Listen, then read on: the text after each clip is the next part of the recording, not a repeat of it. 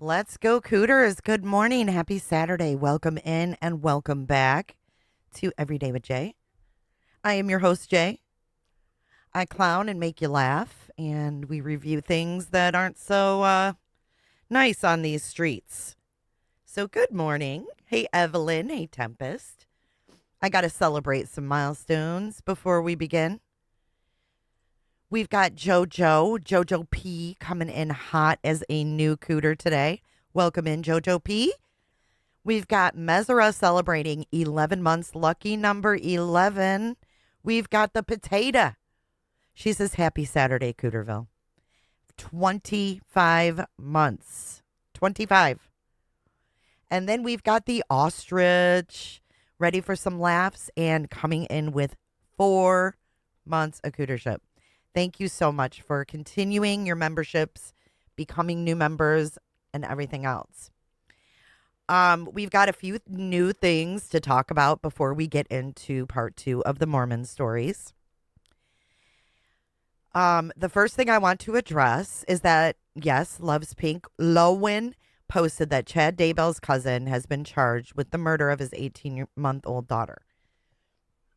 Now, I don't know if she's turned to Julie Skolnick for information, but this is like a second cousin twice removed.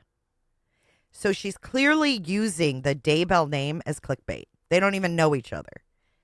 Hey, YBE, good morning. Hey, Blue. So for sure, she's like,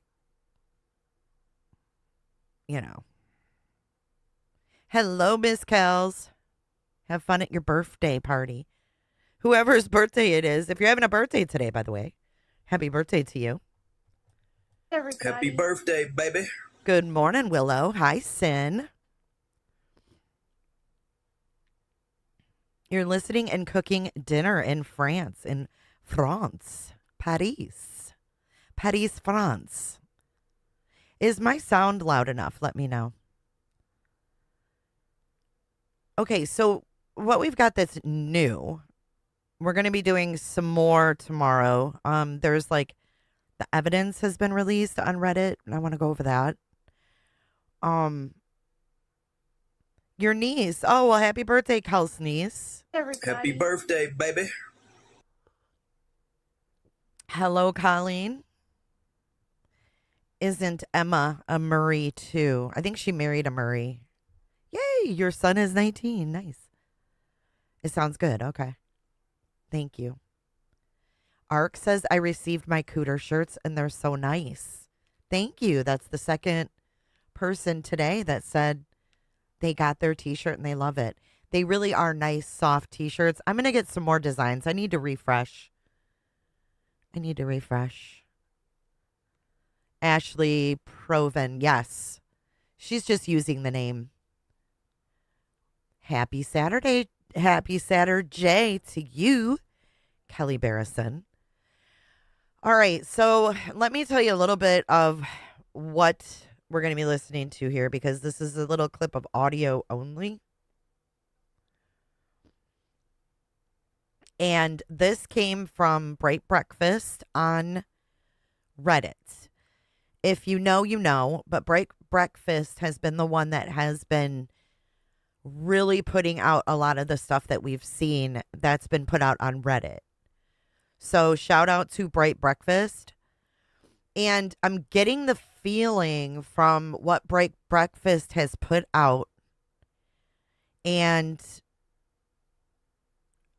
like this audio, I feel like maybe Bright Breakfast is also like a victim of Lauren's and mentioned, but I'm not 100% sure because I don't know. I'm just trying to put pieces together. I might be wrong. But we'll see, I'm sure, as more comes out, because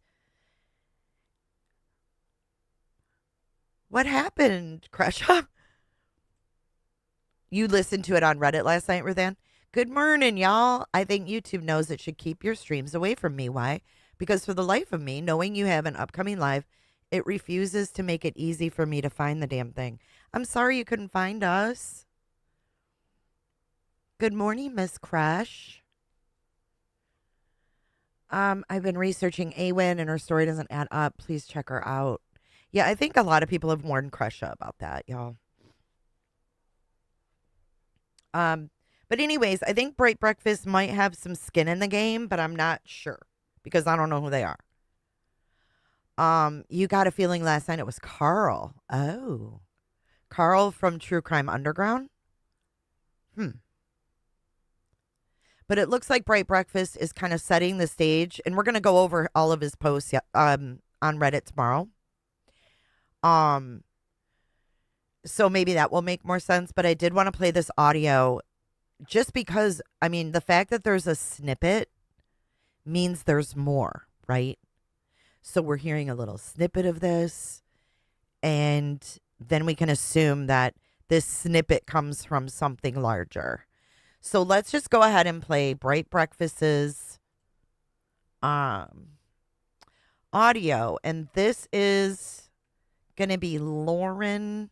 Here, let me put it up on the screen because it's just audio, but I can put the captions on so you guys can read the captions because I don't know how hard it is going to be to hear. So let's just go ahead and roll this. It's 3 minutes long. The title of this video is, Do I Have Anything Beyond Circumstantial Evidence for You Right Now? No. So I'm assuming she's talking to a police officer. So let's listen. Yeah, this has been on my mind the whole time. And you're going to roll your eyes. You'll be like, where's this person from? But if we're going to do this, I need to bring him up because you're going to be like, this is circumstantial. But I have good reason to believe that this person's involved. So I'm going to throw it out there to you. Mm-hmm.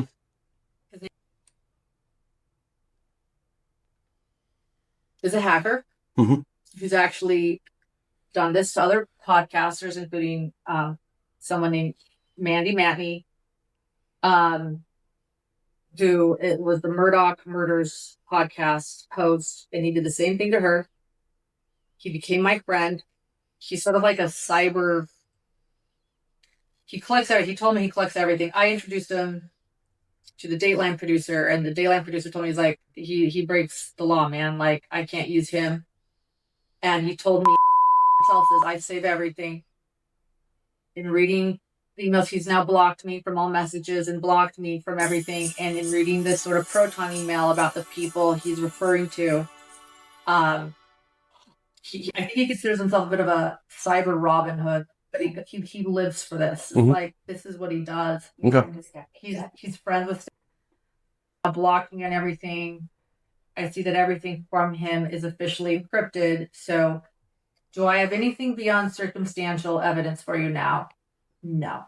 Oh, ouch. If it goes to the point of criminal or civil, like I said, depends on what's put out. You can always bring his name up at that time, and as far as this, that, whatever. Okay, that's why I needed to bring him up to you so you could guide me. That's why I didn't. Yeah, just hang on to that information. Okay. Yep. Okay. I have a couple questions. I'm a little nervous to ask. Did you get the sense from this is going public or no? No. Well, not on her side. I mean, she's not going to do nothing with it. Her mom's sick. She doesn't need drama. She said. No, I know exactly. I agree. Right, but. Did she tell you what she told us, which is, yeah, get ready, this is gonna go public? And no, she didn't say that. Oh, because she told us today that she said, yeah, it's about. Well, if she knows more than what she's leading on, then that's her. Because once again, she says, I've got, different sources that I need to protect as well and stuff. And I was like, I get it. Yeah. So right. if she knows more, she wasn't alluding to it. So. Yeah. But I think if anything, she might be just here because it sounds like you all are in the same group chats / whatever, in this circle of whatever, work group kind of thing. So if she's hearing from circles, text messages from this, phone call from that, then maybe she believes she heard enough. I'm just speculating that she probably heard it from enough people that certain things are out. And so then it may, go from there. Yeah.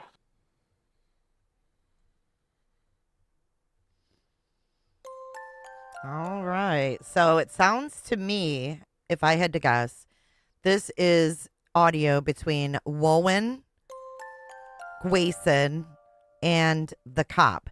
And if I had to be a guessing gal, I would have to guess this was probably in the Hendersonville call, because we've seen the Boise call. And the only other call, I think, was the Hendersonville police report, right? Holy cow.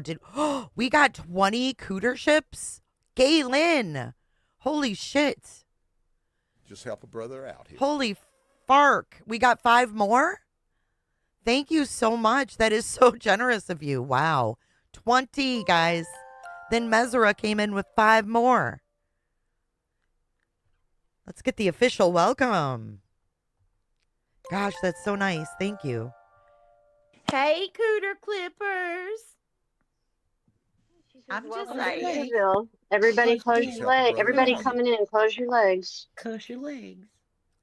Yo, yo, yo. It is raining cooters. Welcome in, new cooters, and enjoy your cootership. Hey, Sans. Good to see you. 'Tis the season for giving. Thank you, Mesera. Thank you. Thank you. You guys are awesome. Just help a brother More out. cooters. Just what everybody wants to hear. Merry Christmas, Fancy Pants. Good morning, Nicole.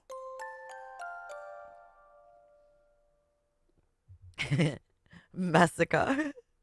Okay, so this I'm assuming Just help a would brother be out like the here. Henderson call, but I'm not 100% sure. Maybe Hella will have more info later. I don't know. Hey, Paper. Hey, Robot. Thank you so much. We got the little Christmas tunes going. We got our little gingerbread man stirring the pot like everybody on these streets likes to do. They really like to do it.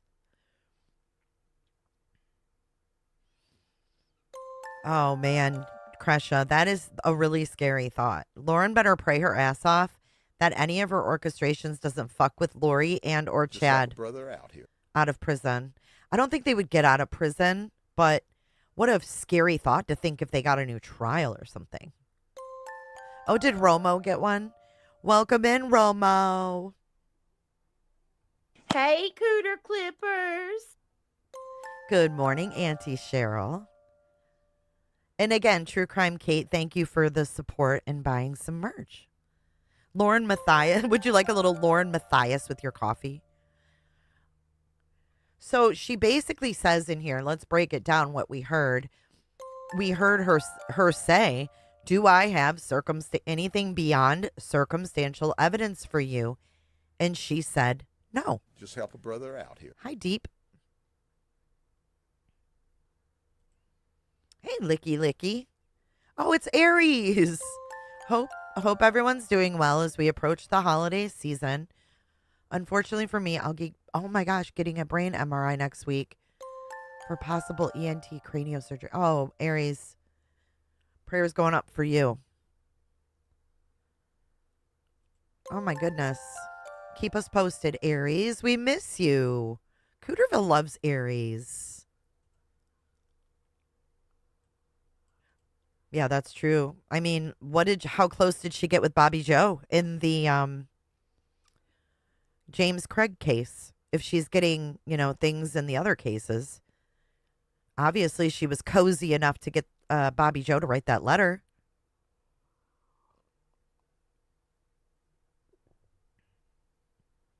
All right, let's listen to that one more time. Yeah, this has been on my mind the whole time. And you're going to roll your eyes. You'll be like, where's this person from? But if we're going to do this, I need to bring him up because you're going to be like, this is circumstantial. But I have good reason. So she's telling the cop, I'm going to bring it. And I know you're going to. That's what she sounds like to me. So she's telling the cop, I know you're going to roll your eyes at me. How long has she been talking to this cop that they're at the point where she's saying, I know you're going to roll your eyes at me? I have a feeling that she took up a lot of this cop's time. Just a little inkling of a thought. Okay, so she's like, this is circumstantial. Reason to believe that this person's involved. So I can. But I have good reason to believe this person's involved. What's your good reason, Miss Circumstantial? Oh, you're getting your nails done, Robot. Are you getting Green Bay Packers decals? Like Walwyn? Did you get Green Bay Packers or Lions decals? Streamlabs says rub BJ's belly and try again. Oh, you're fixing to get a blizzard. Oh, stay safe and warm. I'm gonna throw it out there to you. Mm-hmm. She says, I'm going to throw it out there to you. He's like, mm-hmm.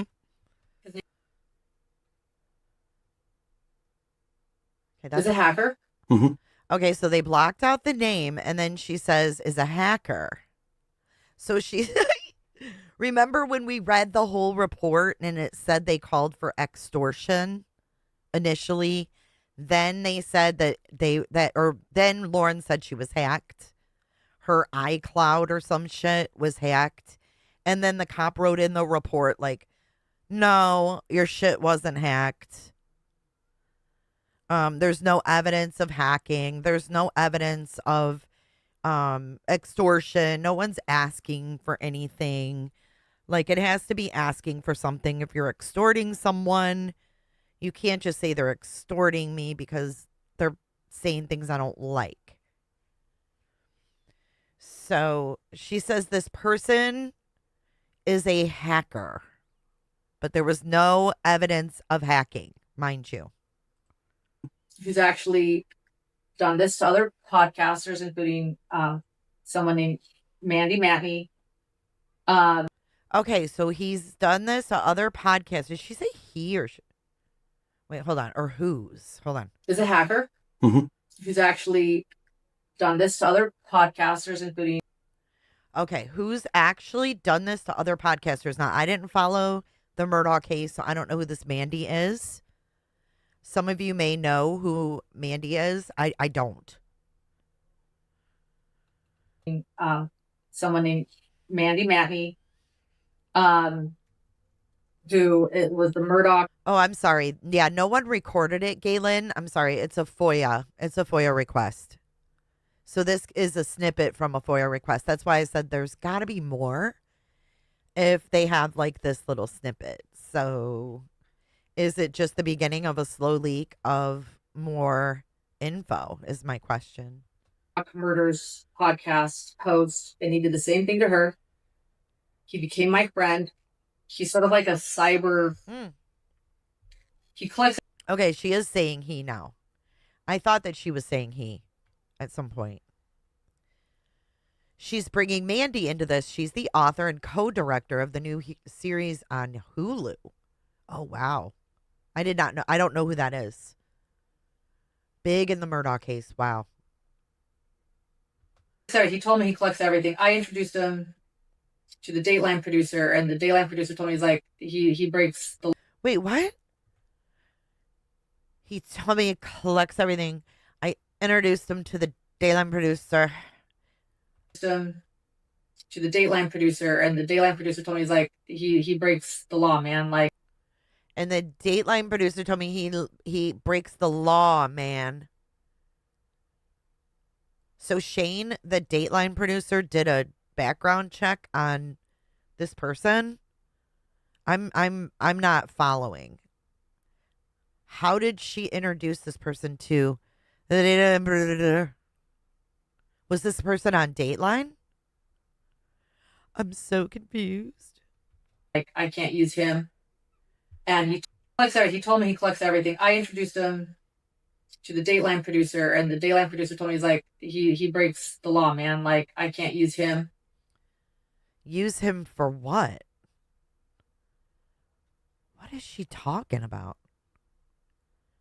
Why would Dateline want to use this person? He's a hacker.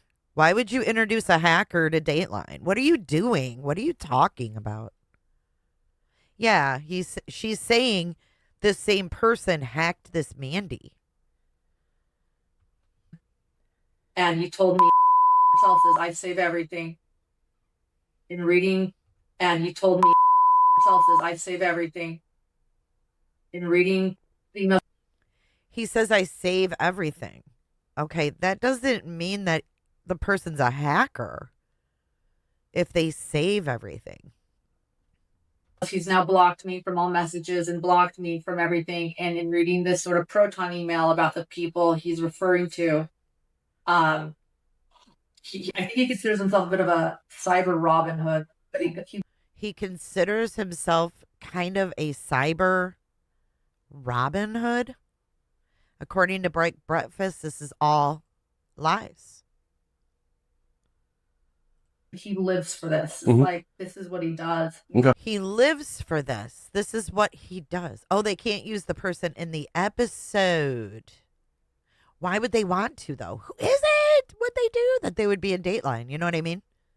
Who is this person that they'd be in Dateline? Yeah. He's friends with blocking and everything. He's friends with blank, and he's blocking and everything. I see that everything from him is officially encrypted, so I see everything from him is officially encrypted. What does that even mean, Lauren? Officially encrypted? So what are you saying? Are you saying that it's him using Proton? Because everything is, quote, officially encrypted? That doesn't even make sense. That's what I'm wondering, Kresha. I'd like to ask Shane about this stuff.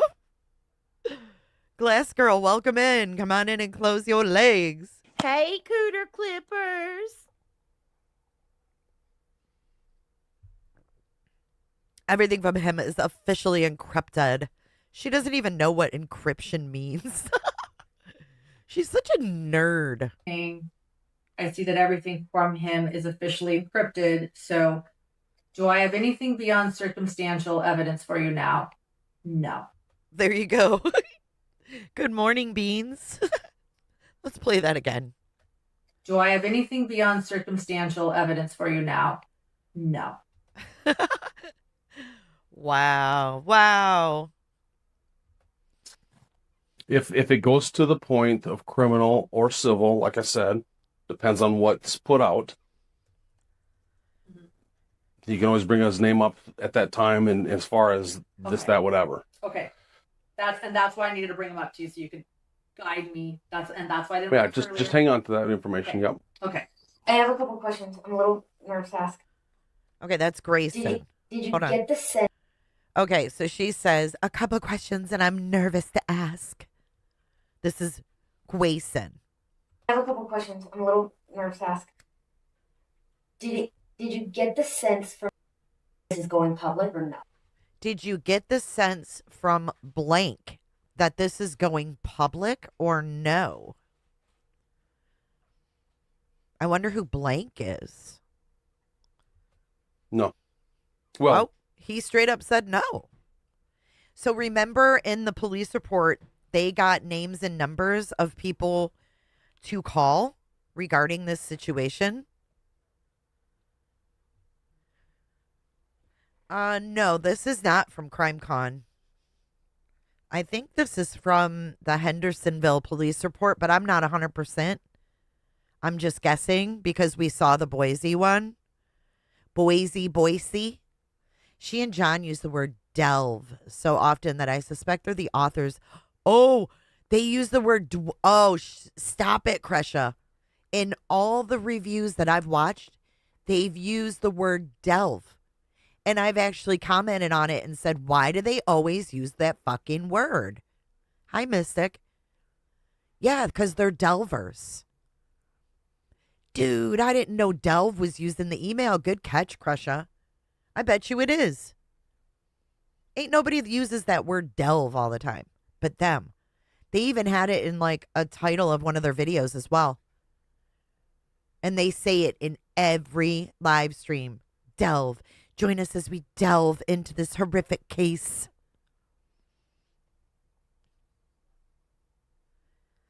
Is this the guy who wears her camera man while they were out in the desert? I don't know.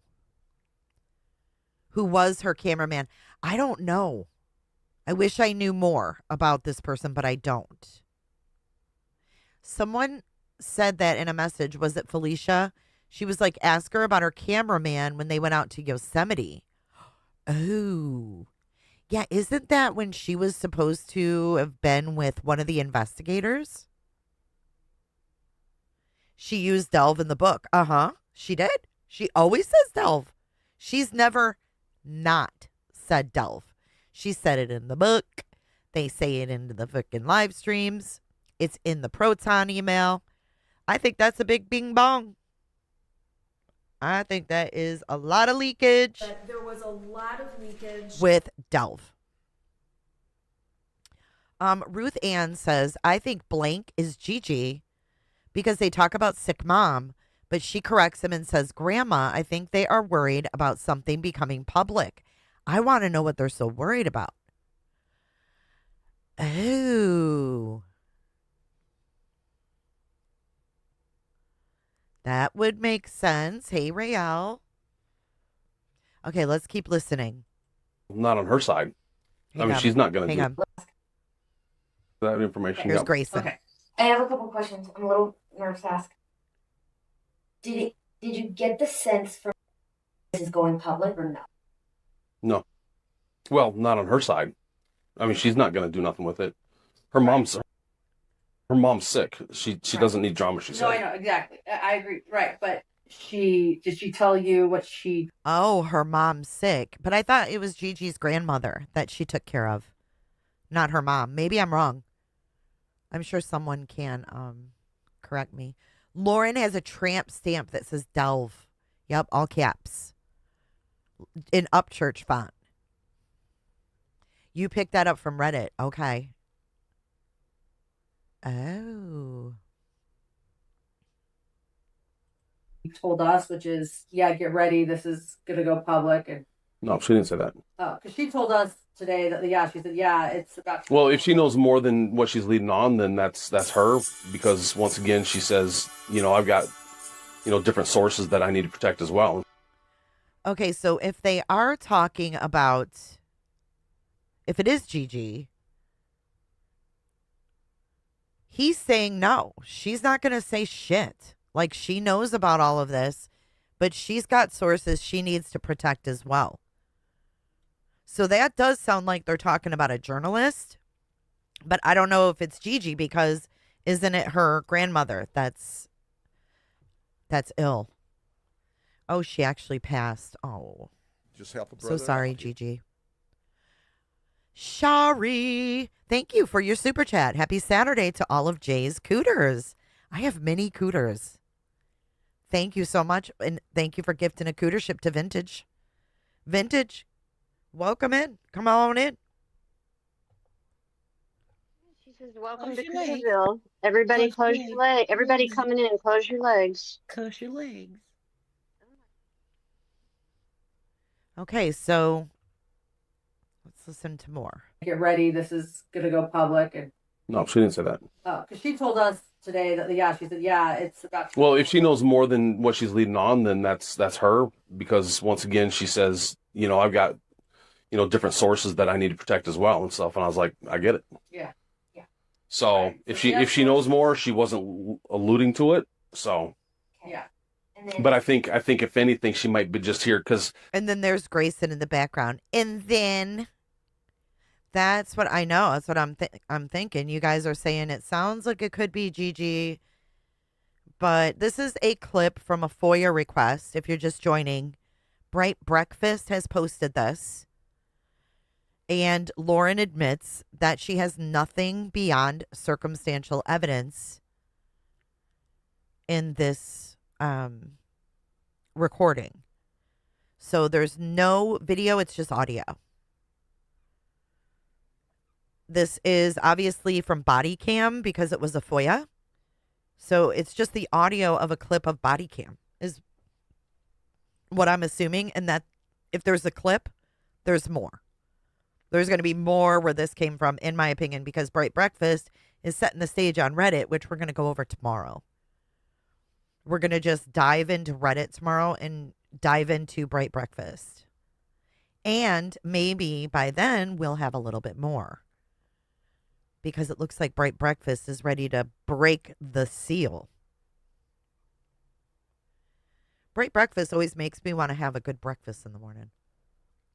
There must be so much more she's terrified about coming out. I agree. To go to these links, you're either like mentally ill or really, really, really, really paranoid, or honestly, there's a lot of bad shit. This time frame, I don't know. Let me see if there's a date on this. Hold the phone. Hold the phone a minute. There is no description. But I do think the Hendersonville police report was in the summertime. In the summertime. You have them closed? Good job, Vintage AF. It sounds like you all are in the same group chats slash, whatever, in this circle of whatever, work group kind of thing. So if she's... Okay, so if we go off this, he says it sounds like you guys are all in the same group chats slash, whatever. So she clearly called this cop about these messages. And it sounds like they're group chats. It sounds like they're group chats. So could this possibly not even be text messages? Maybe like an Instagram or a Facebook chat or something like that?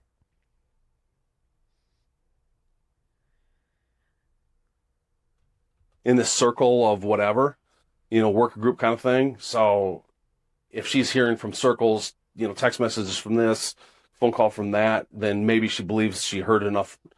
I'm just speculating that she probably heard it from enough people that certain things are out. And so then it may, go from there. Yeah. Hey, Hazel. So interesting stuff that's starting to come out, right? I've got one more treat for you before we start the Mormon Stories with Walwyn. One more treat. Are you guys ready? Likes me, everybody hates me, they want me to go eat some worms. I feel like you really need to be prepared before you see this next video.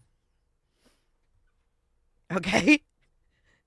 Everybody put on your little seatbelts. Sister of the Moon, who is Gigi. She is the podcast Pretty Lies and Alibis. And Gigi also works for Law and Crime. Jay, have you found the Lori Hellis interrupting Dr. Blah yet? I've been searching for it and can't find it. No. I wonder if they took it down because I couldn't find it either. Okay, so I'm going to introduce you to the artist formerly known as Daston. Is Lindsay Hendricks here by chance? I know YBE is here. I need YBE and Lindsay Hendricks to definitely see this. So if you see Lindsay Hendricks and she's not here, let her know because I know she's everywhere. Tell her she need to watch this clip because you guys are going to laugh your asses off. I hope that you guys are ready to laugh. It is Saturday. Here we go. This is Lauren's lawyer right here. This is Daston Doe. Is Janice here? Janice, I don't know if she's awake. It's still early on the West Coast. Enter Daston, the artist formerly known as Daston. You ready? This is called Singles and Open Door. Frozen parody. Okay, can I just say something crazy? I hate crazy. All my life has been a series of doors in my face. And then recently I changed my point of view. I was thinking the same thing, because I've been fighting my whole life to find a girlfriend. Maybe it's the party there she is. Or the chocolate fondue. Without you. This is her lawyer, y'all. He's actually not half bad. I say give up on law and get into musicals, Doe. Hey, Janice Ballet Flats. Oh, I'm not joking. Okay, here we go. Mormons are gonna Mormon, y'all. Mormons gonna Mormon. Maybe it's the party talking or the chocolate fondue. Without you, I feel my days like MySpace. It's something like I've never known before. Seems an open door. I cannot. Are you guys laughing yet? They do. They look like twins. That might be his brother. I'm not sure. It's something like I've never known before. Seems an open door. Soul's an open door. He's actually pretty good. I say, give up the law, get into Broadway, Daston. Or what's your name now? Durbano?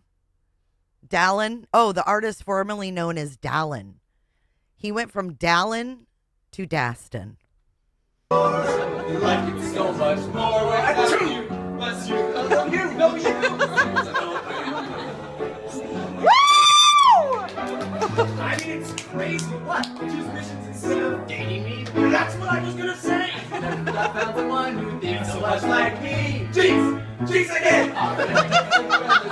Can have but one explanation. Oh my God. Daston just did the robot, guys. He just did the robot. Jeez! Jeez again! Can have but one explanation. You and I are single and free. Say goodbye to the pain of the past.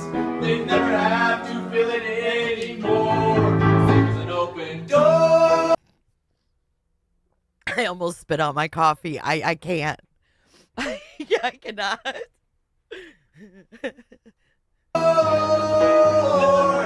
So it's an open door. Get it, Daston. So much more without you. Or you. Or you. Or you.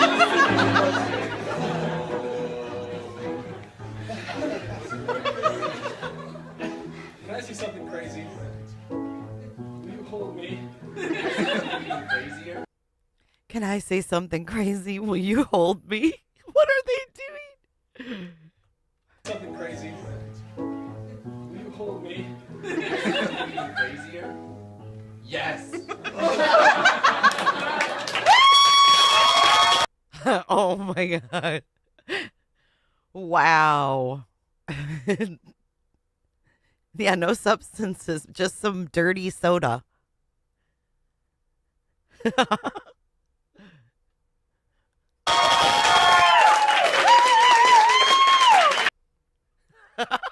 What a gem.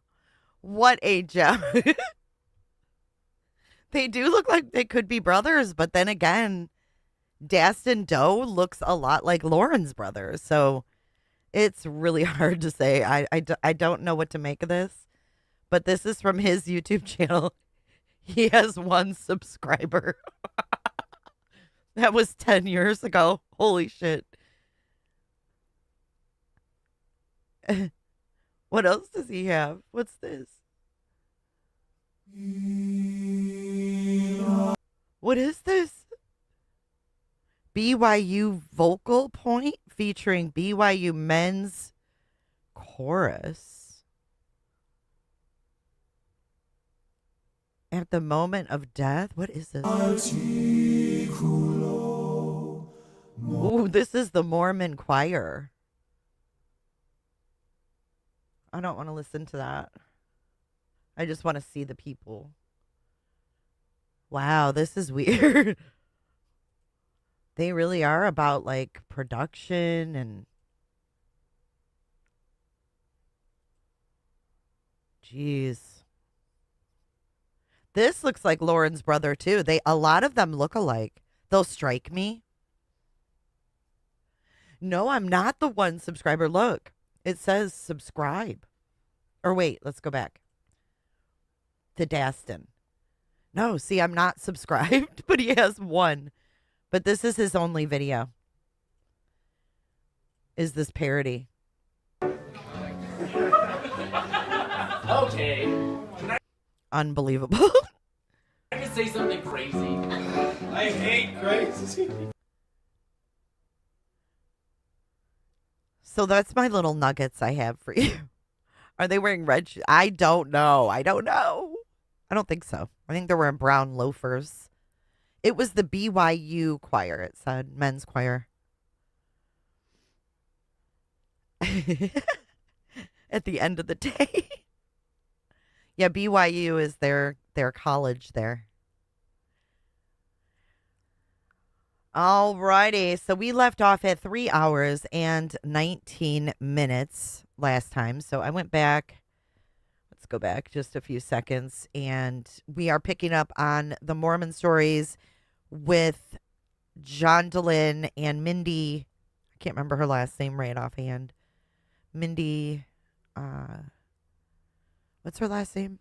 It's going to bother me now. Does it start with a C? Mormons only marry Mormons. Mormon face is totally a thing. I live in Utah. Let that sink in a little. Hey, Ancient Teapot. Good to see you.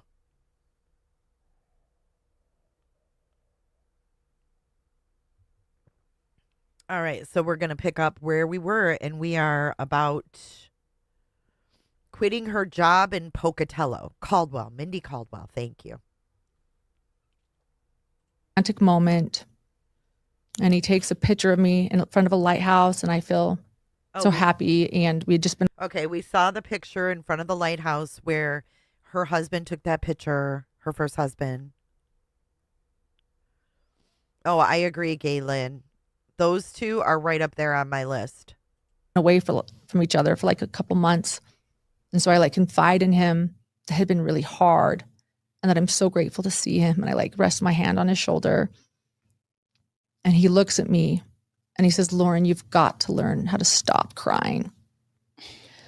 And then he looks at me and goes, you know what? I don't want you in my life here. I'm going to take you to the airport. We're done. I'm not going to bring you to the apartment. And so he drove me. It was like 2 hours. I just sat in silence. I was like, well, if he's doing this, it's not the man I thought he was. So he did. He drove me all the way to the airport, back to Boston Airport. And I just sat in silence. And then we parked at the airport and he's like, you've got to stop learning how, you got to stop. You can't cry anymore. And I was like, I have feelings, I have emotions. Like, I'm going to cry. And then he starts crying. And he's like, I'm so sorry. Like, this is the type of stuff. I was like, no, fly me. And I didn't know where he's going to fly me. I didn't have a home. I had no parents. I had no money. Like, I was like, am I going to go back to his grandma's house? But I was like, no, like, fly me. Like, give me a Hawaii ticket. Just like, I was like, give me a Hawaii ticket. I was just like, just get me a ticket. Fly me. But he cried and we went back to the apartment. And anyway, like that's just like an example of what it was like. Just the volatility. Yes. Yeah. Like, and so he apologizes and we go back to the apartment and then he doesn't talk to me for 3 days. And then when we do talk, he says, I say something and he's like, well, I want kids. I just don't know if I want your kids. And so then at that moment, like all my dreams are shattered. So I actually end up just like, all my dreams are shattered. Oh, this seems to happen to her at every turn. Long story short, leaving. He begs me to come back. I end up going back. And there was one moment I start going to a therapist who's like talking to me about things like that was really good. I was in Boston. I was going to a therapist trying to sort this out. But I just remember one story and I think it was a really poignant moment in my life. So I want to share it because I think I was looking to God, you know, that idea, going back to my patriarchal blessing, the time will come, like I didn't get married the first time until I'm 33 years old. So I got married at 33, where you'll be married to a good man, you know, and he will cherish you. Mm-hmm. He will cherish you. And I just wanted to feel cherished. And like I said, like, I feel like God, I was always relying on God to love me. You know, God gave me my unconditional love. And I thought then my husband was going to give me this unconditional love. Like, this is where totally insufferable. like maybe that, from God to heaven, like he's going to love me. He's going to cherish me. And I kept trying to figure out, like, do I leave? Do I go? Because like there's so many mixed messages. If two people love the Lord, then it has to work. And he was very, very religious, very strong in the church and the rules and being LDS and a return missionary. And you didn't know that before you married him? If something's broken, you fix it. Or my grandmother stayed with my grandpa, who was very difficult. She was a saint. Like there's so many cultural lessons, like you forgive and you forget. Like there's so many cultural messages. Like marriage is hard, Well, how hard? Like I didn't know. I had no parents to ask what was going on. I had my mother. Oh my God. I had no parents. But then all of a sudden she's got this Ruth Ann. She's got cousins and uncles and everybody else that she talked about in her fucking book. Somehow she got fucking her aunt to pay for a ticket to the Dominican Republic. This bitch is lying. She's lying. But like she was struggling, she was fragile. And I remember someone from my ward wrote me, again, my home ward, Lauren, are you happy? And I'm like, I don't know. And like telling me you should leave. Like my Mormon ward family is like reaching out, and all my confusion of like, I can't break this like temple marriage. They're like, get out of there. So again, like so much of my making it up as I go, like saving grace in so many of my most difficult times has been my Mormon village. Like, what are you doing? And so here you go, Barrison. There's this moment though. So I remember the therapist. I think I was working with he was a psychologist. He was a psychologist. And I was talking to him about my husband, and I was saying, I wonder who this was. Well, if he is difficult or if he's selfish, like, doesn't he deserve love? Like, can't I figure out how to love him right? And the psychologist said, well, I think you're asking the wrong question. Like, don't you deserve love? Like, should you be loved? And that was actually really confusing for me because I wanted love. I wanted to be cherished. God. I wanted to feel love, but like deserving love was an entitlement. It was something I felt like I was owed or deserved, like, or entitled to. And there was like a moment like, hey, Christina. Actually, I don't know if I do. There's the and again, like always relying on God for love. And so, hold on, I gotta say hi to Miss Christina. Where is she? Is Christina a cooter or is she gray? Where'd she go? Your name throws me off with the at. Damn it.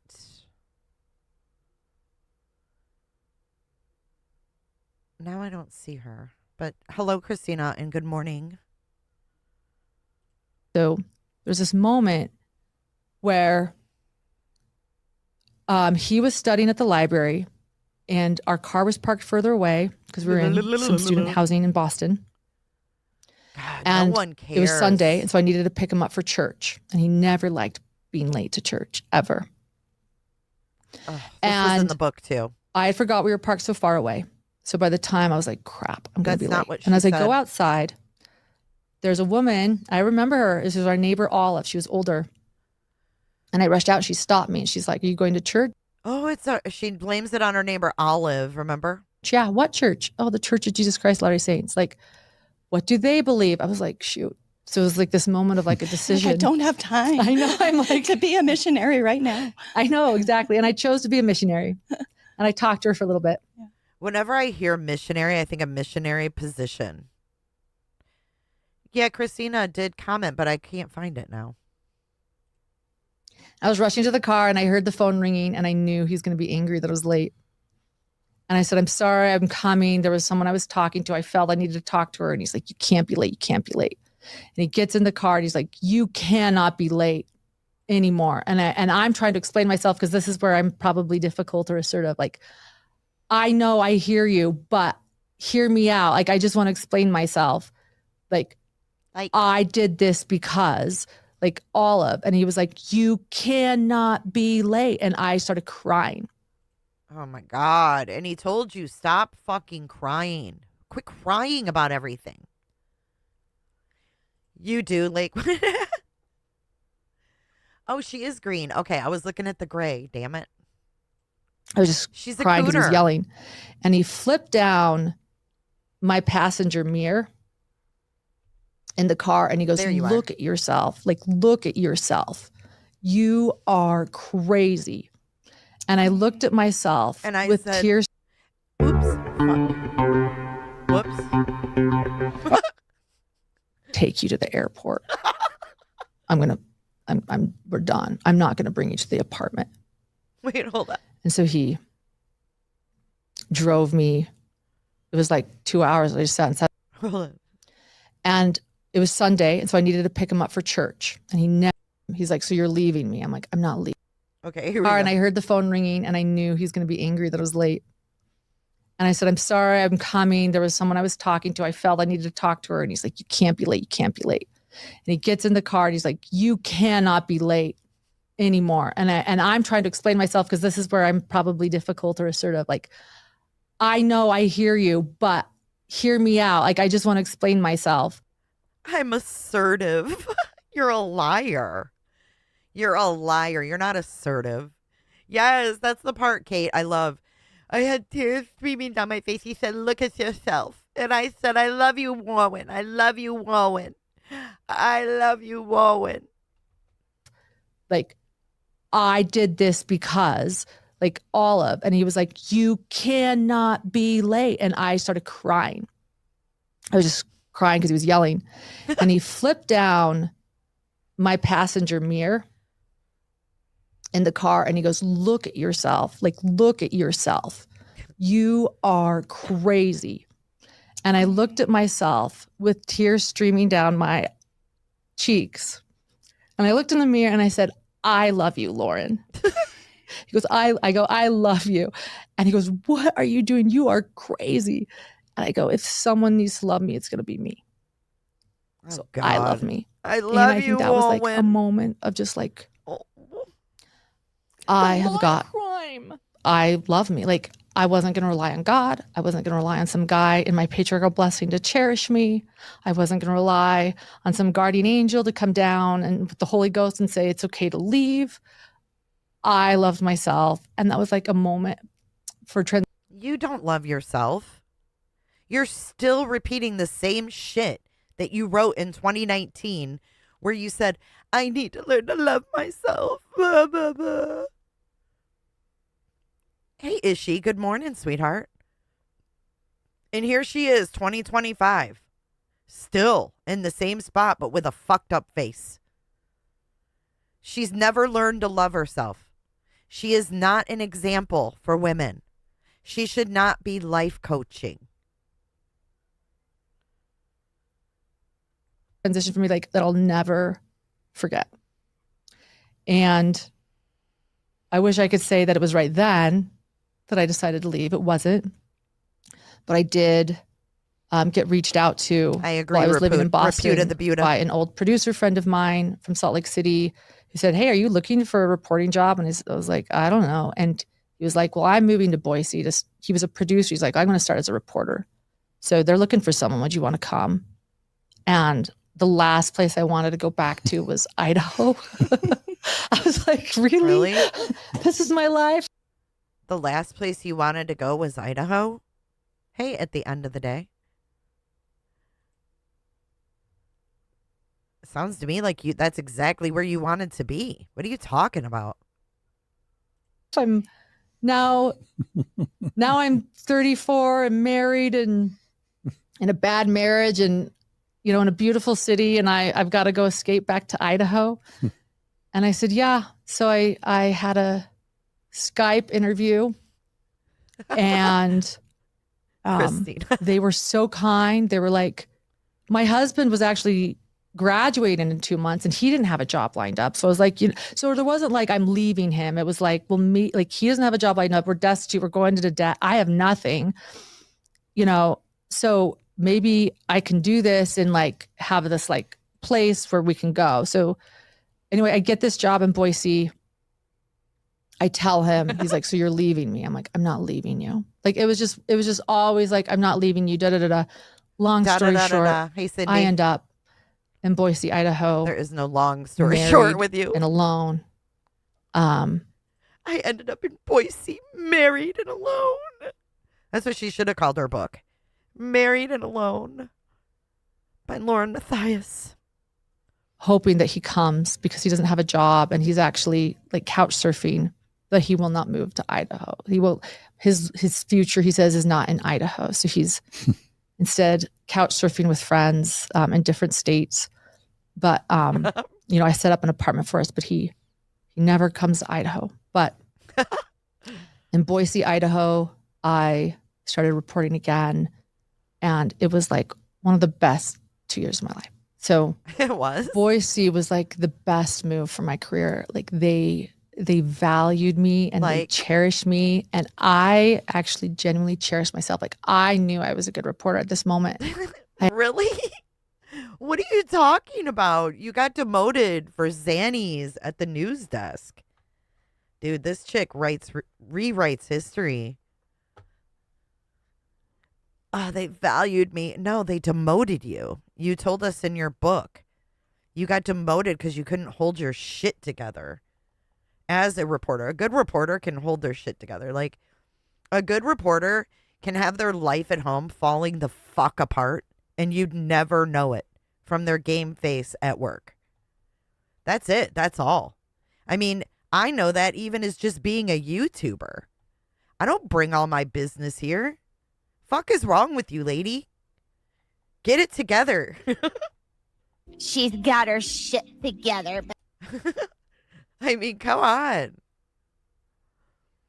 I had enough experience and tools in my tool belt to like jump back into broadcasting, and they valued me in a way that the tools in your tool belt were those pesky little Xanaxes. Wasn't valued in my marriage. It was like really empowering, and they were giving me the top stories and making me their lead reporter, and it was a beautiful city. You know, it was not what I had expected. I love Boise. And so Boise doesn't love you. You're a shit stirrer. Does she say one positive thing this whole episode? She never says anything positive. It's always negative. This lady, if I had to be around her all the time, she reminds me of those friends that like just suck every ounce of energy that you have in your body. And then when you're done being around them, you're like, holy fuck. I need a vacation from this friendship. Like, ugh. She is something else. I will tell you that. Wake up. Fucking fuzzy slippers and lip gloss. And I met good friends at work, and I finally had my own bachelorette pad on accident. It wasn't supposed to be. I got it for, a married couple, but I finally, it's like Eeyore. At one point, put away our wedding photos off the wall because I realized he probably wasn't coming. So it was also sad. It was also very sad in that sense. Oh, and I put away our wedding photos because I knew he wasn't coming. In order to numb that pain, I would come home from work and just watch Dateline episodes. Oh my God. It's again true crime. I was able to find. Oh, I would just come home and watch Dateline episodes. Shut the fuck up. Finally tell Keith Morrison in person. Keith, you got me through my divorce. Oh my God. Oh my God. I get to finally tell Keith Morrison in person. Keith, you got me through my divorce. I'm sure that's what he wants to hear. I'm sure that his fucking career is fulfilled and he can now retire with no regrets because he had this bitch say, you got me through my divorce. You and some vodka. Keith Morrison and vodka got me through my divorce. She needs a shirt that says that. Instead of, if I go missing, have Keith Morrison say I lit up a room. All I need in life is Keith Morrison and some vodka. I was able to finally tell Keith Morrison in person, Keith, you got me through my divorce. He's like, I'm glad to hear that. But he's like, I'm glad to hear that. He's like, what the fuck? We're filming a show, lady. What the fuck you talking about? You're a little too deep for me, weirdo. Me through my divorce. He's like, I'm glad to hear that. But embarrassing. I was still waiting and hoping it wasn't just help a brother out. Completely sure, because woohoo, he would come in Karen occasionally. When I wanted this divorce, he would say, we have everything to gain and nothing to lose. It was very, confusing. And not to mention crying. You know, I was like nearing 35. I wanted a family so badly. So I just kept clinging, screaming to this hope that maybe everything could come together. But during this time, everybody close your legs. Everybody coming in, close your legs. Close your legs. Thank you, Karen Ann, for becoming a cooter today. From a gem to a cooter. You probably never had that on your bingo card, but thank you so much for choosing to become a member of my channel. I do appreciate that. I finally was deciding to make the decision to divorce, and I was becoming more and more sure in my decision. And I don't know if you guys remember, but the Ashley Madison dump happened. Do you remember that? Scandal. Was it like the adultery? Ashley Madison. Site, website or? Yeah, the adultery website where somebody hacked them and released every email address that had ever been used on Ashley Madison. And I was at work and... Oh, were you on? Oh, is that what she had her fucking picture? Oh, shit. Remember her report? Remember her report on herself? Was she on Ashley Madison? Oh shit. Is that why she was traveling to Salt Lake to quote unquote date? She was YBE.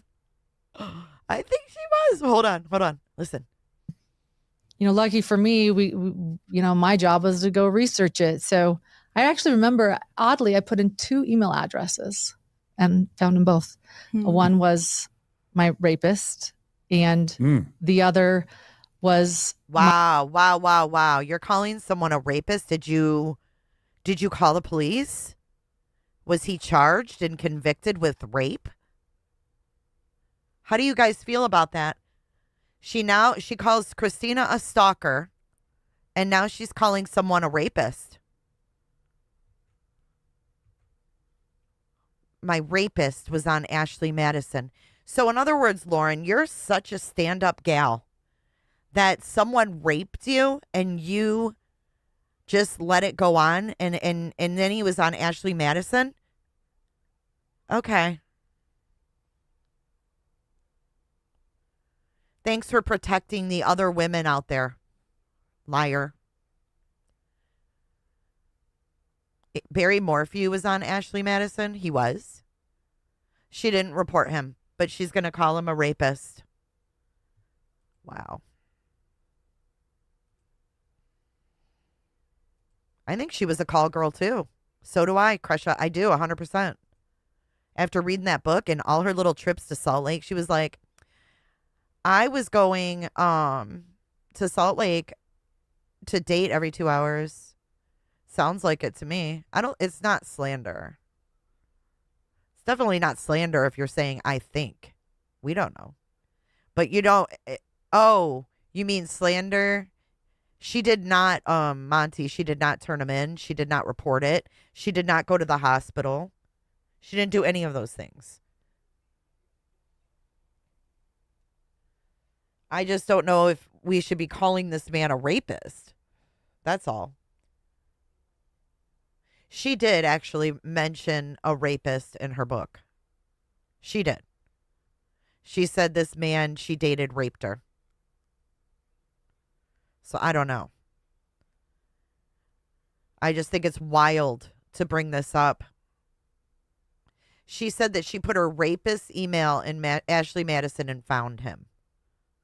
Now, I don't think that's how she found him. I think she met him on Ashley Madison. That's what I think. Hear me out. If she was driving to Salt Lake to date, How do we know she wasn't on Ashley Madison and that's how she met her quote unquote rapist?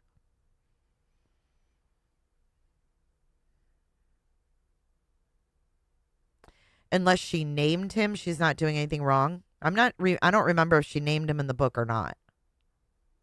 I think she did. I think his name was Aaron, wasn't it?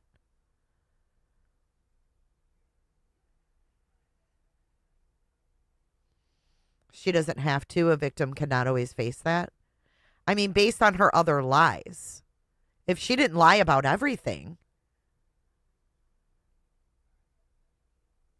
I don't know.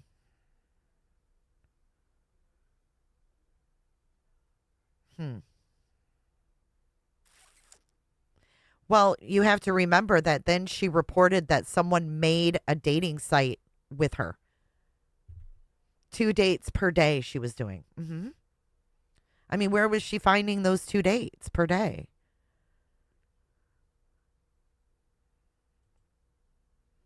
Yeah, I don't know.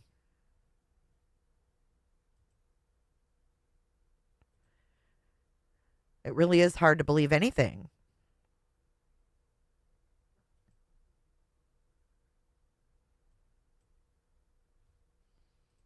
Oddly, I put in 2 email addresses and found them both.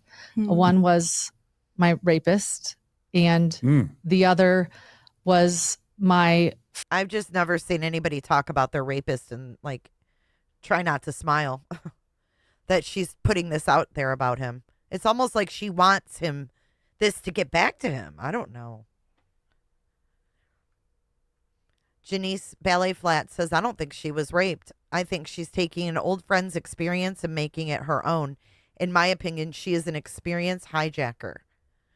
So I think it's also important to note that there has been times we've heard that she's using other people's stories as her own. That's weird.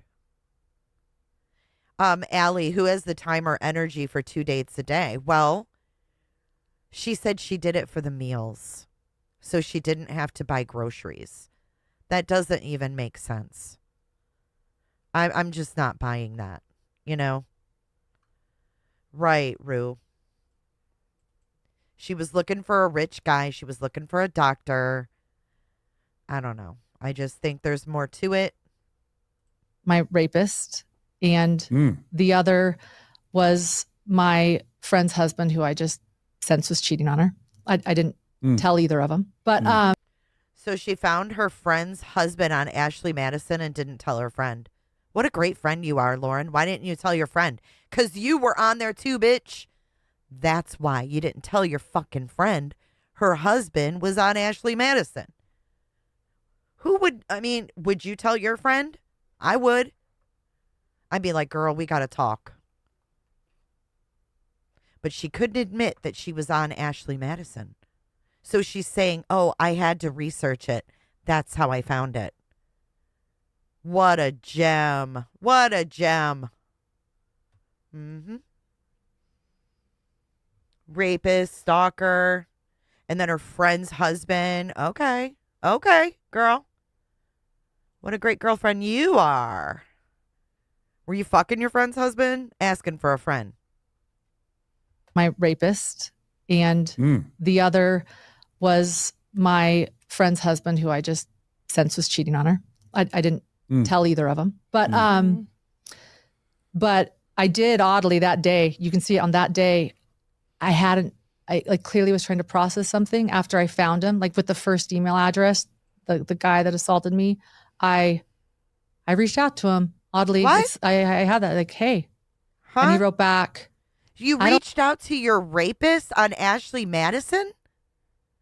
No. There's more to this. No way. There is no fucking way. To him, oddly, I had that, like, hey, and he wrote back. I don't know what I was processing, but it's like one of those odd things. Like, I understand why people do that. I found his email, like I knew it, and it was like, that was it. Like, I just was like, never reached out again. But like, I was trying to, like, should I do something about this? I think I was like feeling like so much anger to him. Like, what do I do? And I didn't do anything. But what the fuck kind of story is that? Ugh.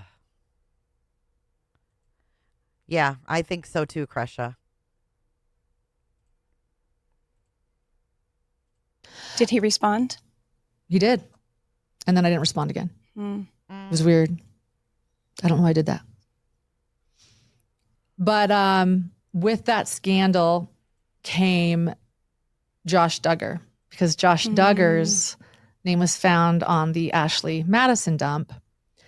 And it was, just what it was. And I think it was of interest to me at the time because of where I was. Like, here I was being a godly woman, trying to be a wife, and here is Josh Duggar, who's clearly getting on a site to purposely cheat on his wife while professing family values. I don't know.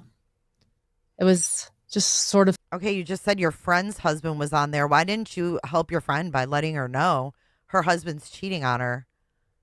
Ugh. Oh, did it get dropped? Teapot? We need that Ashley Madison dump stat. Is it out there? It's got to be. I think they released it to the public.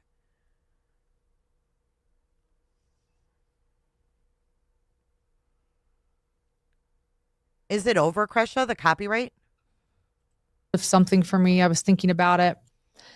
And there was a woman named Jessica Kirtland who wrote about it on Facebook. And she, a mother. And she has no idea how much she inspired me and how much I needed. Good for you, what YBE. she wrote. So I was like, I'm really sorry that happened to you, YBE, but I'm glad that you reported it. Just having the hardest time pulling the trigger. I mean, I also didn't have any money. Like, I didn't even know how to get divorced. So, it's not simple. But I was just so sort of frozen. And this woman wrote this, and I've never forgotten it. And I would just like to read it because I think it was like the final thing I needed to read. My God. To say, I've got to get divorced. Oh, it's not over. I'm actually reading this from a book of mine. I wrote a memoir about this kind of. Kresha, are you needing help with attorney? Are you setting up any kind of donation for your attorney? Let us know, because I know there's a lot of people that would like to help you if you need it. Point in my life. And so I'm going to read it from my book. She says, I know that everyone is laughing about this Josh Duggar story. Wow, Frisky. Frisky says, I saw someone just asked if she was like this back then. No, but I don't know if she was manipulative. She was a receptionist at the day spa I worked at. I do have pictures of all of us close work. Lauren worked at a day spa that you worked at? Is that what you're talking about? I know that everyone is laughing about this Josh Duggar story. Oh, a Duggar on Ashley Madison. Ash. It's so rich. I wish more people would talk about Anna. I normally keep things light on Facebook, but let's talk about Anna, his wife. Let me tell you, Anna Duggar is in the worst position she could possibly be in right now. Anna Duggar was crippled by her parents by receiving no education, having no work experience or life experience for that matter, and then was shackled to this loser because his family was famous in their religious circle. Anna Duggar was taught that her sole purpose in life, the most meaningful thing that she could do, was to be chaste and proper, a devout wife and a mother. What is she reading? I don't even understand. Anna Duggar did that. Anna Duggar followed the rules that were imposed on her from the get-go, and this is what she got in reward. A husband who she found out in the span of 6 months not only molested his own sisters, but was unfaithful to her in the most humiliating way possible. While she was fulfilling her duty of providing him with 4 children and raising them, she lived up to the standard that men set for her of being chaste and godly, and in return, the man who demanded this of her sought women who were the opposite. Be this, they told her. She was. It wasn't enough. What is Anna Duggar supposed to do? She can't divorce because the religious environment she was brought up in would blame her and ostracize her for it. Even if she would risk that, she has no education and no work experience to fall back on. So how does she support her kids? From where could she summon? I know we all want the texts out. I know we do. But I think that there's a lot of people that might be involved that is delaying the release of these things. That's the only thing that I can come up with. Kresha says, I have regular apps, Venmo, PayPal, Zelle, etc., but I need to set up a Give, Send, Go. I've been dragging my feet to set one up, but I'm going to have to. I can't afford all this. You know what I suggest, Kresha? Talk to the lawyer, find your lawyer, find out how much it's going to be, then set up the Give, Send, Go. Then that way you have more of an idea of what you need, and you'll have more clarity. That's my opinion. That's my advice. She flashed her tits in Salt Lake? Who did? The Duggar guy? I think he's a pedo, if I'm not mistaken. The Matthias files. Hey, Shannon. The ability to turn her back on everything she ever held to be sacred and safe. And then we can share it. You know what I mean? And then once you have the link, then everybody can share it out for you to help you out. Higgins, we'll get the Epstein files before we get Warren's texts and emails. I hope not, because I don't think we'll ever get all the all the Epstein stuff. Good morning, Purple. Her beliefs, the very thing she would turn to for comfort in this kind of crisis, are the very reasons she is in this predicament in the first place. How can she reconcile this? Her parents have utterly, utterly failed her. Think of this. Somewhere, Anna Duggar is sitting in prayer, praying not for the strength to get out and stand on her own, but for the strength to stand by this man she is unfortunately married to lower herself so that he may rise up on her back.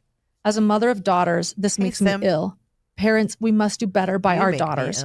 Boys, men are born with power. Girls have to command it for themselves. They aren't given it. They assume it and take it, but you have to teach them to do it, that they can do it. We have to teach our daughters that they are not beholden to men like this, that they do not have to marry a man their father deems acceptable and then stay married to that man long, long after he proved himself unacceptable. Educate them, empower them. Give them the tools they need to survive on their own if they must. Josh Duggar should be cowering in fear of Anna Duggar right now. Cowering. He isn't, but he should be. Thank you, He should be quaking in fear that the house might fall down around them if he's in the same room as she. Please instill your daughters with the resolve to make a man cower if he must, to say, I don't deserve this and my children don't deserve this. I wish someone had ever, just once, told Anna she was capable of this and that she knew she is. As for my girls, I'll raise them to think they breathe fire. Now, I want to clarify, many people... Oh, God, shut up, Lauren. Thank you, Janelyn, for your super sticker. I appreciate that. Thank you for your support. I don't know why she's reading this. Have different opinions. She's going to go from her rapist to Ashley Madison to Josh Duggar. Make it make sense. About Anna Duggar today than they did in 2015. So take that for what it's worth. This is 2015 before everything else happened with Josh Duggar. But what that meant to me at that time gave me the resolve to get out and to get a divorce. And that was just, that was it. And I was ready and I made that decision. You spoke so often of hoping to find somebody to rescue you, and then you rescued yourself. And I find that really inspiring. Thank you. It was a very scary time, but I also remember thinking, like, as much as I wanted children, there were a few things I had to decide. If I ever did have children or daughters, that I just always wanted to raise strong daughters. That was like a dream I always had, to raise strong daughters. Shit, Kresha. I would never be okay with them staying in this marriage. And then... No. Shut up, Lauren. Look, Kresha, dear. Look it. Oh, I sounded like Trisha. Look, Kresha, dear. It says order of intent to dismiss for unsuitability. Ooh, Kresha, you won, baby. It was dismissed. She doesn't need a lawyer. No, the CCB is saying this does not fit. This is unsuitable. You fucking won, girl. Listen. Order of intent to dismiss for unsuitability. The Copyright Claims Board has concluded that this claim is unsuitable for determination by the board under 17 USC 1506 F3 because the claimants did not submit, and the claimant is Lauren Matthias in Hidden True Crime, did not submit a complete registration application to the Copyright Office before filing the claim. The board can only hear a copyright infringement claim if, before the claim was filed, the legal or beneficial owner of the copyright applied to register the copyright by delivering a completed application, deposit, and fee to the Copyright Office. If the claimants did not provide all three required items, this claim cannot be successfully amended and cannot proceed. The claimants allege infringement of a motion picture or audiovisual work and state that an application to register the work has been submitted to the Copyright Office with request number blank. However, Copyright Office records for that application do not show that the claimants uploaded a copy, the deposit, of the work before filing this claim. If a completed application for registration, including the deposit, was not delivered to the Copyright Office before the claim was filed, the board cannot hear the claim. Therefore, the board intends to dismiss this claim without prejudice for unsuitability. So what does without prejudice mean again? Can she file again or can she not? The claimants may request that the board reconsider its determination. The claimants may request that the board reconsider its determination of unsuitability by January 5th. A request to reconsider must be filed on the ECCB and may not exceed 7 pages, not including any relevant documents filed as attachments in support. And they must meet the requirements set forth in this law. However, as a complete application for registration is required before the initial filing of an infringement claim before the board, a request to reconsider would only be appropriate if the claimant can show that a complete application, fee, and deposit were submitted for the allegedly infringed work before this claim was filed on November 11th, 2025. So in other words, you can request it, but they're saying if you haven't registered it before you filed this complaint, then your request to review is not going to do you any good. So it says down here, though, alternatively, the claimants may proceed with a new claim by first uploading a copy of the work in the Copyright Office registration system, and after receiving confirmation of a complete application completing a new claim filing in CCB. And that's it, pretty much.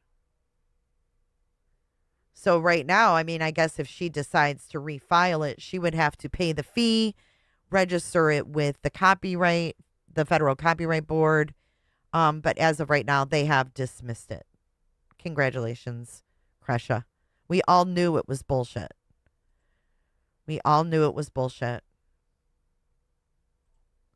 So according to this, you should be able to send this, Kresha, to YouTube Legal, which I will put the link to this so you don't have to search for it. Hopefully this link will work.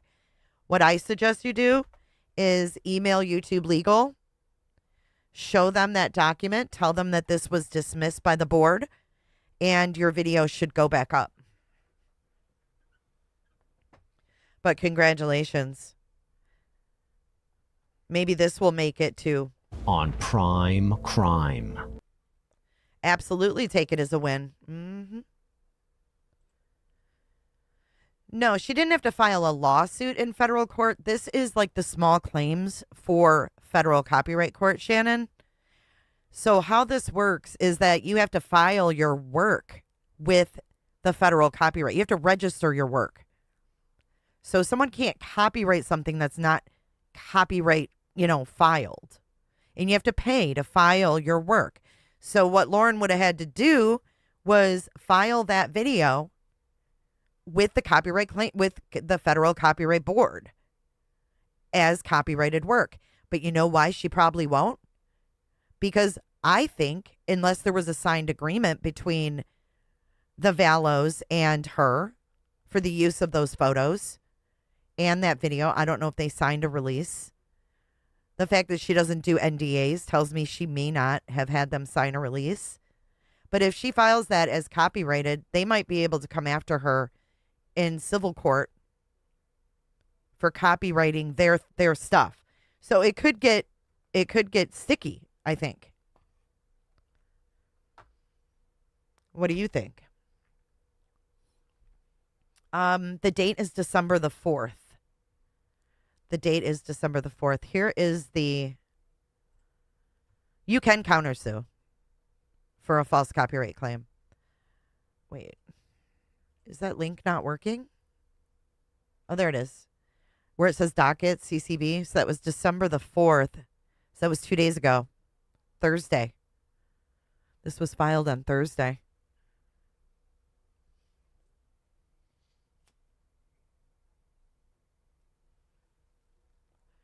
Kresha, do you know if your family signed a release?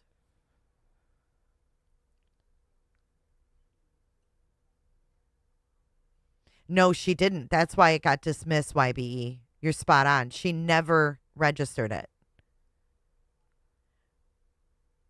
You could copyright your pics, yeah. Okay, cool. It worked. Lynn, I think we all are. Yeah, I don't think she will actually register it because that would take balls. Oh, they did not sign a release? There you go. That's your damn property. That is your family's property. And if she copyrights your family's stuff without a release, you have a lawsuit on your hands. And she probably knows that. She just did it to be a bitch and to take your video down. But I would definitely take that link, Kresha, download that document, and email it to YouTube Legal. If you need their email, I can get it for you. And all you have to do is reference whatever the copyright thing is that you got from YouTube, reference like that number, and send them an email, attach this, and say, this was unsuitable for determination and thrown out by the board. Can you please reinstate my video?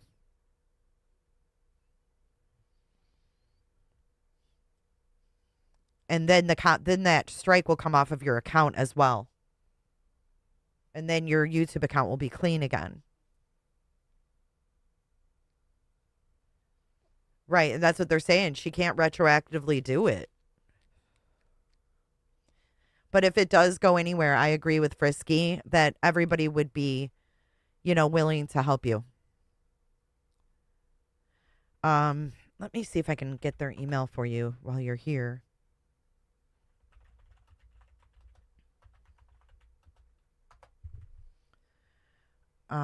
Okay, here it is. All right, you ready, Crush? Here you go. Email them here. Reference your copyright. Make sure they know your YouTube name and, so they can reference it easily. It might take them a minute to get back to you. There was no release signed, Kresha said. She confirmed that. That's right, Paper. So there's their email. Go ahead and do that. I would love to see your channel get that strike taken off. They're 4 lawyers. We saw him. We saw her lawyer. Real support in real time. That's right. I just told her she was a sick piece of garbage if she refiles. Well, she would have to pay the cop to file that copyright of Kresha's family's pictures and the interview, actually.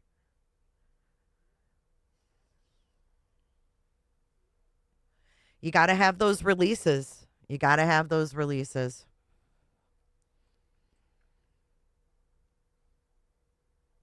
Doe probably just sang at Lauren to entertain her, no legal involved. Well, he's doing the same thing.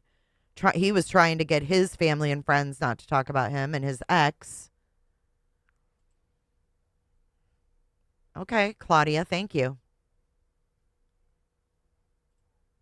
Lakewood. Okay, so there we got that. That's awesome, though. That's awesome. This was posted 12/4 at 11:51 a.m. Oh, it was already removed. Oh, well, I would still send that to YouTube Legal so they know the outcome. Because we know she's not going to report back to them. She said she has Cash App. So, Purple Ivy, that's not a problem.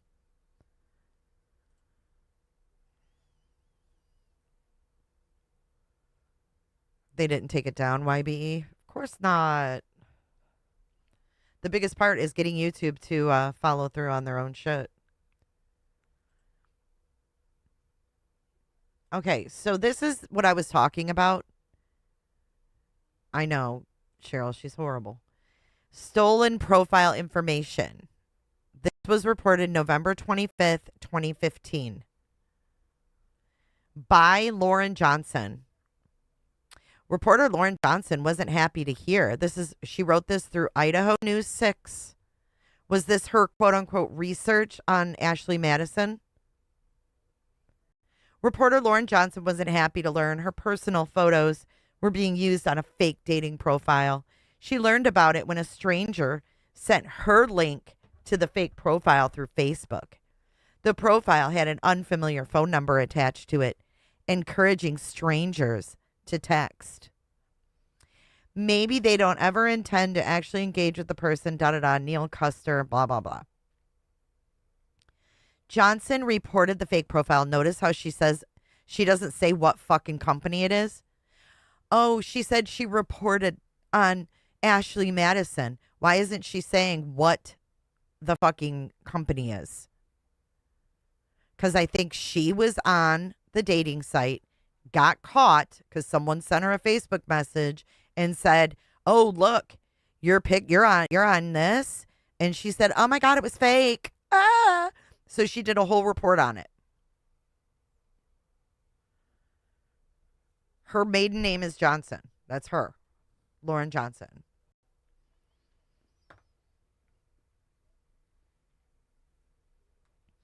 So this guy did a reverse Google image search and checked for Johnson's photos, and it looks like they're not anywhere else on the web. Johnson said she'll be using the Google image reverse search a lot more to check up on her stolen photos, and also thanked the Good Samaritan for coming forward. The Good Samaritan? So a Good Samaritan came forward to tell her she was on a dating site? Liar. Custer said if more people let others know when they discover stolen images, there would be fewer scammers on the web. That's her report. CY motherfucking A. Her identity wasn't stolen. How come this didn't make the book? Oh my God, my identity was stolen. This bitch would be crying for months if her identity was stolen. Nobody wants to use your identity. Fuck, you were 35 and didn't even have a kid yet. You weren't even married. Nobody wants to use your shit. I guess you were married. But I think she was on Ashley Madison. I would have never thought that if she hadn't brought it up over here in Mormon Stories. I mean, Lauren, people can put pieces of the puzzle together pretty easily. It's not that hard. You're okay, Kresha. Vent away.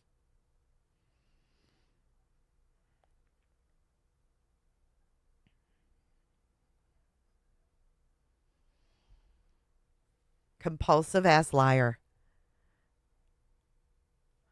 So she basically told the story that she looked up people, saw their emails because she was researching it. But in that article, there's nothing about Ashley Madison, of her reporting or researching Ashley Madison. So there you have it, folks. Let's see if we can find the Ashley Madison dump. Is it Ashley Madison? It's Ashley with a Y. Ashley Madison dump. Search list. Oh. Oh, shit. Look at, you can literally search username, body height, phone number, sexual fetishes, email. Oh, data found in the breach. Sorry. Search the link. Email, full name, or phone number.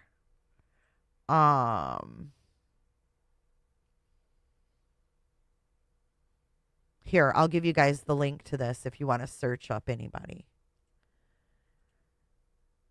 There it is. Kresha, have a field day. Okay. I also had to make resolve that I might not ever have kids at this moment too, because I was 35 and it took me that long. And so I had to just decide, like, see, I told you. She was 35 and her fucking uterus was screaming. It was like, I want a baby, but I can't stop crying. Ugh. Hang on, I need the violin.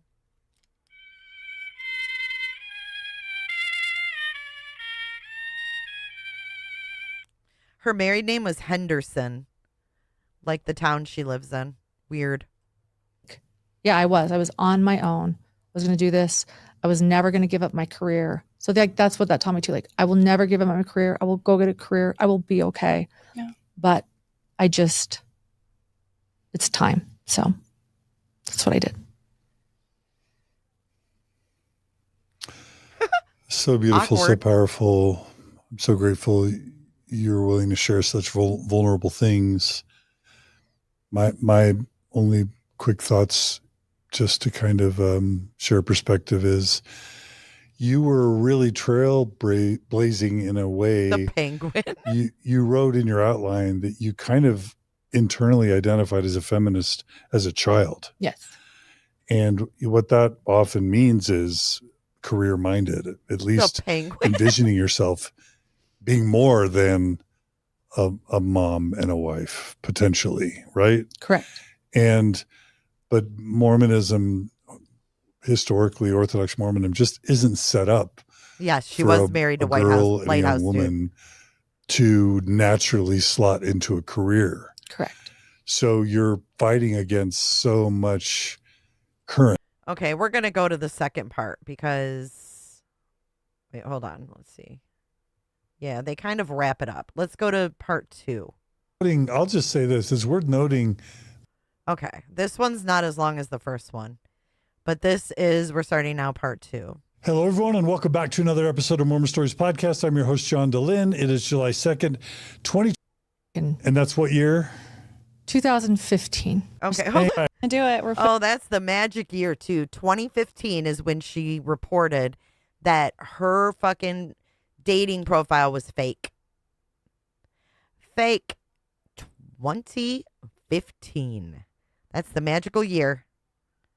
She was dating twice a day, all that stuff. 2 squares a day, 2 hots in a cot. Lauren was on dating sites for 2 hots in a cot. Pushing through. We're pushing through. No siestas today. Okay. All right. This is today. This is today. Hold on. I'm going to grab a pop. Hold on.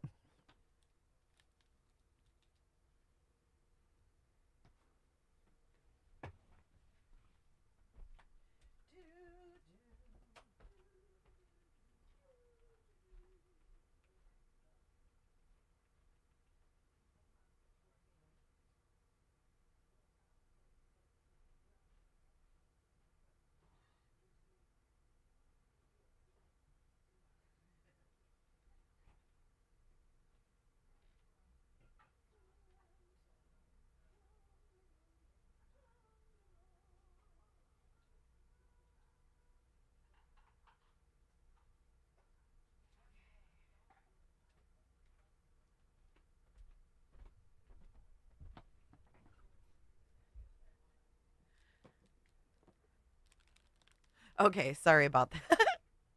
Grab a pop, drop a squat, pop a squat. Okay, I'm back. The derp face. He's saying, "No." Okay, here we go. I do it. We're pushing through. We're pushing through. No siestas today. Okay. All right. So let's see. When we left off, did we end with you saying that there was a divorce, or so did the divorce happen yet? Okay. The divorce. He's like, fuck. Did we get to the fucking divorce yet? That's exactly how we felt, John. God, remember in the book, are they divorced yet? What the hell's going on? Divorce has happened. We can. And that's what year? 2015. Okay. Yeah. So I'm going to back up just a tiny bit if it's okay. Please don't. Because I went through my YouTube Messenger, Facebook Messenger, and I found that we had several correspondences over the years. And the only reason I'm going to mention these. Oh, did she? Did she, Kresha? Is it on Megan's page? I'd love to watch that. My friend Susan from CNN. Is because there are several Mormon stories that you covered, and you were a journalist, but you also were a believing Mormon. And maybe you still are a believing Mormon. We'll see how this ends. But I just want to flag a couple of the cases that or stories that you reached out to me about. And if there's any reflections you have on them, I thought that'd be interesting. Is that all right? So last episode, we already talked about Prop 8 and how you find yourself being an LGBT ally or advocate. I found in 2014, you reached out to me about Kate Kelly and ordained women. And that's, of course, when Kate Kelly was trying to advocate for women in the Mormon Church being able to, obtain priesthood ordination, but also trying to promote feminism. And I'm curious if you have any, since you expressed last episode that you identified as a feminist, as even a young Mormon child. Wait. Do you have any reflections? This guy accused what? One of his employees of being a stalker? Was he accused of sexual harassment? I don't know anything about that. Let me know. Some employee? Angela Marino, she lost her home? What? I need more deets. Is there a court case on this, or? Reflections on that whole ordained women thing and how it felt for you to see that movement come and go as someone who identified as a Mormon feminist. Yeah, that's interesting. At the time, so I can tell you at the time and how I feel now at the time of ordained women, when that was really big, I don't know if I agreed that I wanted women to have the priesthood, but I supported ordained women. Like I supported what they were doing, but I didn't know if I felt as strongly or to participate. I would say that's changed. So I remember. Yeah, it won't let people put links, Kresha, but I'll look for it if it's on Susan's. In living in Boston was when I realized, you know what? I do support women having the priesthood. So there you go. Yeah. But at the time, that didn't affect your faith much to see. Yeah, do you guys remember that I showed you guys the picture of Lauren with her little boy and she's reading him the feminist boys book? Get excommunicated and the movement kind of be beat down by the church? I reported on your excommunication and Kate Kelly's excommunication. When I was reporting on your excommunication, I interviewed you over the phone, actually. And why was he excommunicated? To interview Kate Kelly, too? I assume so. And I just remember thinking that day, do the story. I just, like, some days, you're so busy, you're not even thinking about your bias. I was like, just do the story. That wasn't the case with another story, though, that I covered in Boise. I don't know if I wrote you about that. Keep going, because there was one story in Boise that did affect me. Okay. Yeah, I'll get there. So, all right. So, and that makes total sense. You kind of have to compartmentalize. Like if you're a journalist it's not about you. It's about the I did see that, Crusha. It's disgusting. story. It's about the story. I remember being grateful that Boise gave me the story because it was the only LDS reporter. Yeah. And so I remember being glad that I I'll had the look for story. the picture. Hold on. But yeah, right. It was just my day's work that day was to report on your excommunication. Yeah. So as you're in those early He's like, years, yeah, as you're okay. covering Mormon-related stories, even some that touch on very personal experiences or feelings or beliefs you had, it sounds like your testimony was kind of Teflon. It was just you were doing your job, and you probably weren't doing a lot of processing about how these stories personally related to your faith. Is that fair? I might have deleted them. They affected me, not in, I wasn't going to church a ton in Boise. I'll say that. Not that I was purposely not going. I actually tried to go. I'd go occasionally. But, there wasn't like a great ward that I felt great in. In fact, I do remember going to church once on Mother's Day and leaving, in the middle of sacrament meeting. But I always cared about the people and cared about their stories being told. Lies and more lies. But I think what my belief is people. It's it's the humanism. It's the humanism. It's the bullshit. Loving one another. So I felt that everybody's story deserved to be told, including yours. Like I felt for you when you I can't remember our interview, but whatever you felt at that time, I felt like your story deserved to be told. So I think I just always, that's what I cared about, is making sure that everybody felt heard. But she calls this sculpting, okay? Miss Jess, I think she considers her face sculpted. Was a story, well, there was one story I did. It wasn't necessarily LDS, but it did affect me. And actually I had to push Mormon? Boise to let me do it. Jack. And it was about a little girl who was transgender, and she was 12 and she wanted to tell her story in Boise. And they didn't want me to do it. So I actually came to the station and said, I want to tell DW's story. And they said, our audience is too conservative. I was the only LDS reporter in the newsroom, so it wasn't that. Oh, but boy. Just in general, Boise's maybe too conservative for this. And I said, you've got to trust me on this. Like, DW's story needs to be told, because I think you're lying. She also had this father who had to change, and he talked about burning her Barbies on the barbecue pit and lighting them up, And then he learned about the suicide rates, and he's like, I've got to change, and I have to have a funeral for my son and a birth for my daughter. And I pushed and I said, if anybody can tell this story in this town, it's me, because I am of the LDS faith. You got to trust me. And I went all the way to corporate. I was like, you've got to let me tell DW's story. And that one really affected. I don't believe that she went up the ladder to be able to tell this story. I think you're lying.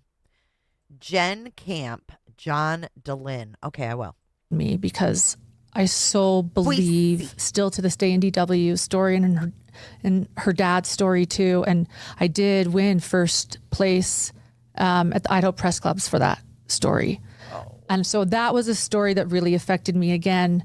And but that's probably not a story I contacted you about. No, that's fine. But that affected me.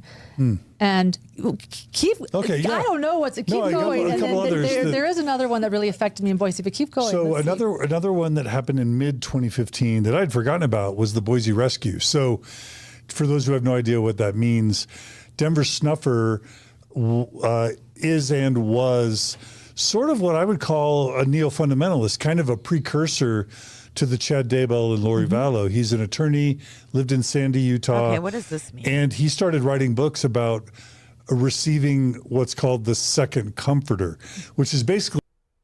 Okay, Dylan, I want to know more about you now, because it says here he was excommunicated for conduct contrary to the laws and order of the church.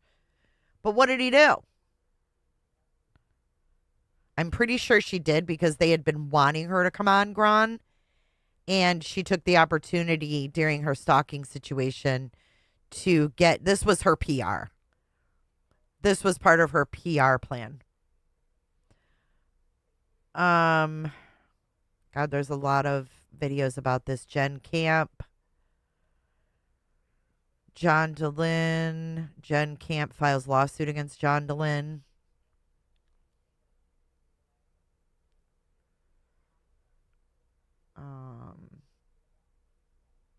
I don't know who Jen Camp is. I'm going to have to dig into this, though. Interesting.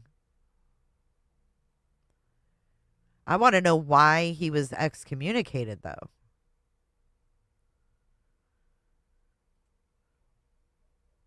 Like, what do you have to do that? Like, isn't Lori Vallow even still communicated or whatever? Like, isn't Lori Vallow's like a convicted murderer? The snotty comforter. He right? And she didn't even get excommunicated? Fasting and praying and being as righteous as you can until you can get a personal visitation from Jesus. And he was the first. He was excommunicated actually before me and before Kate. He was excommunicated. He cheated on his wife. It's all public. Did he cheat on his wife with this chick that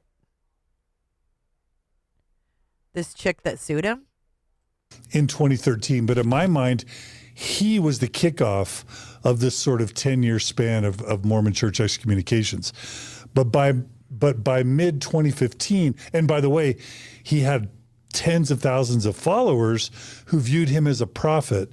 They viewed the Mormon church as fallen, but they viewed Denver Snuffer as like a one mighty and strong, called to restore the restoration, basically, and help get the Mormon church right, or lead a movement kind of like the Church of the Firstborn, right? And what's in Visions of Glory, lead sort of a movement of true Mormons that also a lot of them happen to be preppers. So that all happened, and it culminated between his excommunication in 2013 and mid 2015 with a lot of people in Idaho following Denver Snuffer with weird fringe neo-fundamentalist prepper like Mormon beliefs.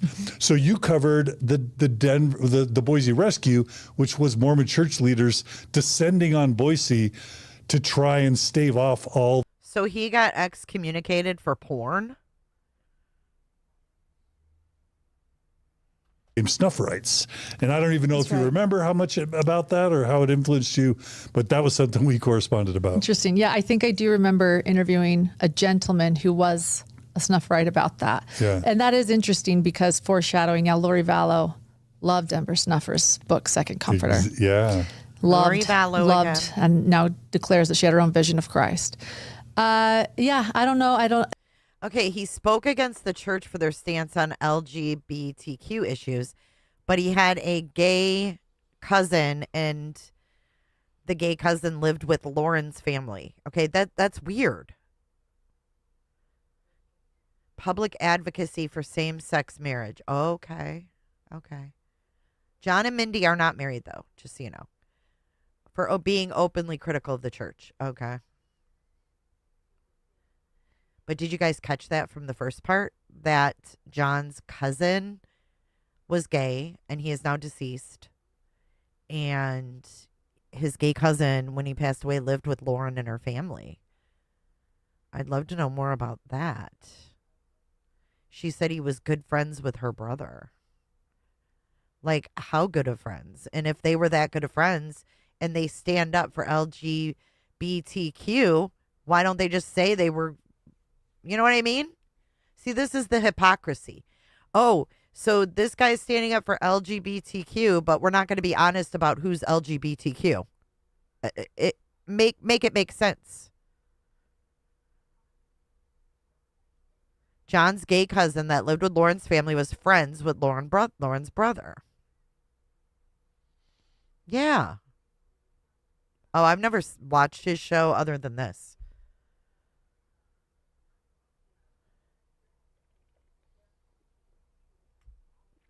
Jen Camp.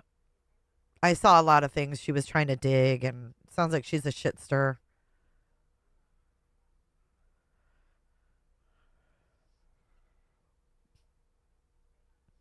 I don't know if they slept on the same mat. That is something. It is very wishy-washy. Like, I'm excommunicated from the church because of LGBTQ, but then I can't talk about who's LGBTQ. How can you advocate for it when you're still hiding it? That's weird. I don't get it. Being gay is taboo in the sports world. Well, I think that it can be taboo depending on the people that you're around, right? I think if you guys actually found out who was gay and who wasn't, you'd be very surprised. I think there's tons of married men out there that are gay. Tons. Did Lauren's brother die of AIDS? Not that I know of. All I know is that the cousin passed away, but I don't know how. John's cousin that was living with Lauren, that was good friends with her brother.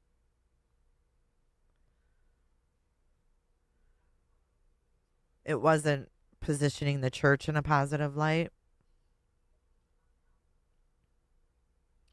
Yeah, they are all intertwined. I think it's a smaller world than we realize, to be honest. Like, I don't know how much that one affected me, but yeah, it's fine. And then later in 2015, the November 2015 policy comes out. So we've already talked about LGBT stuff. Thank you, Sherry. Now I understand better. Thanks. That's when the church, in response to same-sex marriage being legalized nationwide, just lashed out at same-sex married couples and basically said, you're an apostate. If you get same-sex marriage, automatic excommunication for same-sex marriage, and your children can't even get confirmed or baptized or be members until they're 18 and they denounce your marriage. But so I you agree. covered that. Yeah, that one Keep affected easy. me. Did I reach out to you about that one? Yes, we did. Really? And Yeah, that one affected me. In fact, that story that I did that day is, to this date, the most watched news story I've ever done. Oh, really? Really? Mm-hmm. On the November 2015 policy? Yep.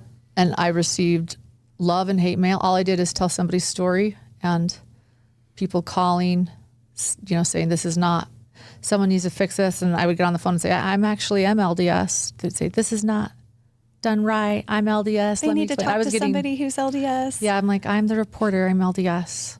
But yeah, that story. Wait. Yeah, I told the story of a. Wait. When did John D's cousin pass away? Do we know what year that was? The cousin story made me very uncomfortable too, Rue. That's why I'm back on it.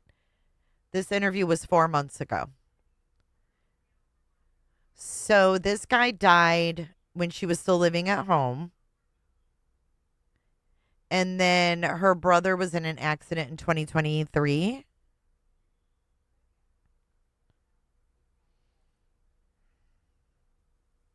No, nothing. It picks her. It didn't happen. I mean, I keep hearing, oh, her brother had a girlfriend, like a serious girlfriend, but we've got his sister wanting his sperm, but he had a girlfriend? That's a little bit fucking weird. That makes it even weirder. Before the dad went to prison.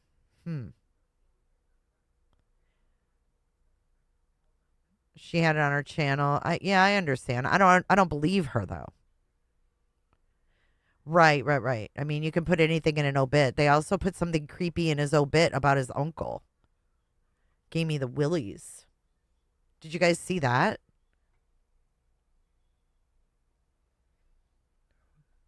Hold on. What's the guy's name? What's his name? Jameis Johnson Jr. obit. Jameis Manwaring Johnson.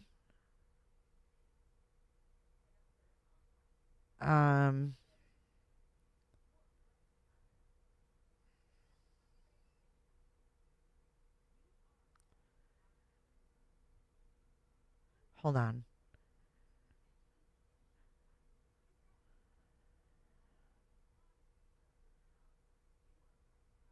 Okay, this right here. This was weird to me. Jameis was always ready for an adventure. At 18, he decided to study Chinese in Shanghai.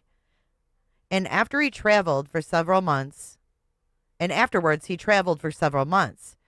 There is a cherished selfie of Jameis on a bus in Tibet sitting next to a monk in saffron robes.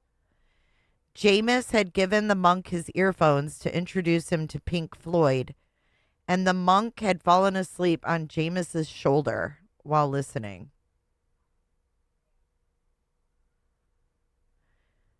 After graduate school, it says he lived in Brooklyn where he met his girlfriend, Holly Warner.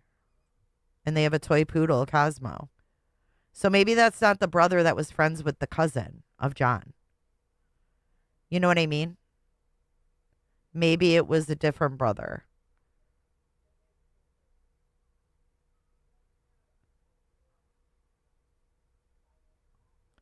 Wait. Oh, so he was an organ donor.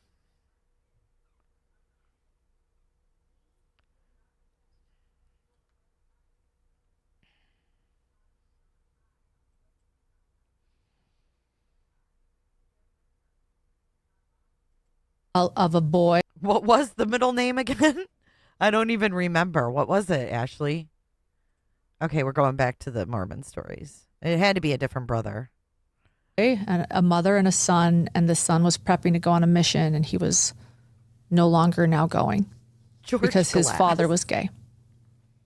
Yeah. And so that was it for him. The entire trajectory of his life changed that day. And so I went over there and told their story.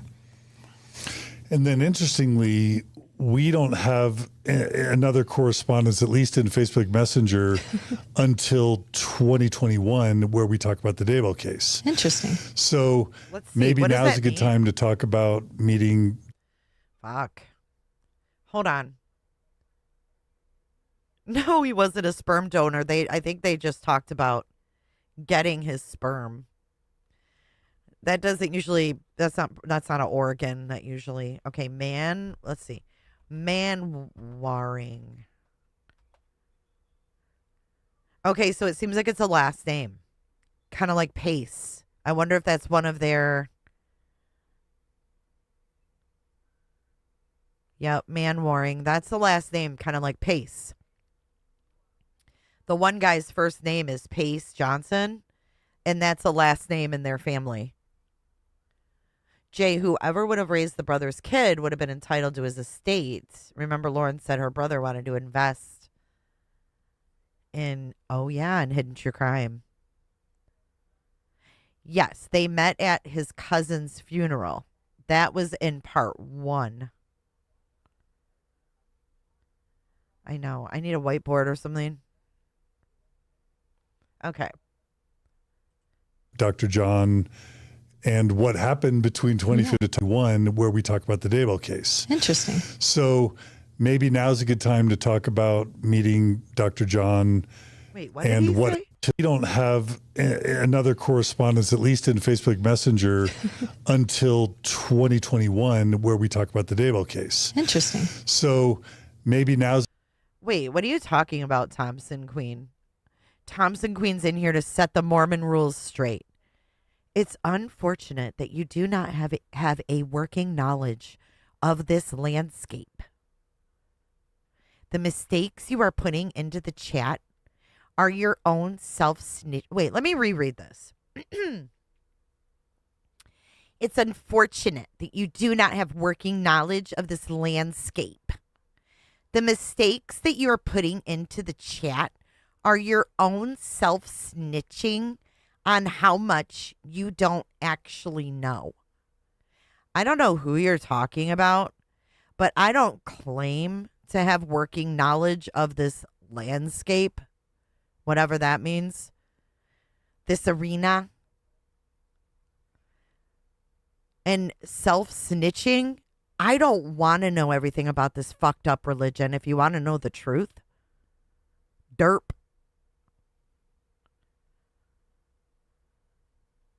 Weirdo. Fucking fuzzy slippers and lip gloss. It's a good time to talk about meeting Dr. John and what happened between 2015 and 2021. I was busy. Yeah, interesting. That's so funny. Memory lane. Wow. Yeah. So, I got divorced preparing to, I mean this sincerely, preparing to be single for the rest of my life. Like, I was like, I wanted to go to CNN. That was my goal. I was like, you know what? Like, I want to go to CNN. I want to you go can to do CNN. this. You're on your own, Lauren. Pep talk. You might not have kids, but it's okay. Or maybe you can adopt one day. Because I did want a child. I did date occasionally. I got online. Occasionally? Bitch, you said you was dating 2 times a fucking day. Nothing was. Oh, educate us though, derp. Derpity derp. Going well. I had no direction at that point because nothing. I'd never dated someone that worked out like ever. Like ever. God, I cannot. Listen, I'm self-snitching because I don't want to know the landscape. Listen, the landscape is that like the thing behind them in their Photoshop pictures, that landscape. I really want that person to educate me. I'm waiting, derp. Please don't go. Please don't go. Here I am, 35 and single. So I just, I occasionally wanted to try to date, but I had no real expectations and no real direction. I went out with some people I probably shouldn't have gone out with because I was like, I don't know. Oh my God. I have, there's no list anymore. There's no. Hey, heathen.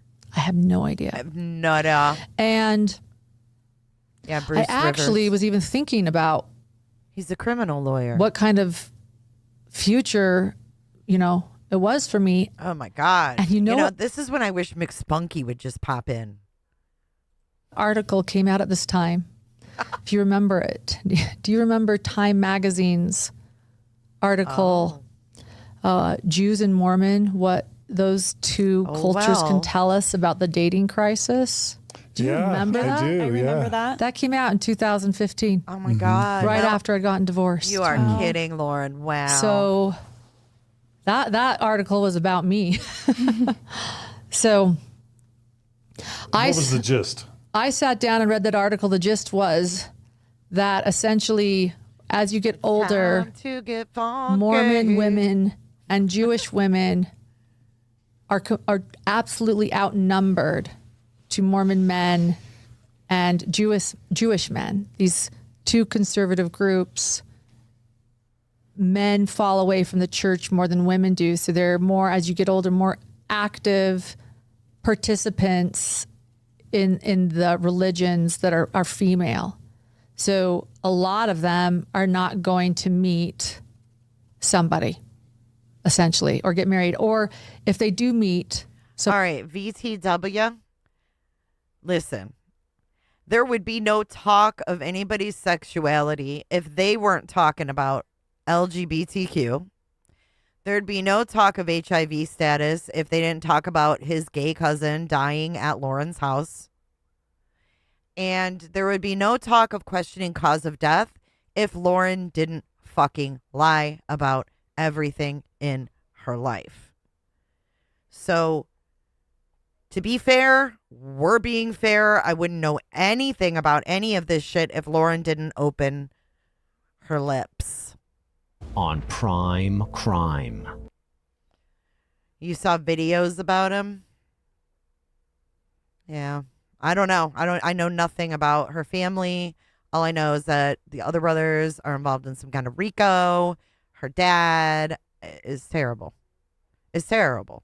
They're lifelong ripping off people of their properties and their homes and screwing over farmers and regular old people. It's fucked up, man. Ashley, I could believe that if she actually went to her kid's ball game. I don't think her kid would play ball. I just have a feeling, and this is just... Wait. Good grief. Watching you pile on over my actual name is rich. Historical perspective on this entire conversation has relevance. On your actual name, who even are you? Are you John or Lauren? I'm confused. We're just questioning the stories here, man. The connections with you guys is wild. Wild. And it's like you guys want to come out and do these podcasts and say you're transparent, but then when people want to know the whole fucking story because you just get little snippets, then you get mad for people asking questions or assuming or speculating. It's not fair. If you're going to come out and tell a story about, this, that, or the other, be clear. I don't know who they're talking about. Pile on over my name. Hey, bada bing. Erpity derpity.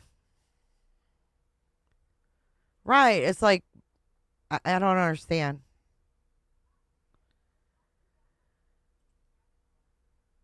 J.A.D.D. lied about the Wu-Tang album.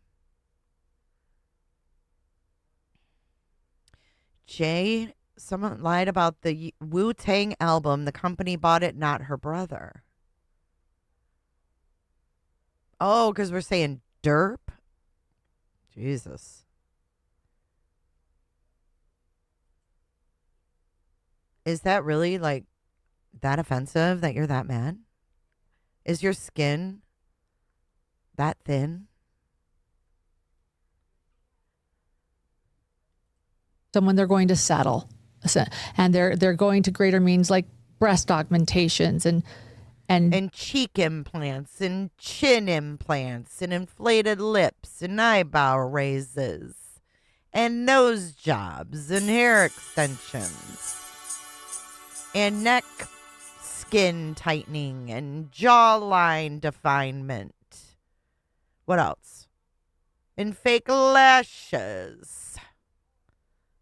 What else? Kelly Mack coming in with a super chat. Thank you.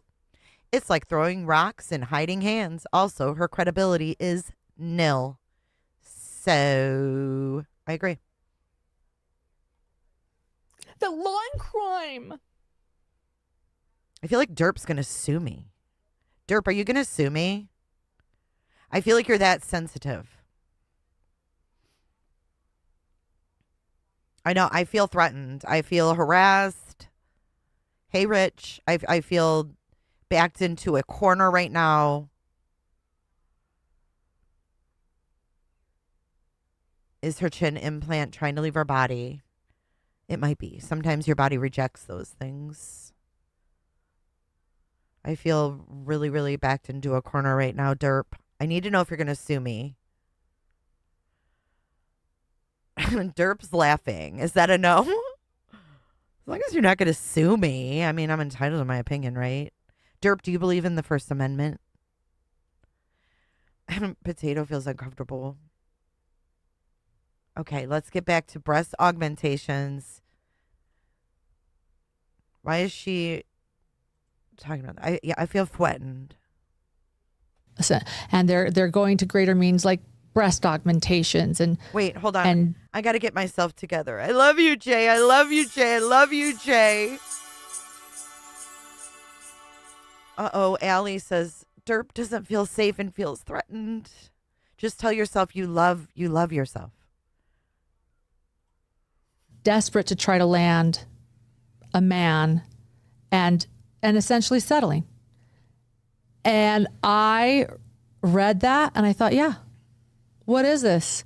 And this idea in our church that, well, don't worry if you don't meet a man in this life, you'll have one in the next. Like, to put it mildly, like I thought that was bullshit. Like, I'm not waiting waiting till I'm dead to find no, hell no, love. She ain't. And like I said, I was determined to be single. I was okay being single, but I'm not going to dedicate my life to finding this LDS return missionary. No, I ain't waiting. And if I can't find him, just wait till I'm dead. Because there's also the Mormon rule: don't marry a non-Mormon. Yeah, like it's just. So that article. Derp, am I going to get a civil stalking injunction? Junction. Really affected me too. Like, yeah, this is It's sort of, I don't know who to look for. You know, I don't even know. I'll just but, take whoever comes I don't my think I'm way. going to marry a Mormon man either. wanna And marry I opened myself Batman. up to other possibilities. And actually, Like Batman. I wrote You did? on Facebook, speaking of Facebook, about that article. You did? And that does play a part in my meeting John. So Oh my God. I'll read you what I wrote on Facebook. There are more readings. Look at her. Oh my God. I'm going to read you what I wrote on Facebook. Because it led to me meeting John. This is so great. After I read that article. So And this is, we mentioned this book last time, but tell us the name of this book again. This book is called Escaping Emotional Abuse, A Healing Journey by yours truly. She's reading from her own book, her Facebook post. I wrote it in 2019. Me too, Potato. So it's so funny too, because I would never post Facebook posts like this now, but I did back then. Like, so here, let me read it. Here were my thoughts on the article. I said, believe it or not, the rise in Mormon breast implants and $1,000 Jewish dowries can explain why you're alone on a Friday night. Time magazine. Oh my God. Ha, that's all I needed to No hear tights. to admit the author had done his research. To summarize parts of the article, the Mormon dating scene is comparable to The Bachelor. In past decades, women trying to snag the last remaining good guy would work on her cooking skills or smile more. Today, work is often done by a doctor. It hurts that there is a culture within the faith I love where so many feel they are not enough. We've been complaining about the picky men for years. It's not new. There will always be men and women who measure worth by appearance. So let's try something new. Be unapologetically you. Try spending your Friday night happily alone before spending it with anyone who's wishing you were a 9 instead of an 8.5. There are good men out there, wonderful men. I give men more credit. I think we'll learn about those good men and discover who they are once we love ourselves completely and fully. Once we stop believing we might not be enough. Let's allow the good men to give us some more attention, no matter their religion. Jewish men are sexy, Baptists can drink, and Catholics could be right. So...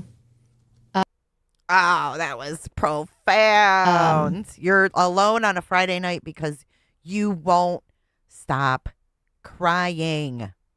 That's why you're home. We could have summed that up in one fucking sentence. You're home alone as an 8.5 because you're crying.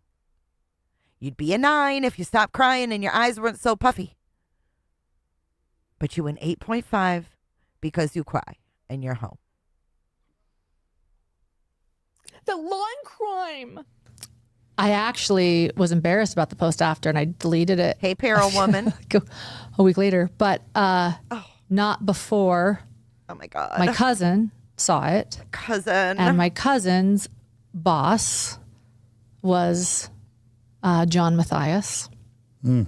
Wait, your cousin? Okay, I call bullshit on this story. Interview with cousin, or it didn't happen. Don't you think if this cousin hooked her up with the man of her motherfucking dreams, that this cousin would have been on her podcast? She's part of their fucking love story. Where's the cousin? Name her. Name her. And he was her boss? Where? Where was he working? Where was your cousin working where John was her boss? For the nonprofit? Where was John working with your cousin? Something does not add up with this story. My cousin saw my Facebook post and said, I need you to meet John. He's my boss. Where's his resume? What's his work history? Did she meet him? Was he holding a tray of fucking tamales at Costco? Reva, did she say Aunt Kathy? Yeah, because Aunt Kathy is the cousin's mom, I guess. Emmy Joe, yes, you're a total brat. And that's why I freaking love you. I do. Okay. She deleted it a week later. But in that week time, my cousin who works for John saw my Facebook post. And she was like, oh my God. Oh my God. My cousin Thank saw you, it, Penny. and my cousins. So in that week's time, our cousins seen it. Thank you, Penny, so much for the 5 gifted. YouTube, Bad Actors, Janai, Jana, Niners, and Shauna Jane Bell Rose. Welcome into Cooterville. Come on in. She says, welcome to Cooterville. Everybody close your legs. Everybody coming in, close your legs. Close your legs. Thank you so much, Penny. Boss was John Matthias. And he is a very private Her cousin guy. He's a Ashley psychologist and had worked at this nonprofit clinic for family and children for 10 years as their clinical director.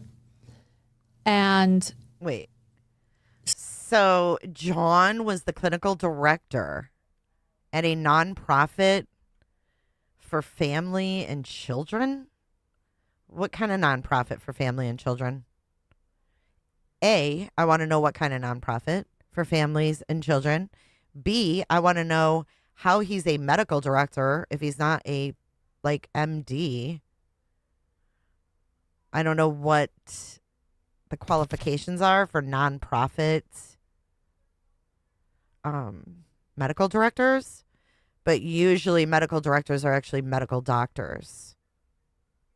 So I'm wondering what kind of nonprofit. I mean, this is her supposedly being transparent, but not being transparent. Why aren't we boasting about this nonprofit? Why aren't we saying, hey, why don't we donate to this nonprofit?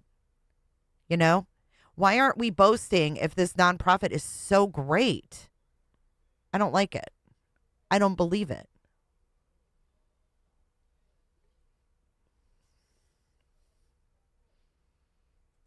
clinical director. And clinical director. Had worked at this nonprofit clinic for family and children. That's very vague. For 10 years as their clinical director. And somehow or the other, he had come to work and said, you know, like, this is frustrating. I just can't find anyone to date. And so my cousin had learned that I had just gotten divorced. And she was younger than me. We didn't talk that much. And showed him my photo, and he read that post. So he said, he's not LDS. Would she be okay that I'm not LDS? So she called her aunt. I'm sitting home on the weekend in Boise. I get a call from my aunt, my very LDS aunt. And she says, I'm here to call you to see if you'd be willing to be set up. And I was like, okay. Like, she'd never tried to set me up with anyone. She said, well, they want me to ask 2 questions, but are you okay that he wouldn't be LDS? Again, she's very LDS. And are you okay that he wouldn't be LDS? And he's supposed to be incredibly nice and he might be a little bit older. And I said, sure, that works, Aunt Kathy. There's Aunt Kathy. That works, Aunt Kathy, because Aunt Kathy said, do you mind if he's older? She's like, I don't give a fuck. I'm driving to fucking Salt Lake twice a day just to keep my belly full. Give a fuck what he looks like. I'm ready. My uterus is screaming at me. And then a couple days later, I got a text from John, who introduced himself and set up a time to talk. Oh, and imagine that. And remind us where you were living and where he was living at the time. I was living in Boise, Idaho still working in Boise as a reporter. And John, I was in Boise, and John. Well, why isn't she mentioned Ruth Ann? Was in Las Vegas. Okay. Or partly in Me Las either, Vegas. Krisha. I don't believe any of it. And so I said, sure. And he set up a time to talk, which was also like, wow, you know, he's not asking for my picture. He's not trying to chit chat. Like, okay. He's just like, let's set up a time to talk. If you're a fucking reporter in Boise, don't you think he already knew what you look like? I mean, you're a fucking reporter, right? I'm sure your cousin was like, oh, my cousin's a reporter at Boise. You know, just sort of whatever at that moment. So I actually went to my friend's house that night and was hanging out with my girlfriend. And I just said, hey, at some point, this guy might call. And if he does, I'll just go into the room and answer it really quickly and talk to him. But I wasn't like setting up side time. And she says, sure, absolutely. So we're hanging out at her house and I get a call and I go to the other room and I am in there for 2 hours. She did, didn't she? She did say that the cousin showed the pic. Oh my God. She's such a liar, dude. Talk about our past unhealthy relationships. We talk about murder. I learned that he's a criminal psychologist and I'm like, okay, well, I'm actually covering this triple homicide right now. It's really disturbing. Let me tell you about it. Which was what?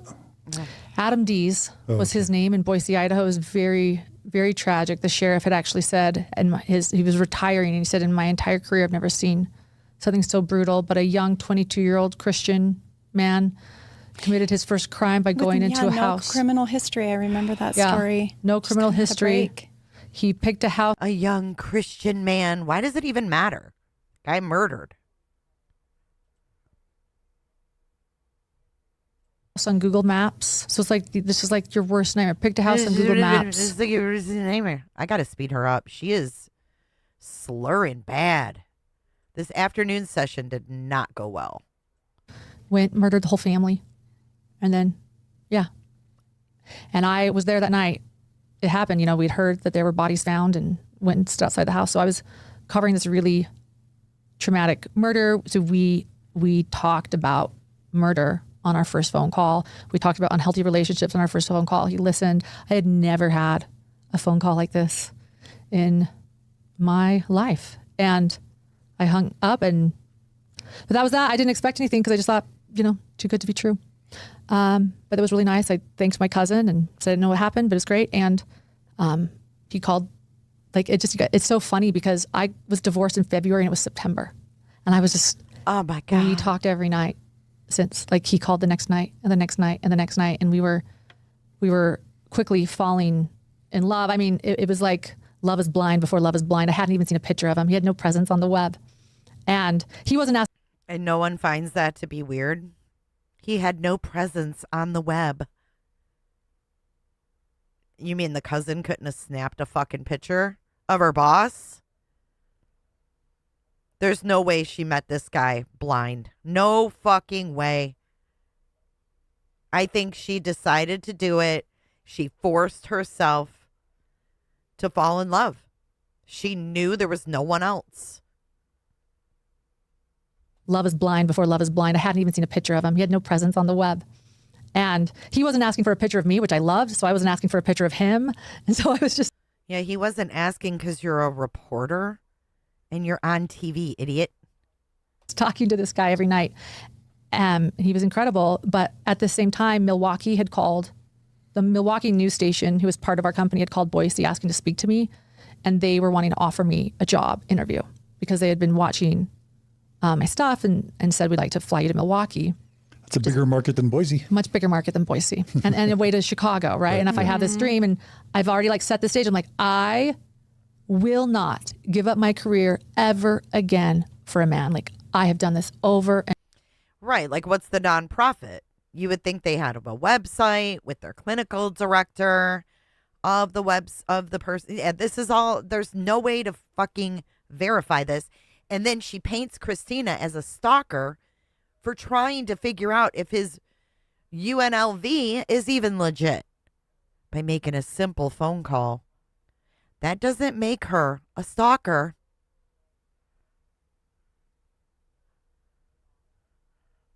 And over again. It will not happen again.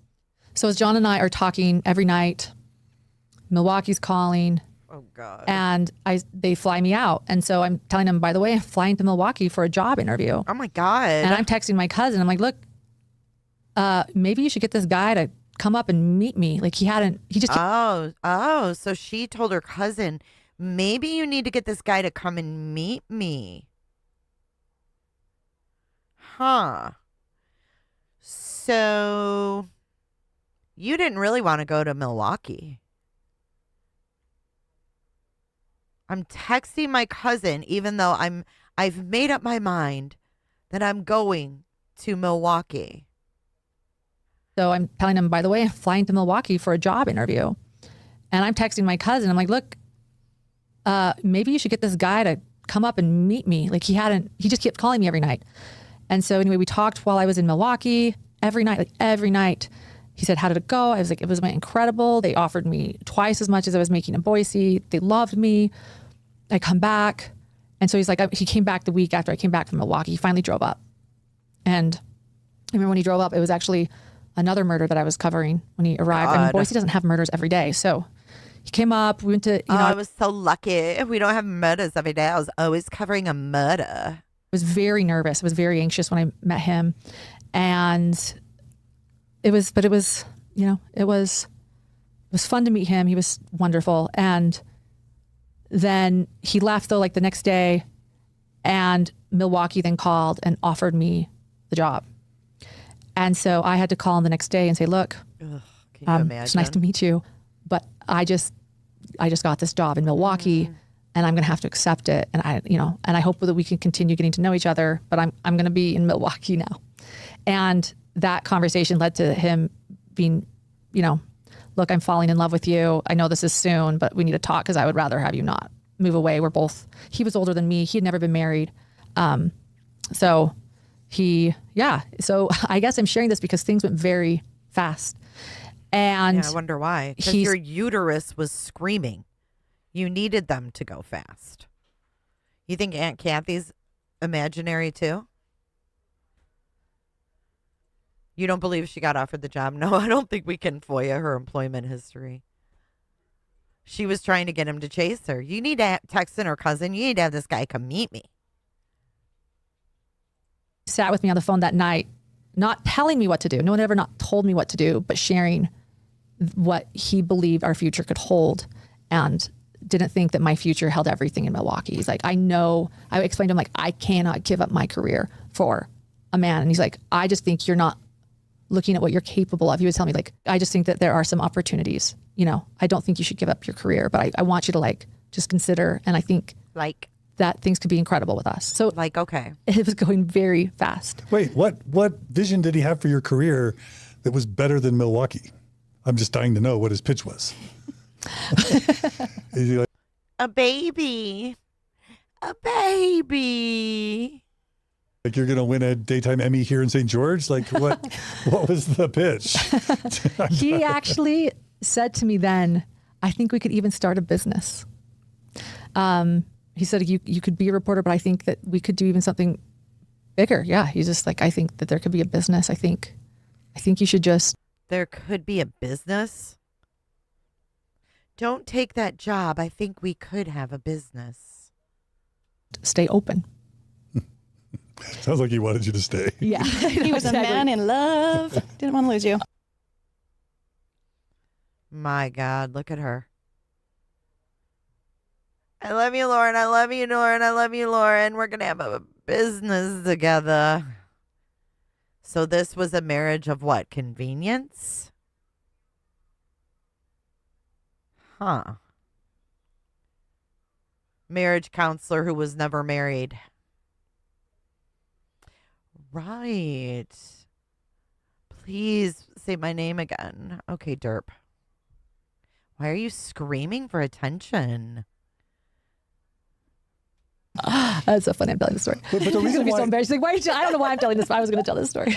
Well, I mean, you just got through saying I'm never going to let a man take me away from my career again. Yeah. So I'm just, how did he? That's why I'm asking. Boom. It sounds like you did, maybe, or at least temporarily.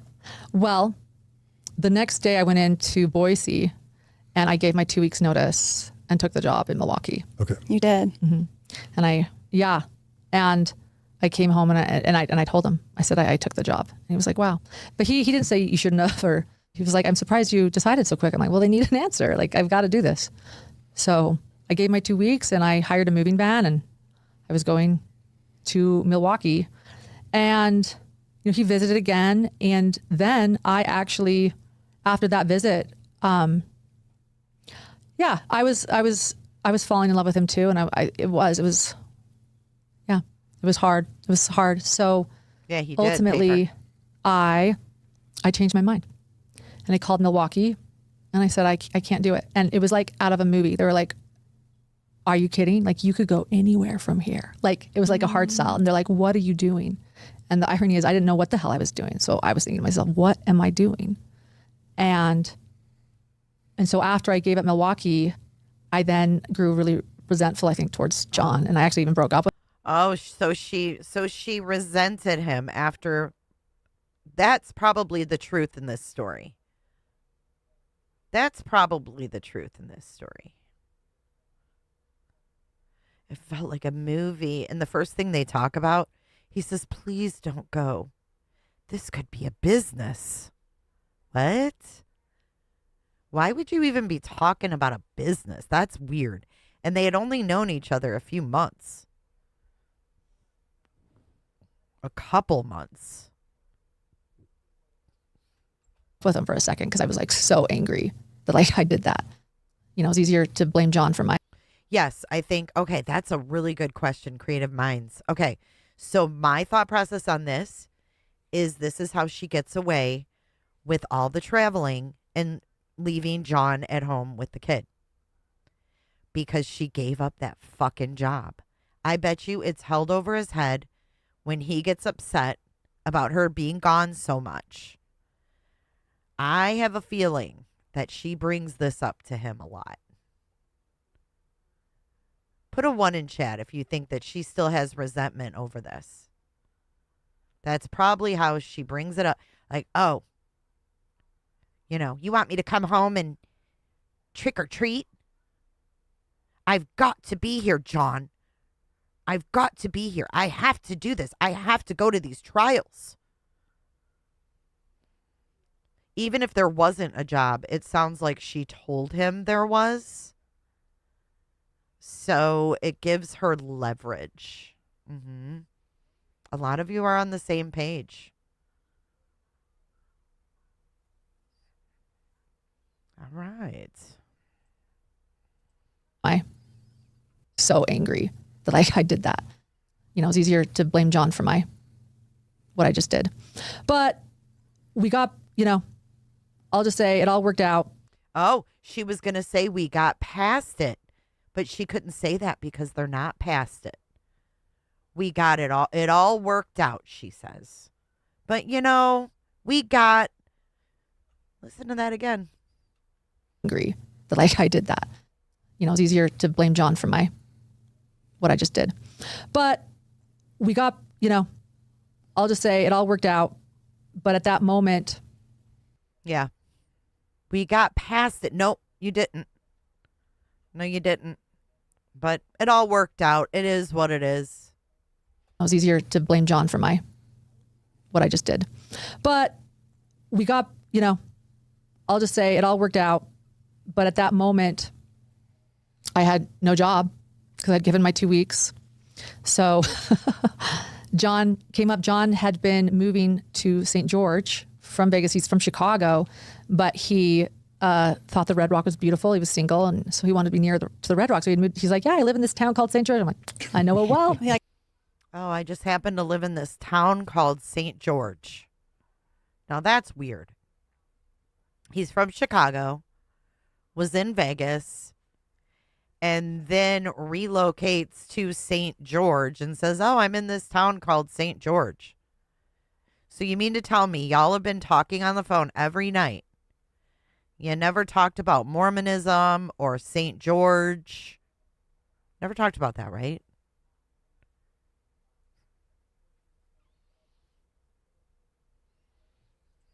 Like, I've heard of it. I've heard of it. And I'm like, there goes my, you know, job in Las Vegas too, you know? So, right. Because you might have been thinking, oh, there goes my, John, you're already fucking everything up. You're already fucking everything up. There goes my job in Las Vegas. Yet another thing I gave up for a man, even though I said I was done giving up things for a man. She's like, yeah, I live in this town called St. George. I'm like, I know it well. You're like, I've heard of it. I've heard of it. And I'm like, there goes my, you know, job in Las Vegas too, you know? So right, because you might have been thinking. I was thinking, well, Vegas probably has some opportunities. Yeah. For journalism. Yeah.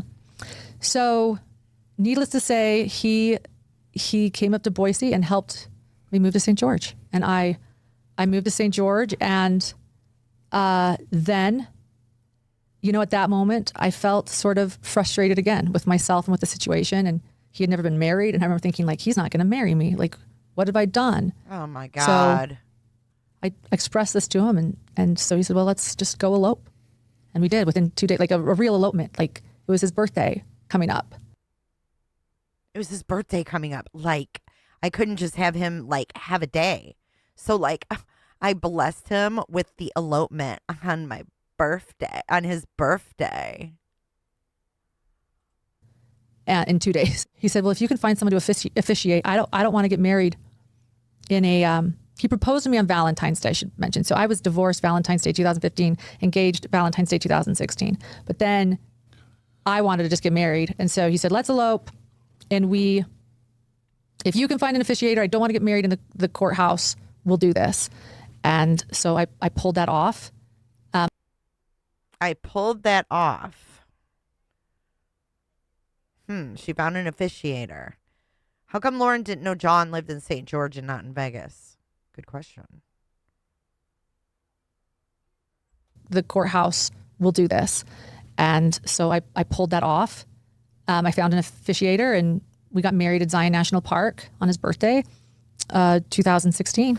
Dip his wig. Yeah, there we were. And it's hard to explain to people how it went so fast after everything I went through. But I was so in love, and I never felt anything like this before. And everything felt possible. So, in fact, I did want to share, after I got engaged with him, that was something I wanted to share too. So this was when we got engaged. Yeah, it was fast. In fact, she has her own fucking book on her lap. Higgins, I gave up everything for you, John. I love you, Lauren. I love you, Lauren. I love you, Lauren. It was, I couldn't believe it. You hear those stories too, like people get divorced and they get married so quickly. And it was, I felt I had met my soulmate. And you know what? I know that is cliche and people say you shouldn't say they're soulmates, but John is my soulmate. But when he proposed, this is what I wrote on Facebook. This is what I wrote on Facebook. Her Facebook is her posts are her book. As a kid, I would hear about Gloria Steinemann's radical feminist theories. They were usually being debated or mocked, but I liked her. I liked her strength. I liked her voice. I liked the conversation. I liked to either agree or disagree with her, whatever it was. She has some famous or infamous quotes on marriage. The surest way to be alone is to get married, or the two happiest groups are married men and unmarried women.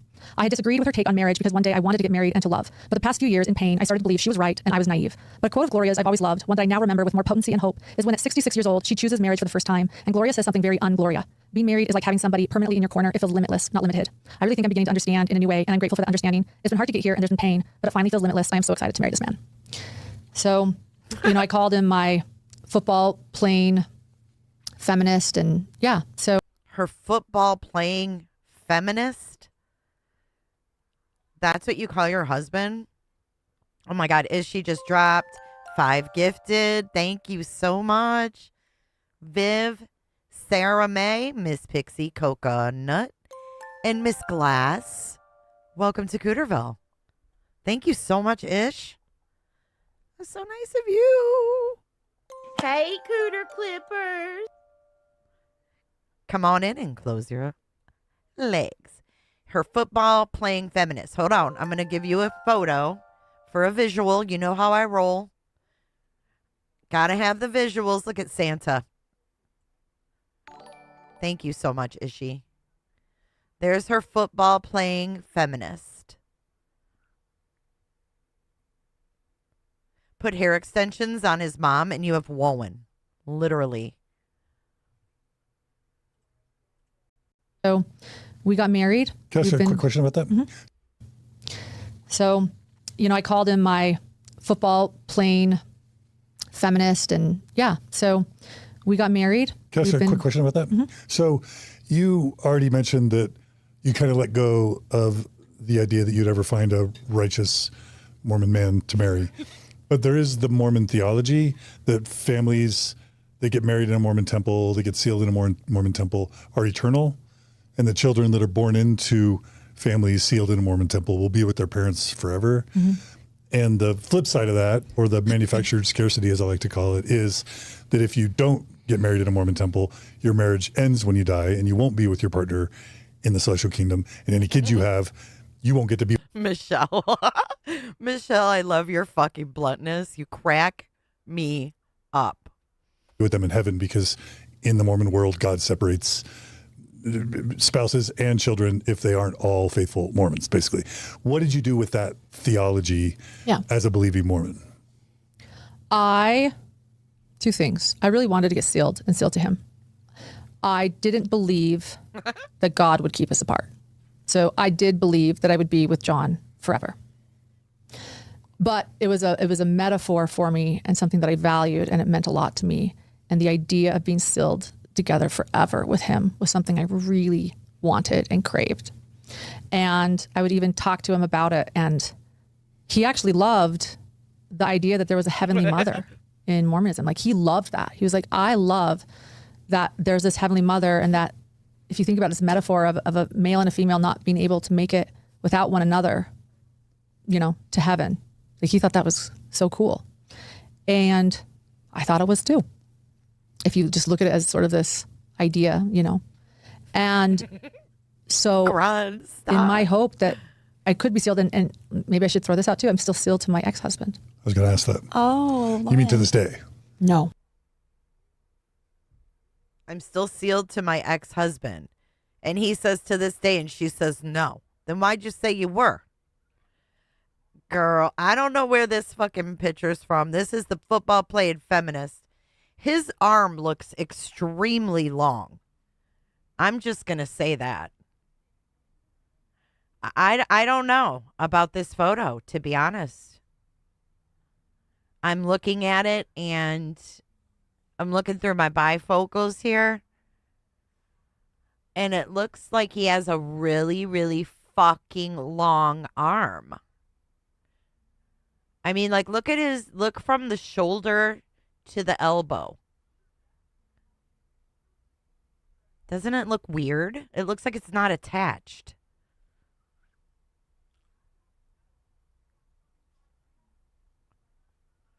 Doesn't it look long?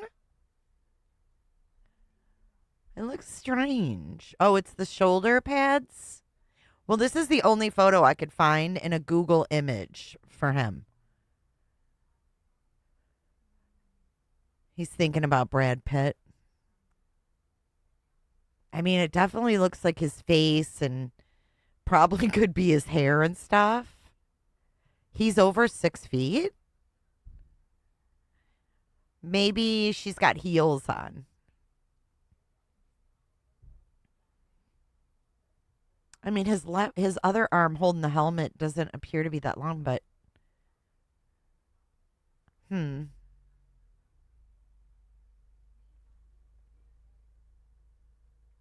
his head looks like it's on another body. It's weird.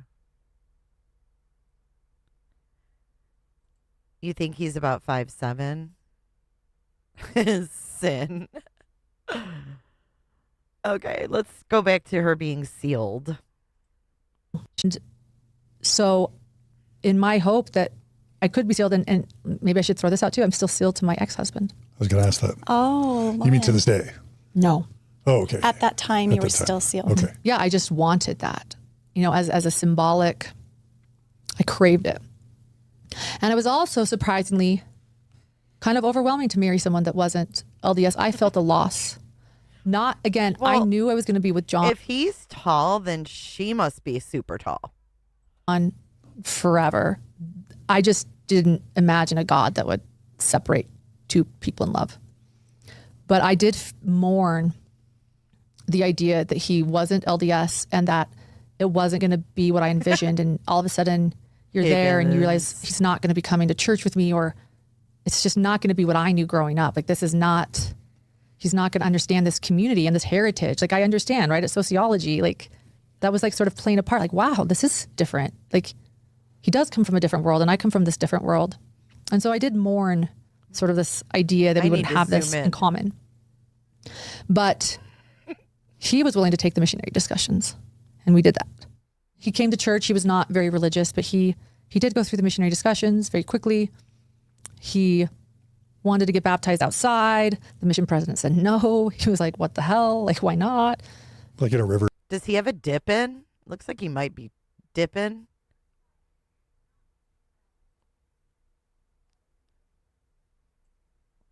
I mean,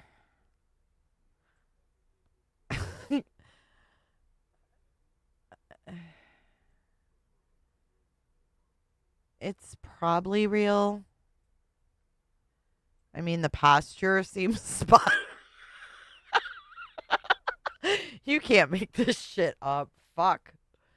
How did we get here? How in the Sam hell did we get here? Oh, Jesus Christ. Crash. Or something. Yeah. The baptism interview didn't go well for either of us. Like, that was weird. And so finally, he said, Lauren, I will get baptized. That's just how his mouth is set up. What do you mean set up? But if I do it, I realize it is for you and it's not for me. And if I'm going to be true to myself, I want you to know that I probably would not get baptized. And so I looked at him and said, you need to be true to yourself. I don't want you to get baptized for me. And in that moment, we both came to the conclusion that that's what it would be. And to this day, he's been very respectful of when I choose to go to church, when I don't, whatever I do, whatever I teach our son. And that was a question that I had. Did you have a conversation before you were married, or kind of at this time in your marriage, about what religious practices you would have if you two had children together? He didn't adhere to any religion. I did share that I would like to raise a child, LDS, and he said he was open to that, but that we both wanted to raise a child that would understand, again, all religions and all faiths and all the possibilities out there. And so it felt easy. I think it has been easy for us. You know, we found out we were pregnant, and like we both wanted a child so much. And in fact, when he was born, I'll just I'll share that, and I'll share what we did for his blessing. But when he was born, we had a baby blessing for him, and because I wanted him to be a child on record. And my dad had actually just gotten out of prison after my child was born, and so he came down. And so Grandpa, the felon, came down and met the child. I just put my email. I just pinned it. And we decided to have a baby blessing in the home, and we invited the bishop and the sister missionaries. And John participated. His parents came that weren't religious. So it was a symbolic, beautiful sort of moment of coming together of cultures. And my dad blessed our son while I held him. Oh my God. Also, that's something, I don't know what that is, but I just. Oh my God. Okay. John is officially I'm going to say it, guys, pussy. He let this convicted felon scammer bless his baby. The baby was born while this dude was in prison. When he got out of prison, he ran over to the house to bless the baby. That's fucked up. That's fucked up. I mean, come on. You couldn't find someone better than that? You didn't think that would be an omen? You don't think that would be an omen?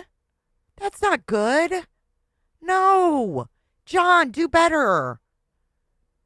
Insist that someone who's a good person bless your baby.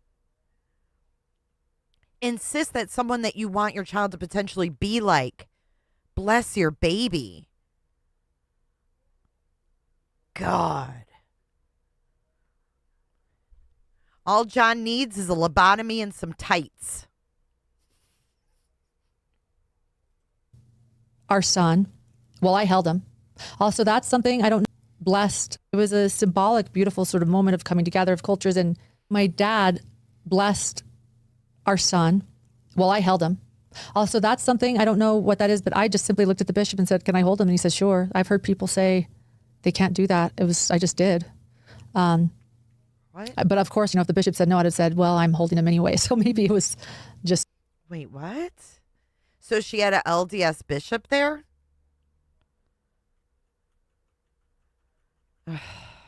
She thinks he's innocent, but he's not. That's why I think it's bad. I think she knows he's not innocent. She's got to know. She just is in denial. So she had an LDS bishop there, and then her dad blessed the baby. This isn't a weird ceremony, is it? Moment of coming together of cultures. And my dad blessed our son while I held him. Also, that's something, I don't know what that is, but I just simply looked at the bishop and said, can I hold him? And he said, sure. I've heard people say they can't do that. I just did. But of course, if the bishop said no, I'd have said, well, I'm holding him anyway. So maybe it was just me. But okay, my dad gave my son a blessing. And then afterwards, John then said, I want to give him a blessing. And so then John took our son. Oh, he probably felt like he needed to override this icky blessing. John, you should have not let it happen. I think she said his parents went. John then said, I want to give him a blessing. And so then John took our son and encouraged the sister missionaries that were there and all of the guests that were there to come into the circle with him and his parents and everybody. And we all wrapped arms around one another while John blessed our baby. And so it was this really beautiful moment. And to me, I think that demonstrates. He went. I think he had to go over top of that. It's what our interfaith marriage has been like. It's beautiful. I love that. Yeah, thanks. Real quick, was your dad excommunicated? He never was. Interesting. Okay. Yeah, they did look over things and did not feel he needed to be. Wait, what? Was your dad excommunicated? He never was. Interesting. He never was. Interesting, he says. Very interesting. Was your dad excommunicated? No. They looked over things. They decided he didn't need to be. What are the rules? It's beautiful. I love that. Yeah, thanks. Real quick, was your dad excommunicated? He never was. Interesting. Okay. Yeah, they did look over things and did not feel he needed to be. So that was no discipline or anything. That's why. No discipline or anything? That's not sus. He was able to be a part of that, maybe. Mm-hmm. Yeah, and while we were. That's why he was able to be a part of that, maybe, he says. So he's questioning, why is your dad hanging with the bishop? It did not feel he needed to be. So that was no discipline or anything. That's why he was able to be a part of that, maybe. Mm-hmm. Yeah, and while we were pregnant, They're hiding so much. Got a job with my old station in Salt Lake City as the St. George correspondent. And a part of that, the irony was Hilldale in Colorado City. We're a part of that so now we're full circle with polygamy. I've served in Kirtland, Ohio, and where it all began. And now I'm in the land of Warren Jeffs. So was Warren Jeffs already in prison? Warren Jeffs was already in prison. He'd been there for a while. It was 2016, 2017. Okay. So now I was in the land of, Warren Jeffs and polygamy. And it was really changing during this time, though, because Warren Jeff was in prison. A lot of ex-FLDS were moving back to the community. Danya Jessup was being elected mayor. I reported on that. FLDS communities were trying to stay there, but some feeling like they were being pushed out. I met many wonderful FLDS women. I reported on FLDS women becoming victims advocates to identify and recognize abuse, opening new businesses, and really learned to love, those women that are FLDS. And that was something else I remember thinking a lot about. Like, the only reason I'm not FLDS is because they are slime. My ancestors didn't go. Stayed with the mainstream church. Right. Yeah. Like, that's the only reason. They are Mormon just as much as I'm Mormon. Right. And not all splinter groups became FLDS, but still, it's where they were born, which families they were born into generally is where they stay. Yeah. Well, I mean, look at the example the Mormon Church is giving us. The Mormon Church is giving us the example that it doesn't matter if you're a fucking fraud. It doesn't matter if you thieve. It doesn't matter if you rip people off and lie. It doesn't matter if you're involved in a RICO. None of those things matter. You won't be excommunicated. However, we have this John DeLynn being excommunicated for standing up for gay people.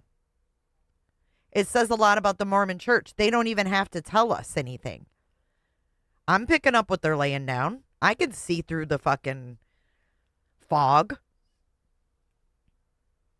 It's what they stand for. That's their fucking beliefs. That's their priorities. Exactly. Yep. That was the only thing separating us. And they were wonderful. And I do believe there needs to be more humanizing of the FLDS community. So often we just equate it to Warren Jeffs and, you know. Yeah, she doesn't know what an advocate does or is. You're right, Kresha. Just they're called a cult, and you see these women in the prairie dresses. And the one thing I learned is, like, that is exactly what causes the abuse and the isolation, that they feel so pushed to the side. Like, you can't just leave a community and a culture and a religion. Like, we think that the answer to Warren Jeffs. I have a question. Were all of the guys in the Boy Scout leaders who abused all of those little boys, were they all excommunicated? Maybe you know this, difficult research. Were those guys all excommunicated for hurting boys in the Boy Scouts when they're there to learn how to be young men, and they sexually abuse them? Are those guys still accepted in the temples or whatever the hell they call them? That stuff makes me sick. I'm not against living, like, if they all agree and the women agree and they're of age and they want to be homemakers, I don't give a fuck about that as long as they're old enough. Oh, shit, Kresha. Okay. I can't wait. In her book, she said maybe it was in part 1, she said she was questioning polygamy.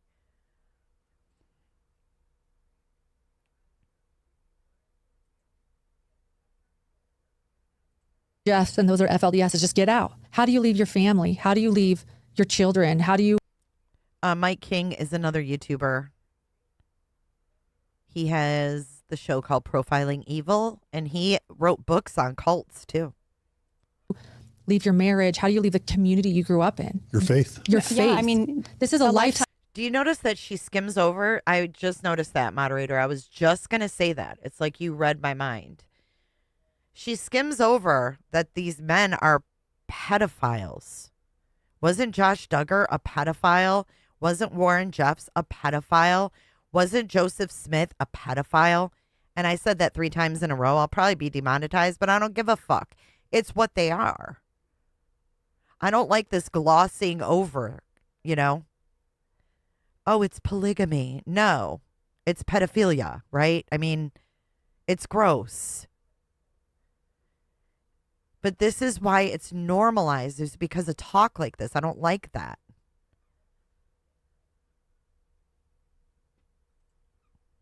I don't get down with that.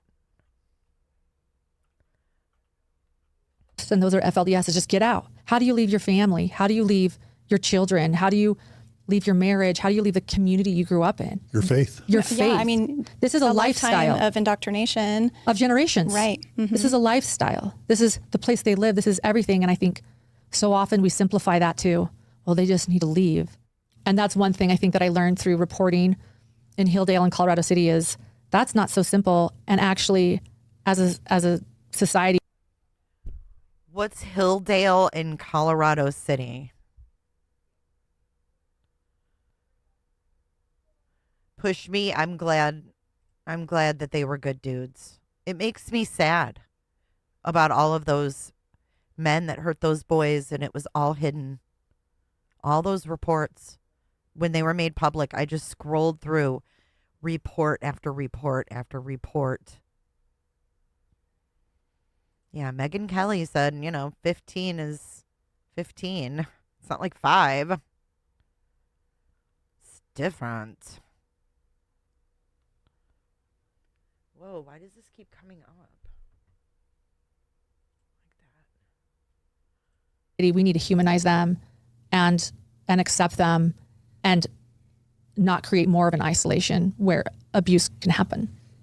And I think it's important to note that there are people out where abuse can happen. Isn't it already happening in the FLDS community? outside of any type of Mormonism who are looking at mainstream Mormonism and maybe thinking the same thing, like, who believes that? Why don't, just leave? It's just interesting how we can do the same thing to other groups, even within our own bubble, or within our own, frame of reference. But that there's people that don't have any experience with Mormonism who look at just mainstream active Mormons and are like, what are they doing? Anyway. Exactly. Those Scientologists and Jehovah's Witnesses, I know, they're it's just crazy. so easy. It's so easy to Says the demonize. Mormons. Right, exactly. Right, it's so easy. And again, that just sort of goes to, there's so much, foreshadowing here with what John and I are going to do with our podcast. But yeah, the humanizing and the dehumanizing. Crime is dehumanizing. All crime is dehumanizing. Right. The opposite of crime is humanizing. And that's what Christ did. And so, and again, that's how I identify, as a Christian. But so I'm pregnant at this time. I'm going to be a reporter and a mother. My dream is coming true. I'm in a happy marriage. A reporter where? In St. George, in Hilldale, Colorado City. So I'm reporting from my old station in Salt Lake City as their correspondent in St. George. And the irony about reporting to St. George too, Lori and Chad Daybell are getting married during that, or meeting during that time in St. George. Jody Hildebrandt Wait, while you're is there? doing therapy. Yeah. You were there? I didn't know. I didn't see it, but I was there. I wish I had known. It'd been the biggest story I ever covered. No, that's serendipitous. Yeah. That you were literally physically in St. George. When they were meeting, and Jody Hildebrandt's doing therapy. John shows up at, a training with her. He can't get work in St. George because it's going to Jody. Oh my goodness. Wow. I'm teaching or not teaching, excuse me, but reporting on Hilldale and Colorado City and what's going on there. And I'm also learning just the secret. She's got to throw in that Lori and Chad were there at the same time. What if she knew who they were?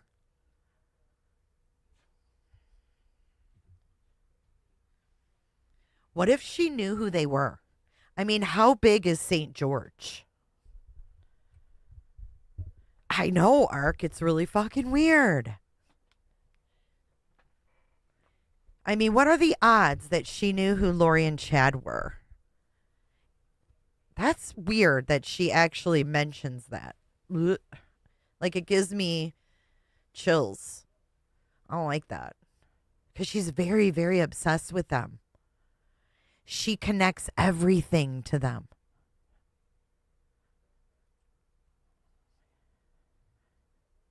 Secrets that there. I didn't. St. George too, Lori and Chad Daybell are getting married during that, or meeting during that time in St. George. Jody Hildebrandt Wait, while you're is there? doing therapy. Yeah. You were there? I didn't know. I didn't see it, but I was there. I wish I had known. It'd been the biggest story I ever covered. What? Is she lying? I didn't know. I didn't see it, but I was there. I wish I had known. It'd been the biggest story I ever covered. No, that's serendipitous. Yeah. That you were literally physically in St. George. When they were meeting, and Jody Hildebrandt's doing therapy. John shows up at, a training with her. What? John showed up to a training with Jody Hildebrandt?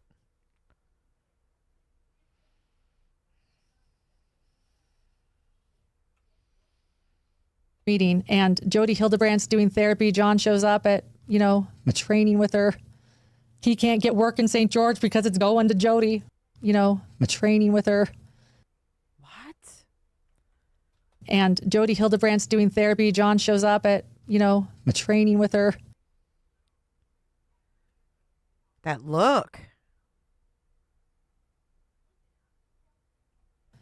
He can't get work in St. George because it's going to Jody. Huh? He can't get work because it's going to Hildebrandt? Oh my goodness. Wow. I'm teaching or not teaching. I'm teaching? What the fuck? She just had leakage because remember in the book, she said that her and John started at the very end of the book. She said that she's a fucking relationship person at Strive. Remember? She said, I'm teaching. Oh, I'm not teaching. That there was a lot of leakage. I wonder if Strive was affiliated with Jody Hildebrandt.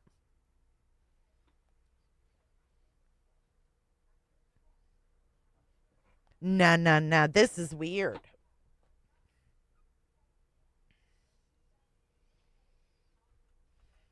John shows up at, I wish I had known. It been the biggest story ever covered.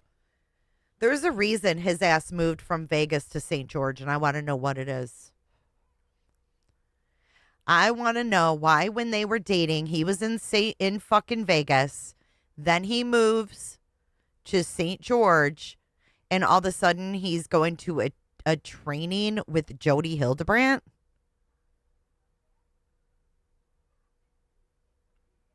And she was teaching. Yep. There you go, Calissa. Calissa's right. Teaching at the LDS church.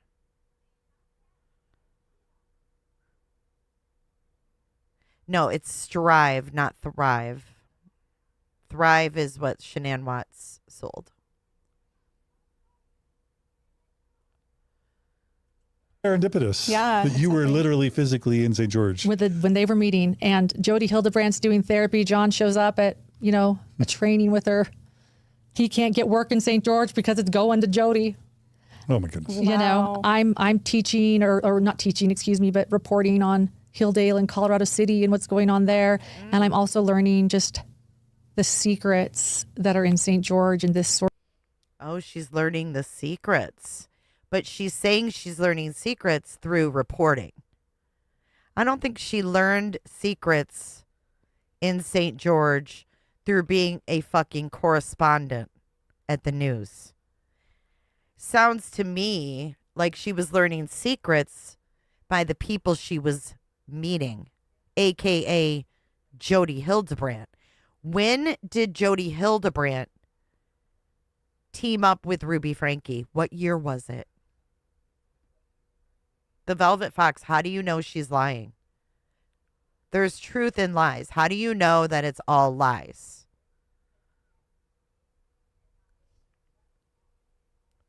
Clearly, he moved from Vegas to St. George for something.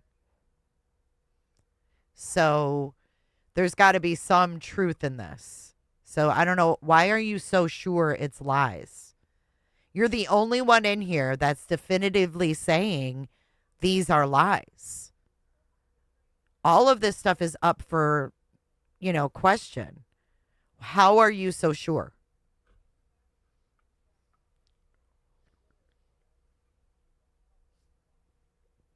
Right. Jody had her business before her and Ruby got together. But when did her and Ruby get together? What year?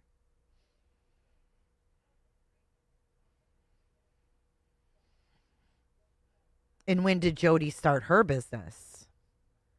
She's teaching, she's reporting, she's learning secrets. John's training with Jody Hildebrandt.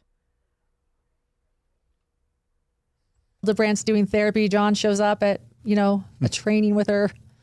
He can't get work in St. George because it's going to Jody. Oh my goodness. Wow. I'm teaching or not teaching, excuse me, but reporting on Hilldale and Colorado City and what's going on there. And I'm also learning just the secrets that are in St. George and this sort of vault that it is. I have now reported throughout Idaho and Utah. And I will tell you, there are more secrets in St. George, Utah than any other place.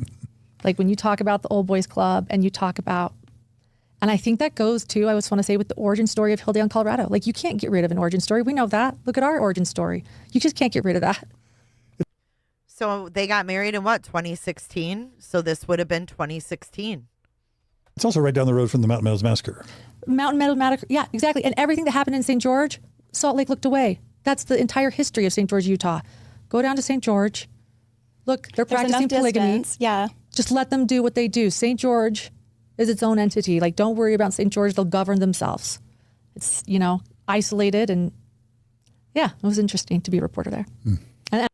And if you think about John going to a training with Jody, him being a quote unquote marriage counselor, and him working for a quote unquote nonprofit for families and children? That sounds like what fucking Jody did. John, release your fucking resume. This is fucked up. If you got your wife over here saying that you trained with Jody Hildebrandt in St. George, Utah. You have your resume hidden. No one knows what fucking nonprofit you worked for 10 years. That was for families and children. And if you're saying that you trained with Jody, I have no reason other than to speculate that you were doing the same kind of therapy that Jody was doing with families and children.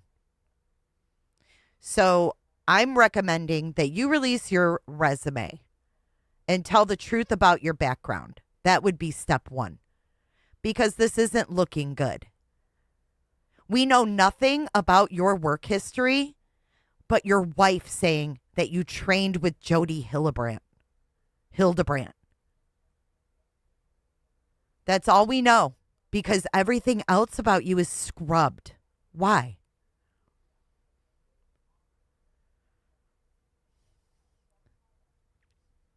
I don't know. She said he showed up to a training with Jody. That's what she said. I didn't say that. She did. Let's go back. We'll listen to her. We're literally physically in St. George. When they were meeting, and Jody Hildebrandt's doing therapy, John shows up at, Jody Hildebrandt's doing therapy, and John shows up at, training with her. A training with her. It's all in the wording, dude. That's not, you know what I mean? They were meeting, and Jody Hildebrandt's doing therapy, Jody Hildebrandt's doing therapy. We know what her therapy consisted of, tearing up families, abusing children. And then she says, John shows up at, a training with her. John shows up, at a train. He just showed up there. He just showed up. He didn't know about it. He just showed up there. Huh? How do you just show up at a training with Jody Hildebrandt? I'm wondering.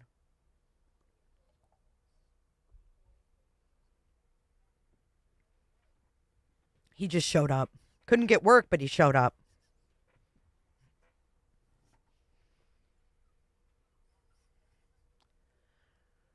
Jennifer McIntyre, John wanted Christina, cute little Christina, to wear a fucking tether.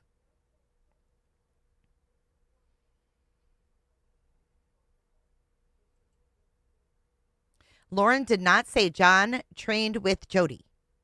They have trainings in every hub for professionals. Okay, it says right here. He didn't say, okay, look at Marty.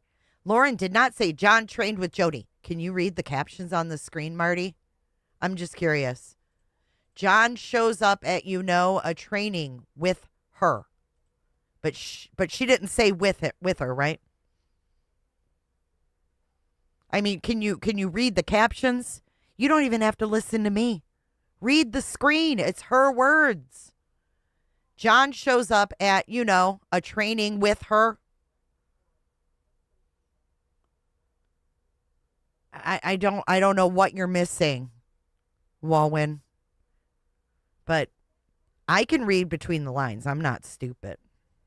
I'm really not.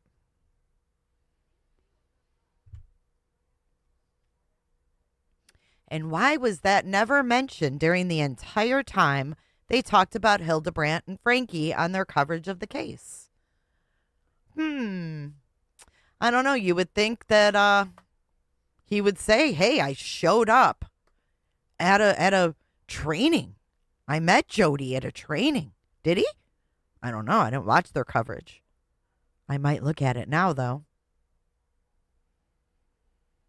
I'm going off her words. John showed up at a training with her.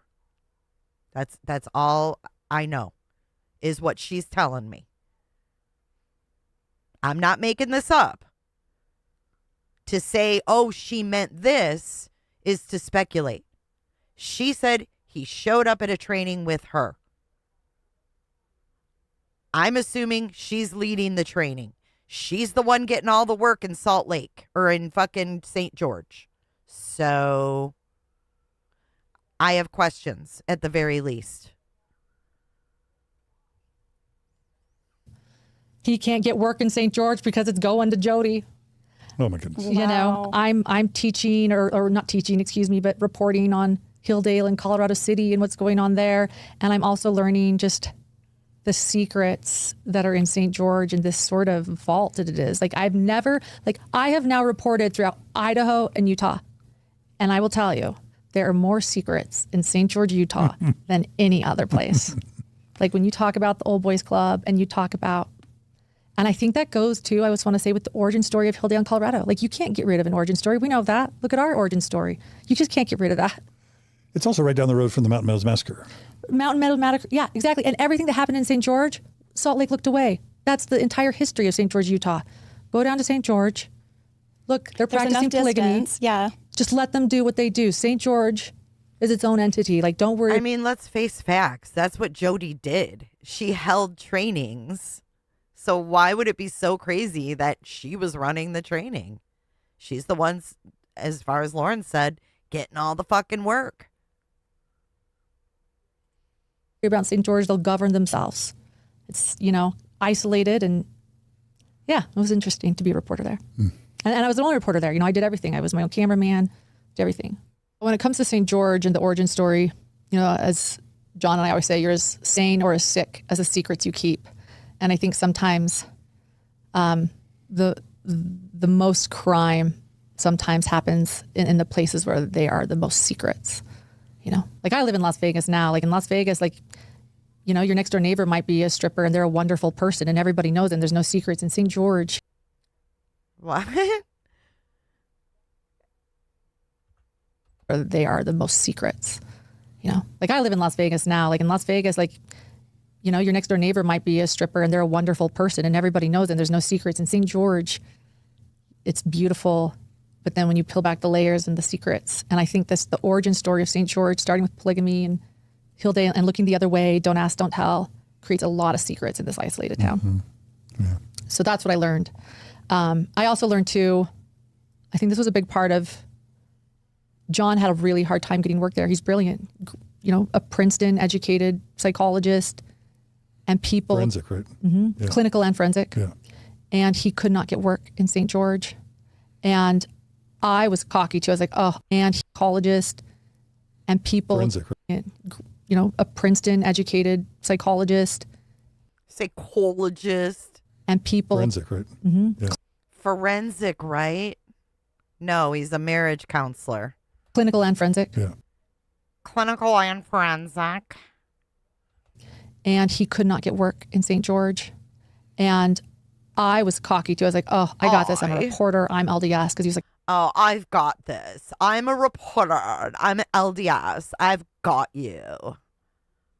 I think it's because I'm Mormon, Lauren. I'm like, no. Because I'm not Mormon. Because I'm not Mormon. No. Thank you. I think it's because I'm not Mormon. I was like, no. My mind has been changed now. Really? Mm-hmm. Wow. Yeah. It's just, yeah. And you don't even know it, but exactly, Kresha. And what he does is sex offender evaluations too. Jody Hildebrandt could do the sex offender evaluations, but sex offender evaluations. And what he does is sex offender evaluations too. Jody Hildebrandt could do the sex offender evaluations, but Dr. John Matthias couldn't. Well, the church needs insiders to cover that stuff up. He has never once gotten an LDS sex offender evaluation. And let me just say, that's a community danger. The most respected, What prisons did he work for? What high-profile cases has he been an expert witness in? Educated man doing sex offender evaluations in your community is someone you probably want to do. Like he will, whether they stay in the community or locked up, matters. And when you have people that are not certified to do them or should be doing them, it's a community safety, but like people would just look the other way. Anyway, I didn't know I'd get into that, but. You started to say that your son was born premature. My son was born premature. It was an emergency C-section, and we almost lost him. He was in the ICU, as was I, or he was in the NICU. And this is a story I want to tell too. My dad was still in prison at this moment when my son was born. And because I was on the news in Salt Lake, he would be able to watch me. And well, this was only 4 months ago, Ranny. So inmates watched me, and they knew that I was my father's daughter, and they knew that I was pregnant, and they knew that my dad was going to have a grandson soon. And when I had the baby and they learned that he was in the NICU and he wasn't okay, all of the inmates gathered in their prayers and would pray for me and my son. And even when my dad wasn't there, his friends would tell me they would all gather and pray for us. And that's a gesture too that I never will forget, and I'm really grateful for. In fact, one inmate also sent me a knitted beanie for my son that he made while in prison. So, what? An inmate knitted her son a beanie? So we have this poor kid being blessed by her dad and now being made knitted beanies by sex offenders in prison. What the fuck? the gesture too that I never will forget, and I'm really grateful for. In fact, one inmate also sent me a knitted beanie for my son. They bring inmates to the NICU? What? Why would they bring inmates to a NICU? Hold on. Wait, these are the guys that were in prison with her dad? I missed this whole thing. Okay. News in Salt Lake, he would be able to watch me, and the inmates watched me, and they knew that I was my father's daughter, and they knew that I was pregnant, and they knew that my dad was gonna. Do we have film coverage of her being pregnant? Do we have pictures of her being pregnant? Do we have pictures of John kissing her pregnant belly? I'm asking for a friend. Did she report with a pregnant belly? Hilson House of Crazy. Welcome to Cooterville. Thank you for becoming a member today. She says, welcome to Cooterville. Everybody close your legs. Everybody coming in, close your legs. Close your legs. Was she? Do we have anything showing her prego while she's out pounding the pavement reporting? They knew I was my father's daughter. I was on the news. Watch me, and the inmates watched me, and they knew that I was my father's daughter, and they knew that I was pregnant, and they knew that my dad was going to have a grandson soon. And when I had the baby and they learned that he was in the NICU and he wasn't okay, all of the inmates gathered in their prayers and would pray for me and my son. And even when my dad wasn't there, his friends would tell me they would all gather and pray for us. And that's a gesture too that I never will forget, and I'm really grateful for. In fact, one inmate also sent me a knitted beanie for my son that he made while in prison. So just again, crime is complex, you know. But yeah, I reported for I've wondered if she didn't have a surrogate. That's just my thought process. Oh, Salty. Hi, girl. Thank you for your super chat. I just got caught up from the great episode of Ryan Up Church over on your J is for Justice channel. Excited, part 2, LM's Mormon Stories. Thank you for your support. It's complex, you know. Crime is complex, you know. He knitted a beanie for my son. In fact, one inmate also sent me a knitted beanie for my son that he made while in prison. So just again, crime is complex, you know. But yeah, I reported for another year with my son. Things got really hard. And then finally, it was the Las Vegas shooting. I had to work there. That was really hard. I had a 3-month-old. I thought, what am I doing? This is getting difficult. John said, just quit, be a full-time mom, and I'll take it over for a while, and then we'll figure this out. So right after we decided that, it was 2019, and things were good for a while. And then the pandemic hit. And I mean, don't you see her as, I mean, they have a whole ass production for their engagement. You don't think that their child being born would be a whole nother production of Lauren? You know, oh, she's on her way to the hospital. Oh, here's Lauren. Oh, you know what I'm saying? They document everything. So what in the actual hell's going on here? And she had an emergency C-section. She doesn't talk about the journey of having a baby. Like, we hear about all her journeys too. Every fucking thing. But we've never heard about her labor story. I mean, this is a pretty profound thing. Her child was born premature. He was in the NICU. That's a lot to go through. But she doesn't have a story about that. You know, especially when you have to have an emergency C-section. She claims she wanted to be a mother so bad, right?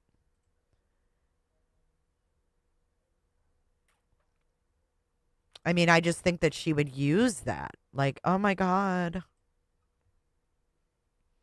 And then there's this. I have screenshots of a story she posted on Facebook of her saying she was breastfeeding while reporting on the Vegas shooting. What?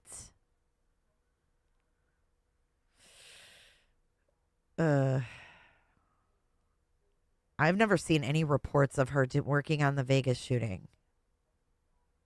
I've never seen that.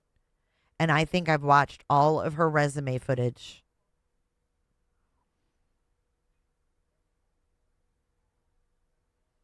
Mary Beth, you got it. She did this 4 months ago so she could get in front of her stalker.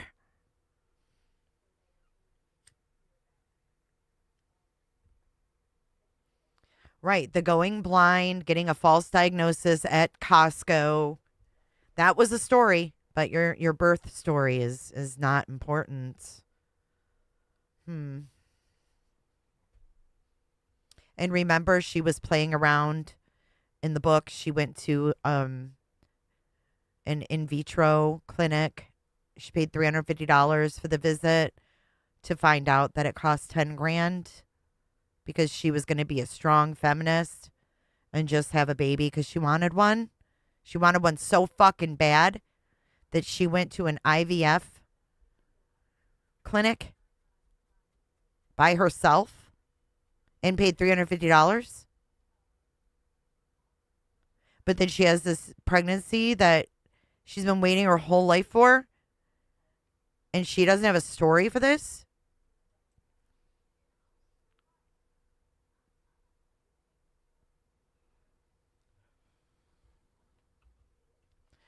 No, I think she said she was reporting on the shooting. Too, that I was. It was an emergency C-section, and we almost lost him. He was in the ICU, as was I. I mean, we almost lost him. That's all she has. We almost lost him. Oh my God!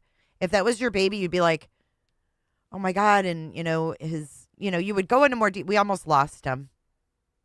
He was in the ICU, as was I. For making it happen. I want to say thank you for making it happen. Thank you. Thank you, Just Scrapping, for your super chat. Google Scholar, Grok. My deep research says that's a lie. He is not a forensics expert. No evidence he won Princeton awards. He says he gives therapy for psychosexual and sports therapy, not his own practice. Thank you for your super chat. I think you have more to say, though. Plus, because you have a plus there. And she was considering, the brother's sperm. And then there was someone in line at the Daybell case that said, I'm a registered surrogate. I'll do it. There was a woman in line at the Daybell case when she talked about her brother's sperm, from what I hear. That's what I heard. I can't say it's 100% true, but that's what I heard. I don't think she had it either. I really don't.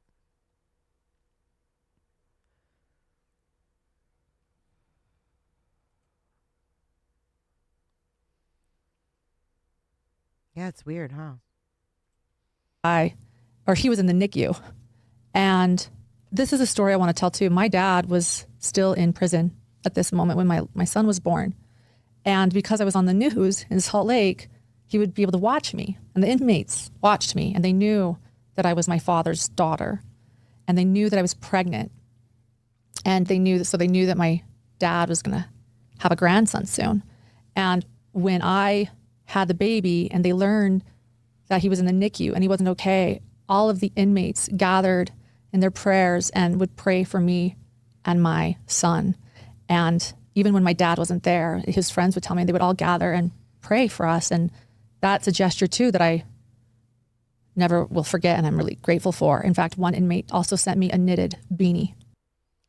I mean, we're hearing about a beanie, but we don't hear a birthing story. Come on. For my son that he made while in prison. So just again, crime is complex, you know. But yeah, I reported for another year with my son. Things got really hard. And then finally, it was the Las Vegas shooting. I had worked there. That was really hard. She said she had to work it. So for whoever said she didn't say she worked the Las Vegas shooting, she says it right here. I had to work there. It was really hard. Where's the fucking clips? Where's the clips from you working that shooting? Hard. And then finally, yeah, I reported for another year with my son. Things got really hard. And then finally, it was the Las Vegas shooting. I had to work there. That was really hard. I had a 3-month-old. I thought, what am I doing? This is getting difficult. John said, just quit, be a full-time mom, and I'll take it over for a while, and then we'll figure this out. So right after we decided that, it was 2019, and things were good for a while. And then the pandemic hit, and all of a sudden, all the prisons closed, and John was already getting very little work. Hold on. See, this is another thing that never made sense to me. All of the sudden, all the prisons closed, and John didn't have work. I'm going to tell you why this is bullshit. A, the prisons didn't close, okay? There was still motherfuckers in prison. The people who worked the prisons were still fucking going, okay? And as a matter of fact, the bigger reason that this is bullshit is because they were letting people out like a motherfucker during COVID, okay? So they would have needed him more than ever because they let more motherfuckers out because they were overcrowded. So the low-level offenders were getting out. So he would not run out of work. It seems like he would have more work. Hospitals were open. I mean, they were open, but there was a pandemic. They would still need evaluations done if you're letting motherfuckers out. In St. George, and I didn't have work, and we thought, oh my gosh, what do we do?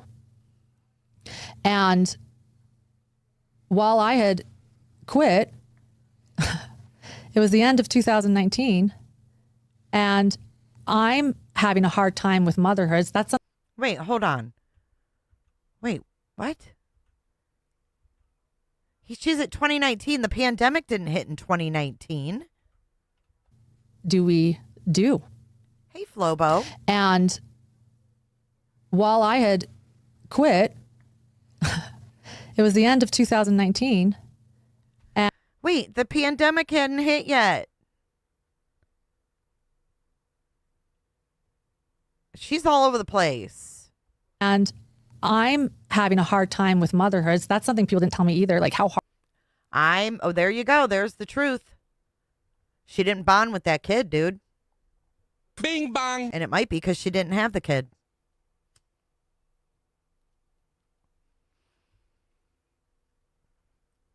There you go. It's in her own words. Quit. It was the end of 2019. And I'm having a hard time with motherhood. That's something people didn't tell me either. Like how. That's something people didn't tell me either. Like how hard it was going to be. Lauren, nothing's fucking easy, okay? That's the first fucking thing you need to learn in life. Nothing's easy. I was having a hard time with motherhood. No one told me it was going to be this hard. I thought I could just like have this baby and just like look at it. What do you mean this thing needs to be fed? Make that thing shut up. Why is it crying all the time? Now I know what my ex feels like. Crying all the time. And I'm having a hard time with motherhood. That's something people didn't tell me either, like how hard that was. Like all of a sudden I have no time. It was so much harder than I thought. And I had my first at 37. And so I'm sitting and taking care of a colic baby all the time. And just, it's hard. Oh, I'm taking care of a colic baby all the time. Colic baby? A colic baby. I think your baby had colic. I've never heard of them called colic babies.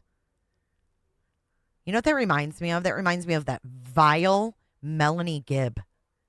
That vile Melanie Gibb said JJ was a drug baby. I'm taking care of this colic baby. That doesn't sound like bonding to me. I would have been like, oh my God, my poor baby was colicky and he was miserable. Oh, no one told me it would be this hard. This baby had fucking colic. Make him shut up. Thank you for your super chat, just scrapping. If he has a PhD at Princeton, where's his published works? Where is the dissertation? She claims forensics since 1996. His license is only from 2017, Utah. Very good question, scrapping. I would love to know. You're going to be on these streets claiming credentials. You got to make your shit known. Just like when the cops knock, make yourselves known. I just colic baby. Pictures or it didn't happen, Flo.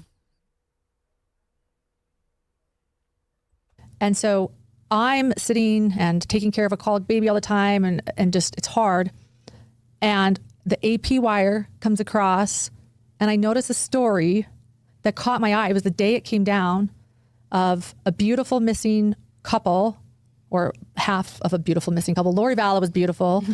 And Chad Day. What the fuck? Wow. So we go from, she had her first at 37. And taking care of a colic baby all the time. So I'm sitting and taking care of a colic baby all the time. And just, it's hard. And the AP wire comes across. And the AP wire. Bitch, you were sitting at home. You were watching the news. What are you talking about, the AP wire? She uses these buzzwords to sound more important. So she's sitting there taking care of a colic baby. And then this AP wire comes across. Like she's got this wire because she's a reporter. Everything's wired, even though she's not working. And I noticed a story that caught my eye. It was the day it came down of a beautiful missing couple, or half of a beautiful missing couple. Lori Vallow was beautiful. Lori Vallow was beautiful. That is disturbing. Ugh. And Chad Daybell, sorry, was Chad, next to her. Was next to her.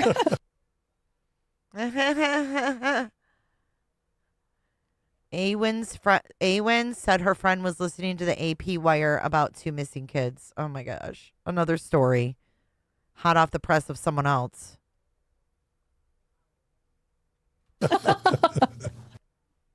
Whoa. You get a little too excited about Chad. Just saying.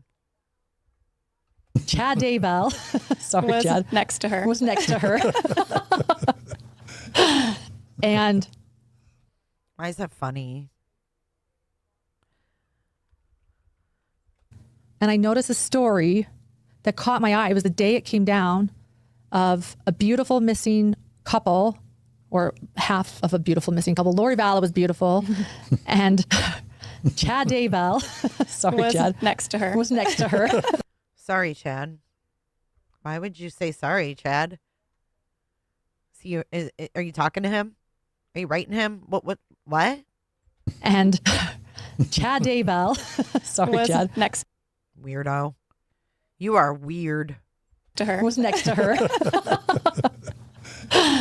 And they said that the couple was missing and she was from Arizona and she was looked like every one of my friends' mothers growing up. And this guy, Chad's from East Idaho and is an author, a Deseret book author, and they're missing, and 2 children. Did you see her roll her eyes? Thank you, Flo. I love it when Jay comes across the wire. Cooterville alert. You got that right. Whew. There's a lot of leakage. Thank you so much, Salty. LM tends to blurb out so many narratives from just one question. She sure does. You know what I like to call that, Salty? Some word salad. Just scrapping. Thank you for another super chat. Thank you so much. Why does he need Brad Pitt or movies to show us shitty books to make his dumb bad point? I call major BS. We have credentials over here to say this. Yeah, I don't believe it either. Scrapping. Can't she see John as her Chad Daybell? Thank you for your super chats, guys.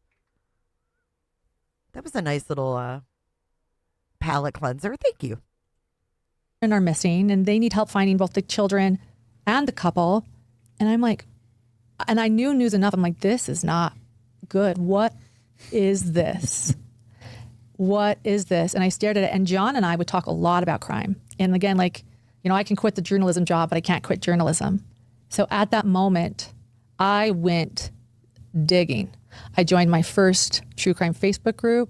I jumped on YouTube to find everything I could about Chad and Lori, and I downloaded videos before they disappeared. I was just like, there's something about this. I wasn't working. I was just like, this is big, and I got to figure this out. Downloaded videos of? Chad Daybell's family videos. Okay. Things that are Chad Daybell. What? She was downloading Chad Daybell's family videos. She started her YouTube August of 2020. Speaking or so things Lori not Vallow. related to the missing case, but just stuff that had been posted about them that you could find previously. Mm-hmm. About their lives. Okay. Yeah. Just, I guess it was the journalist in me. I knew that those things go away. And so I was just frantically looking and saving things. Wow. It was just in me. I was like, just get it before it disappears. I know how things disappear about people once they're in the news. And so I was just downloading videos. Oh, was that some leakage? Is that why John is scrubbed? What the fuck? That there was a lot of leakage. Frantically looking and saving things. Wow. Because I'm a journalist. It was just in me. I was like, just get it before it disappears. I know how things disappear about people once they're in the news. And so I was just downloading videos and all of these things and saving them. It was I don't know. I just knew. And I started asking John about it. And he's like, yeah, that doesn't look good. We just knew it didn't look good from the beginning. And I was going on Kay Woodcock's Facebook page and seeing that she was help, my grandson JJ's missing, Tylee, Ryan is missing. And the kids were beautiful. I was like, what is going on? And so, it's just funny that I'm saying 6 years later, here I am, just finished. What? I didn't know that it would go. I did not know that this moment, no one could have finished. Is that an edit? I didn't know. It's just funny that I'm saying 6 years later, here I am, just finished. What? Just finished? What, the case? It's just funny that I'm saying 6 years later, here I am, just finished.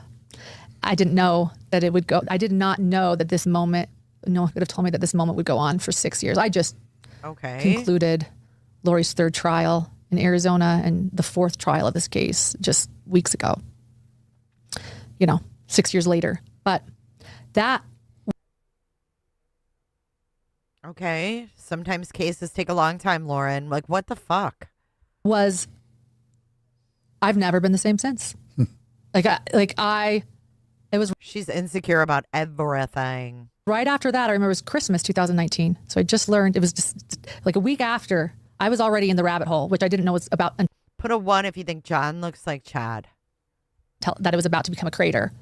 And my dad comes for Christmas and I discover a video of Julie Rowe on on YouTube. I had never heard of Julie Rowe. I didn't know who Julie Rowe was. I didn't know about the prepper community in Idaho. I didn't know about prepper conferences. I didn't know that there were books that people were reading that weren't sold at Deseret Book. I didn't know about all this energy healing that was, taking on these Mormon roots. Oh, like your fucking stepmom? The energy healing? Isn't that what her stepmom does?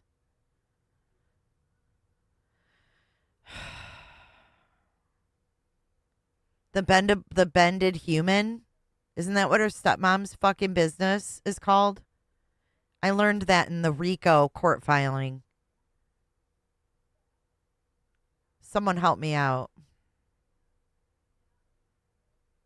The bended human?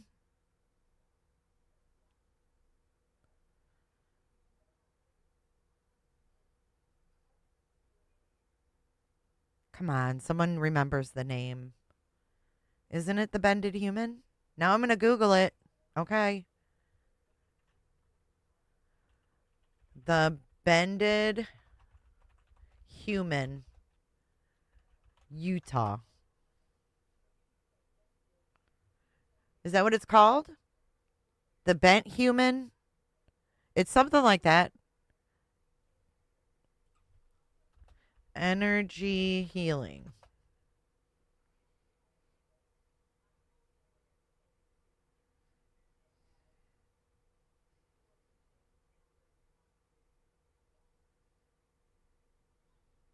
What was it called?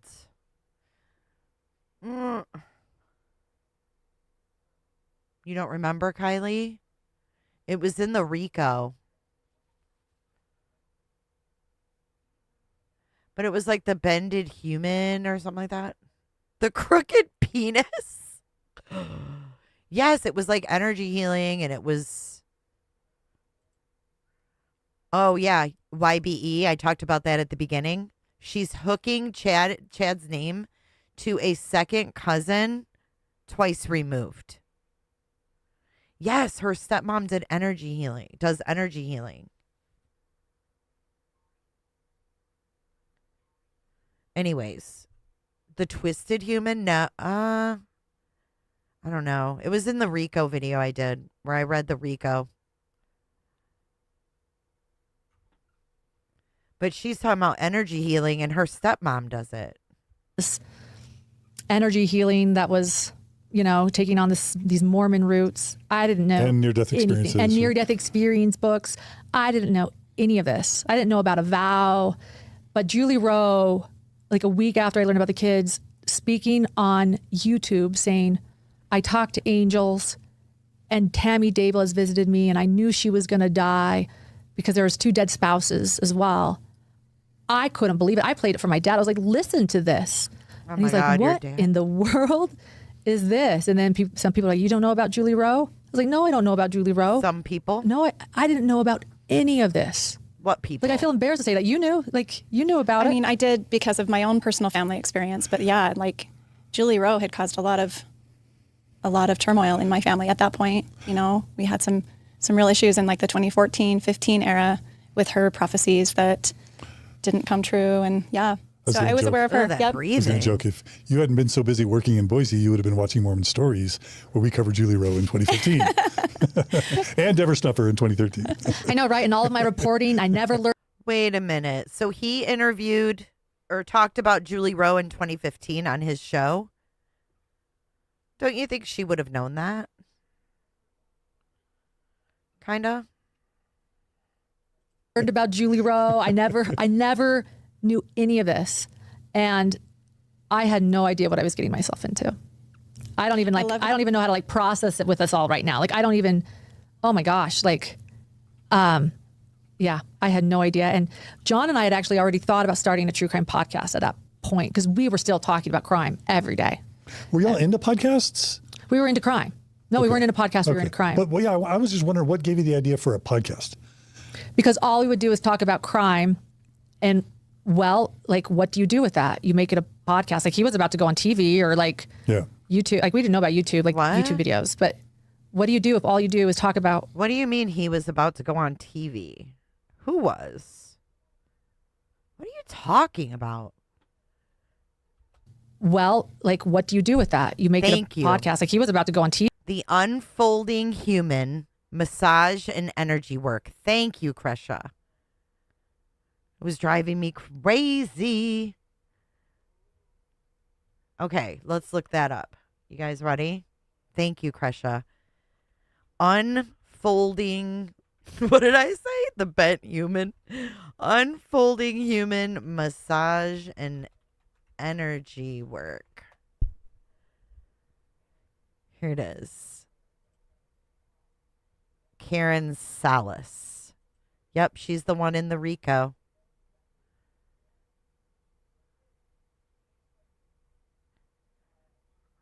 So they do, it says, somatic and energy work can also be powerful tools to prepare for or to integrate an experience with a psychotropic substance, one that causes an altered state of consciousness, such as ketamine, cannabis, etc. It can allow the journey to fully unfold for you and for you to draw deeper meaning and insights from your experience, literally incorporating them into your new being.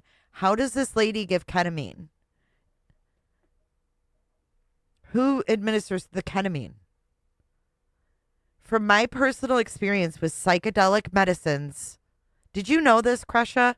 That this was psychedelic medicines? Including receiving ayahuasca-based traditional Amazonian plant medicine within a Shipibo community for 30 days in Peru. What?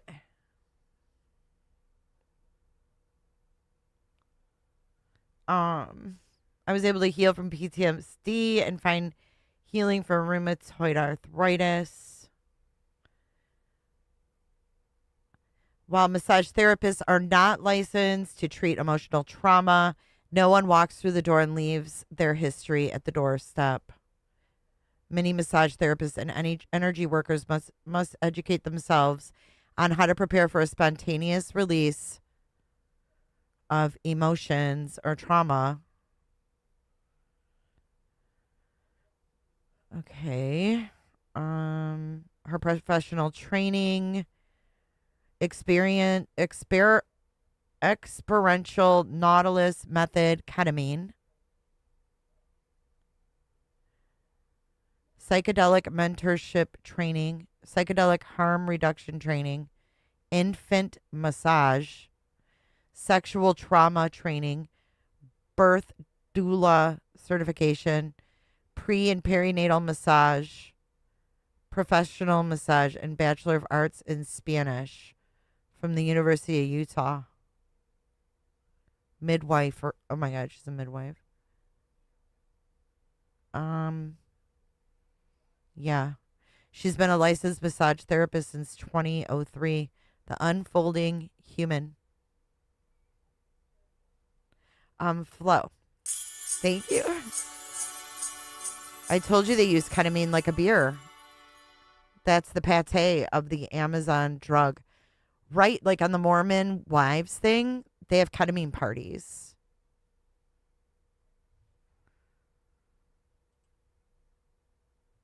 She gives Swedish massage energy work. Events, ceremonial massage. It's a psychedelic or holotropic state. Post-psychedelic integration massage.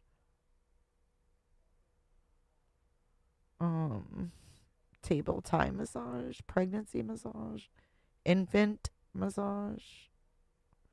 Classes are held in my office or in your home. The cost per class of $100 can be split between 5 participants if the babies are under 1. Oh my God. Oh my God.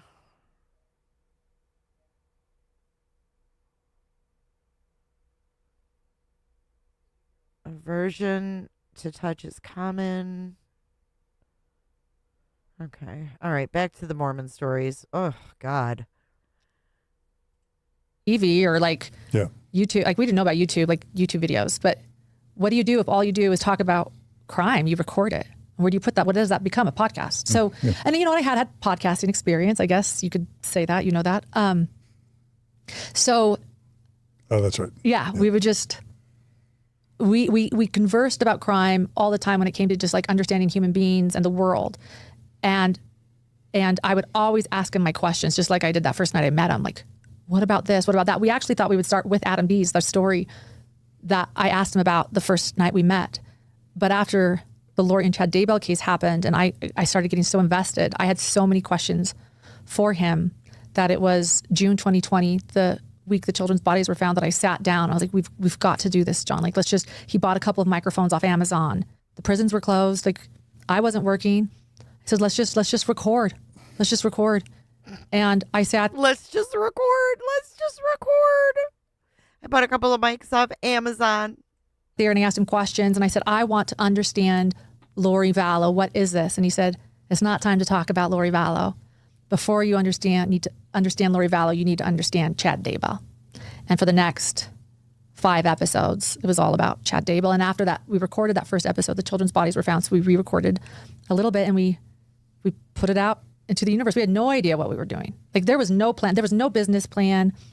There was no concept except that, well, we did think of hidden true crime, like the hidden motives. What lies hidden that people don't talk. What lies hidden with you? Shut up.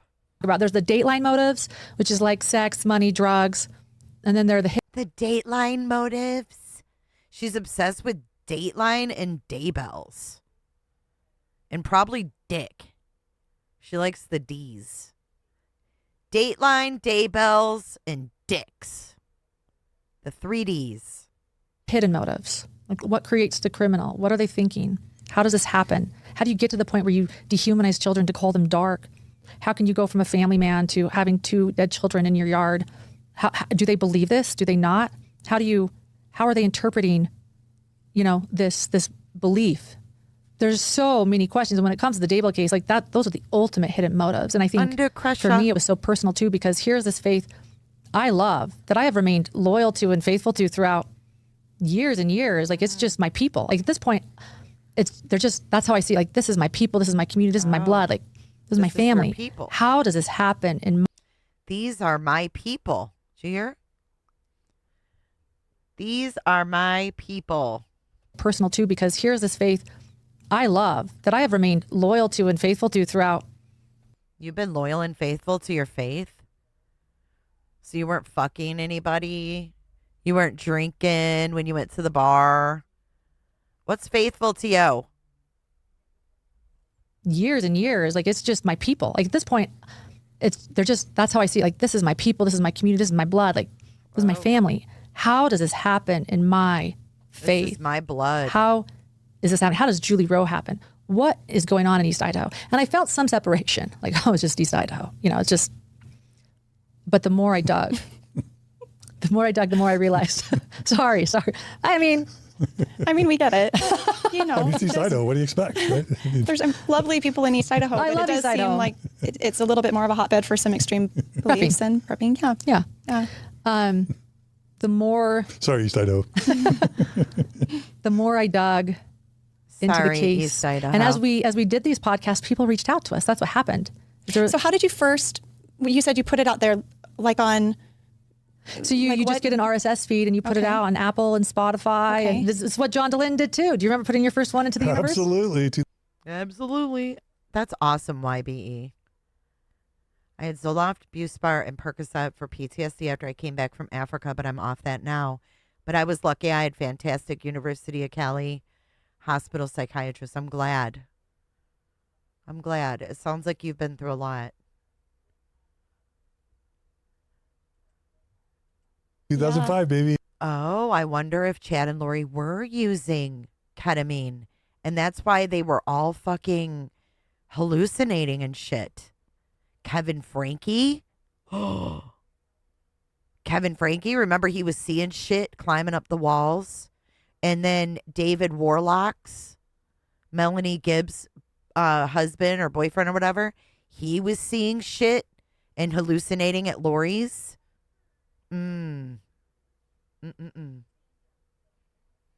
2005, baby.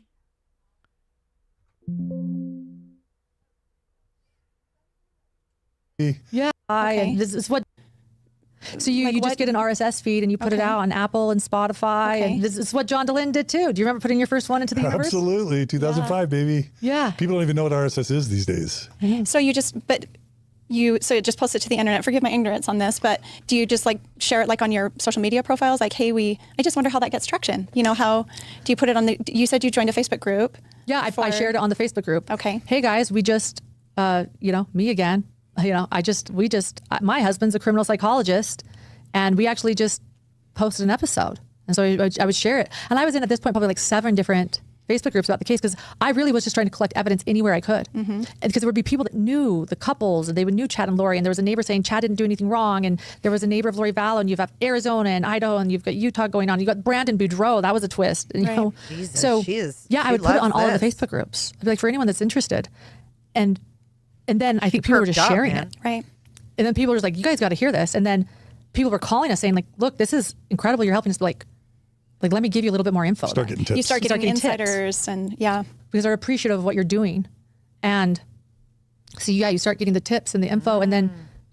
So that's how it all worked out for her. She was getting tips from whom? This is when she targeted my parents, says Krusha. Later on, victims start reaching out, or people close to the victims, the surviving. Oh, here we go. This is when she started to get close to the family. Victims, and they're saying, look, this is helping, or look, keep me anonymous, but I want to help you out with your analysis because you're helping me. And with it too, we'd always leave something a little bit inspirational too in each episode, like about how to be better humans ourselves. So that's it started going, and we actually weren't even making money because we didn't even know how to make money. Oh no, we don't know how to make money. Yeah. We're just putting it out there. People are listening, and it's like we're doing a service, and we're talking every week, and we're putting it together. And I'm pulling all nighters. It's just the two of us. I'm editing it all, so I'm staying up all night now, and each episode's getting a little bit more complex because my husband's like, well, we need to add this sound and explain this research study. It's getting more complex. We're getting into death anxiety. I'm learning about myself too, which is what it was about too. Like learn more about crime, and like when you learn about crime, you learn about yourself. That's what my husband always says, a better understanding of crime is a better understanding of yourself. Because again, crime is a part of what humanity is. Like it's, oh my gosh. It's as long as humans have existed, so has crime. So has the worst, cases against humanity. Why do you focus on the worst of everything? That's the problem with her. The Old Testament starts with the crime. Exactly. Cain kills Abel. Exactly. Exactly. Yeah. So yeah. I think in order to... And then God kills everyone. Sorry. God kills it. To really understand human beings, you have to... Hey, Miss Hella. She is full of the shit.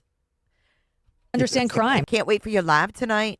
Like, why do humans do what they do? And do we all have a dark side, Oh. I think we might. Why do humans do what they do? And do we all have a dark side, I think we might. I'm not dark. But I'm not dark. Abraham had to kill Isaac for a second. Well, that's, right. There's so many crimes in the Bible. I'm sorry. I'll stop. So many crimes. Hey, if you guys are not familiar with Excited Utterance, a.k.a. Hella, holla at Hella over at Excited Utterance.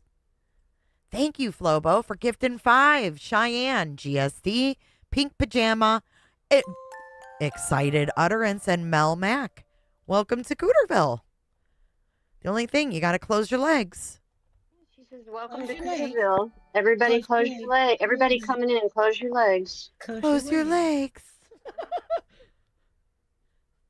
In religion, so many crimes. And so... That's fun to hear the birth of your podcast. Yeah. And so... The birth of your podcast, but we didn't hear about the birth of your son. Was that a little dig by Mr. DeLynn? Good going, John. Crimes in the Bible. I'm sorry. I'll stop. So many crimes in religion, so many crimes. And so... That's fun to hear the birth of your podcast. Yeah. And so it just kept going and going. And then and then, the prisons, we moved to Las Vegas. John had to go back to work because we weren't making money. And I kept going. I couldn't stop. And so then I started interviewing people. All these people were coming to me saying, I'm ready to tell my side of the story. I knew Chad and Lori. I was here when this happened. What? I was part of, So she's saying that people reached out to her. I'm wondering who reached out to who. It's only 7 a.m. there. So, yeah, you're in the future. It's 7 a.m. Sunday in Australia. Sin wants to know if Deep Throat is going to be joining tonight. Why do I have a feeling he just might be? He is. Okay. Preparing a people. Let me tell you what I know. And I've probably, because some of the interviews are private, she's got I've probably interviewed, tonight. I have interviewed hundreds of people on this case.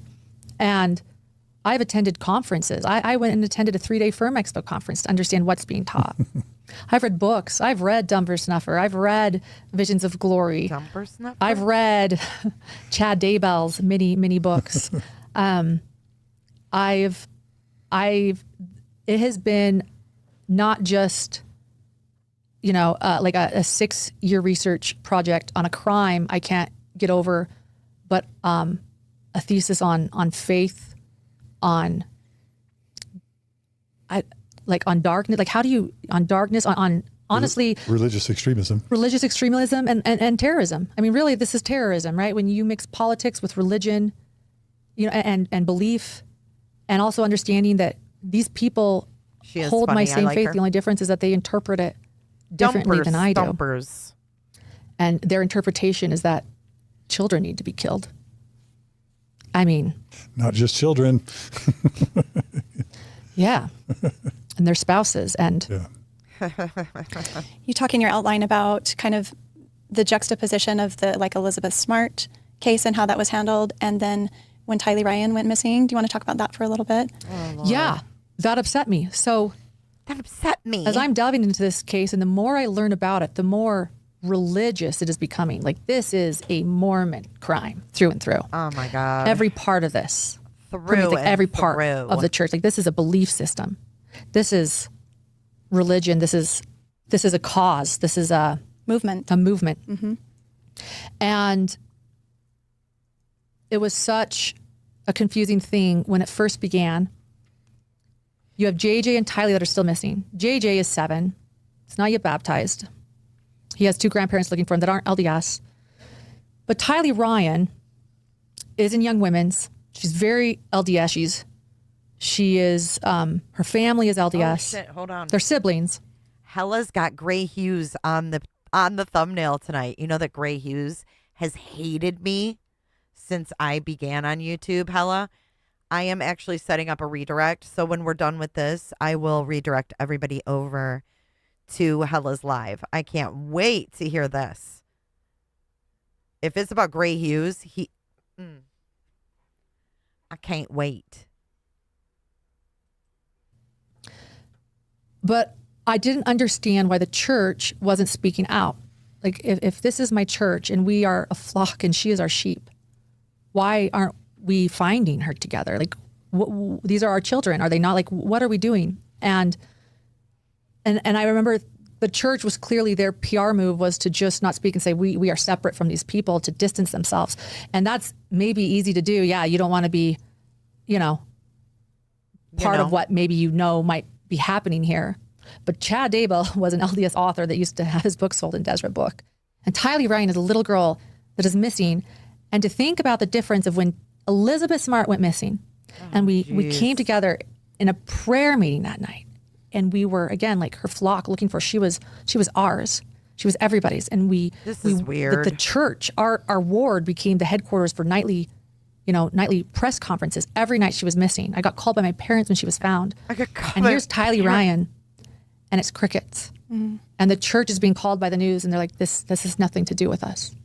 Does Tylee Ryan have nothing to do with you? Okay, like let's get rid of Lori Vallow and Chad Daybell for a second, even though they're attending one of your churches in Hawaii. Does Tylee Ryan, this missing girl, have nothing to do with you? With this is subject. She not one of ours? Like, what's going on? Like, why are we not finding her? JJ too. But JJ also had his grandparents like looking desperately for him and like highly could have used, some more, and just comparing it with Elizabeth Smart. That was hard for me to see. Oh my God. It's all about you. And then of course to find out, we found out that it was so hard for me. My God. She was, cut up and burned in Chad Daybell's yard. It was even harder to find out. But that's upset me. Their silence has upset me. It's been 6 years and they have stayed silent. And the more that I've uncovered and the more that we've learned, it becomes bigger and bigger and bigger. Like I said, it's not a rabbit hole, it's a crater. And this has to do, it is permeating throughout the church. I got an email from a grandmother in Rexburg who said, Lauren, help me. She said, we don't know what to believe and none of the leaders are helping us. Like, please do the work for us. She said, Chad Daybell has bastardized our beliefs up here. Help me. Well, we don't know what to believe. That was her word. We don't know what to believe. You? And then you have Heather Daybell, in an interview with me saying, Dieter Uchtdorf came up to East Idaho and she thought they're absolutely coming up because they clearly are like, let's go find out what's going on up there. And he doesn't mention anything at all. And she even said, she's like, he knew my name. Like her last name's Daybell. Nobody says anything. It's just this silence. And then, I made a joke like, okay, maybe this is these Idaho Mormons. Maybe this is their thing, the prepping industry. But as I kept digging, the prepping industry, and I read a book called Visions of Glory, it takes me to Salt Lake City and into the neighborhood I grew up in. This neighborhood, we just said, is wonderful and worldly and educated, and at the University of Utah and connected to the leadership of the church. And this is everywhere. And hey, Judgy. Again, nobody has said anything. And I remember even being here and saying, like, I remember our first 2 episodes, like, this is bad. Somebody say something. Somebody say something. It's going to happen again. Somebody say something. And then what happens? Ruby Franke and Jody Hildebrand. And 2 other children in Ivins, Utah. And it is a literal copycat crime with the same group and the same belief system and the same books and the same base religion, which is Mormonism, and the LDS faith, and the exact same thing. And prepperism and end times. And prepperism and end times. Yeah. And the belief that children can be possessed with evil spirits. Yeah. Yeah. And that second coming and those latter days are on their way. And if you look at Chad Daybell's demonic possession. And demonic possessions, and if you go back to that 2018 speech Chad Daybell gives the day he meets Lori Vallow in St. George, Utah, he states they're going to come through to Ivins. And Ivins. Here we are with St. George again. Unsolved Amy, thank you for being a cooter for a month. Thank you for your awesome coverage, Jay. Well, thank you, Amy. Happy holidays to you. This is going to be a place. And here's Jody Hildebrand building her mansion in Ivins, her bunker here. Like, this is a thing. And nobody's saying anything. And this is not the faith that I recognize at all. And yet it's growing and it's bigger and it's bigger. And this whole idea that normal is what one is accustomed to, right? And I thought that my little insular world and my little Schindler List watching young women's class was what was Mormonism is no longer Mormonism to me. I don't know what to think anymore. And I'm lost and I'm confused. And I think I've been processing it ever since. And I think another big thing that I've been processing too is magical thinking. And again, like people that just interpret this differently than I do. These same beliefs, like maybe magical thinking, maybe even having a belief in Christ isn't good. We love Mr. Breakfast. He's one of our favorites. Hello, Ray. Good to see you tonight. Maybe evidence and science and just skipping all magical thinking is the only way to go. Like maybe this hope that I put on this afterlife is one of the most unhealthy things there could be. Maybe, as my husband said in the first episode, Blue Jay, it's like she's jealous of Jody, huh? Of our podcast. Someone had said, and I don't know if this is just a rumor, but someone had said that Lauren had wanted to buy Jody's house. that they spoke about this in one of their episodes. Has anyone ever heard this? Like any ex-gems?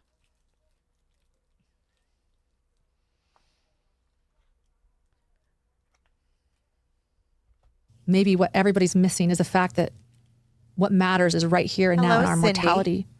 And like taking your son to Snow Canyon and looking out at the canyon and embracing this moment and saying, this is enough. Like, I have my family. Like, this is the moment. This is what matters. Hey, Dr. Vonda.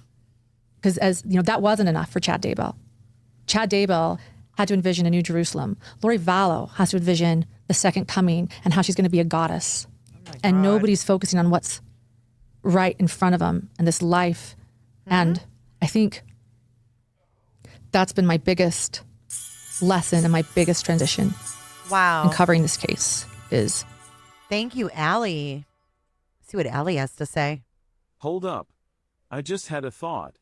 The same girl who was scared to death of a couple harmless girls was bragging about all the prisoners, I'm sure some violent offenders, praying for her and sending her stuff. Delusional. That's so true. And I love how he said that. Delusional. Thank you, Allie B. And you're so right. It's like, what did he have her address to? Thank you, MU. Mute cop. Can anyone that owns Lauren's book run it on ChatGPT against the transcript of this interview?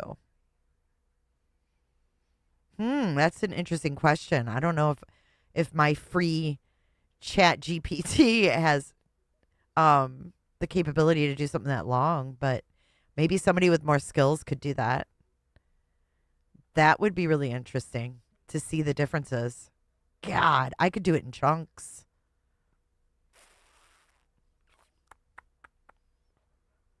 Could do it in chunks.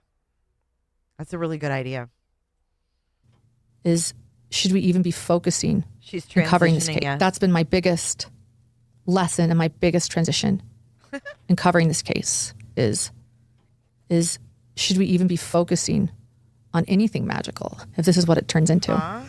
Yeah, the simplest and most apparently benign Mormon and or religious beliefs are that like your feelings can be inspired by a divine source or by psychotropics. Evil spirit. Like just that the Holy Ghost or God can give you good feelings or give you ideas in your brain. Up. Janice says, fun fact, she told people I bought Chad Daybell's house. And she was really pissed about it. Oh my God.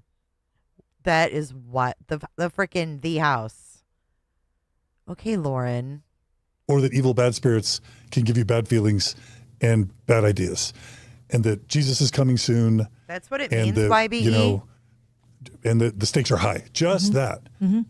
Just that. Alone. As benign as those beliefs are, we're not attacking them. But that can be a recipe for catastrophe, right? Yes, absolutely. Yes. And I think just the lines get a little blurry, right? Like I'm sorry to go back to Elizabeth Smart, but I'm thinking like Brian David Mitchell, his whole thing was about kind of like wacky Mormon-based beliefs, but it's just so easy to label him as this, crazy guy that wandered around Salt Lake. And I just think it's so easy, and then we've got the Daybells and we've got, Frankie and Hildebrandt and these other. And Tim Ballard. Right? And Tim Ballard. And the Tim Ballard case is a struggle for me because the church moved. Denise, I mean, at least if you bought Daybell's house, you could have auctioned off, what's their son's name? The guy, the boy, what's his name? Fuck. He looks just like his dad. What the fuck is his kid's name? The son. Anyways, would you auction off his bedroom furniture?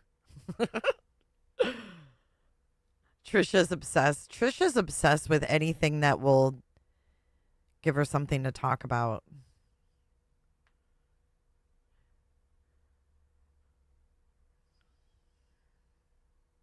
Oh yeah, Garth. So Janice would auction off Garth's bedroom furniture.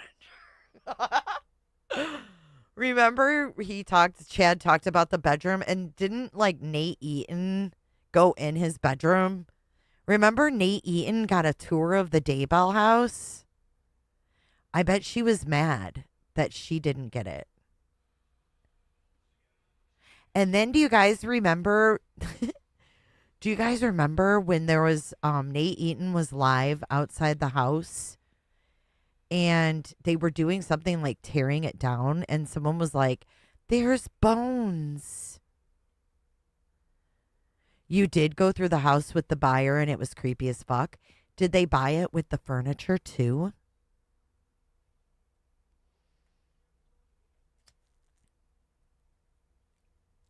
If I recall, they tore it down, right? And some lady was in the background. She was like, "There's bones." And Nate was like,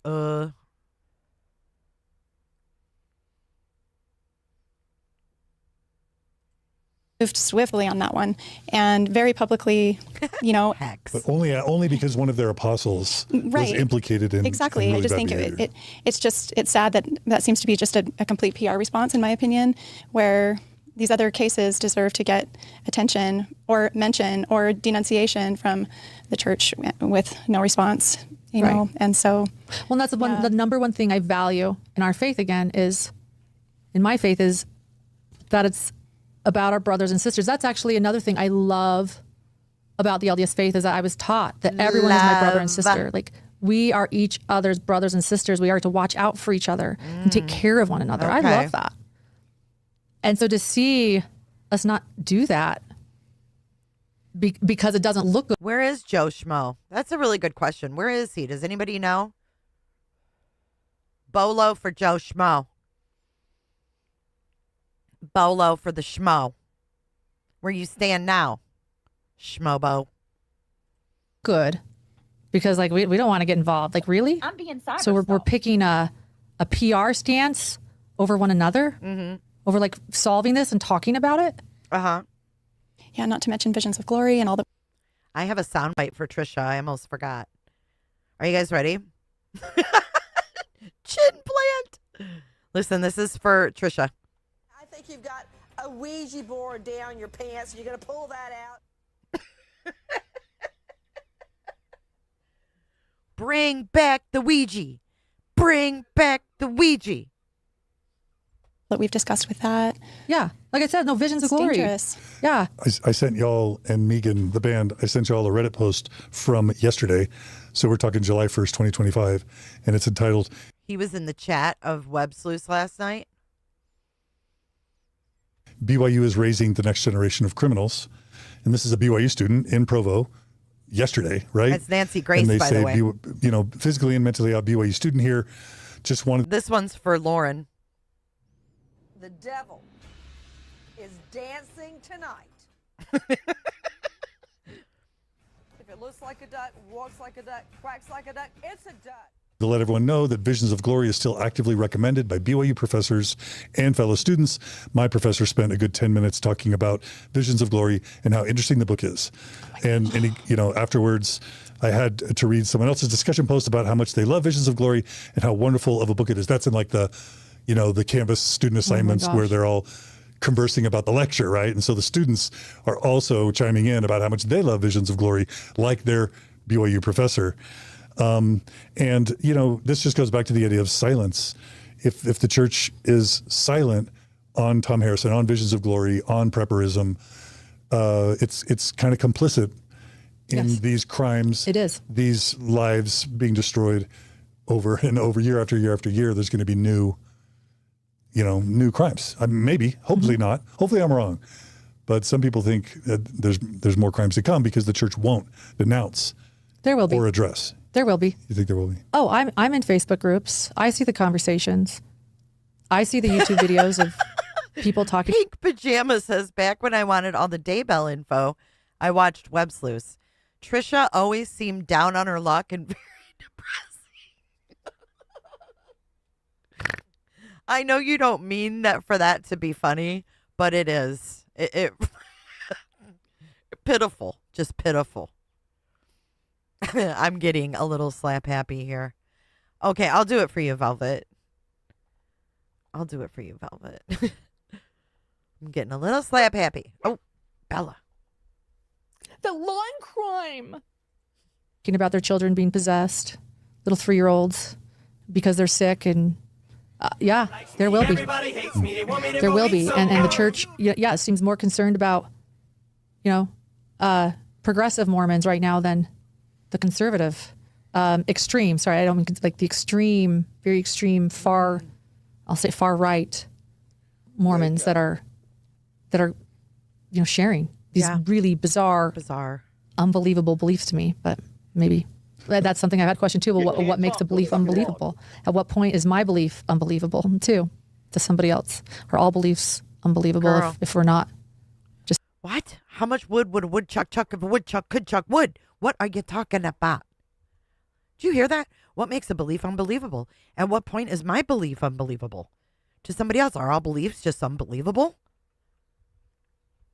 That's something I've had a question too. What makes a belief unbelievable? At what point is my belief unbelievable too to somebody else? Are all beliefs unbelievable if we're not just sticking to what's real? Christ almighty. John's like, there are more crimes to come. Are we done? There are. And it's scary. Dr. Seuss, Matthias. Yeah, and I think learning about the victims, I want to say this about the Lori and Chad Daybell case. Oh, Jesus. Has also taught me a lot. I really connected to two of the victims.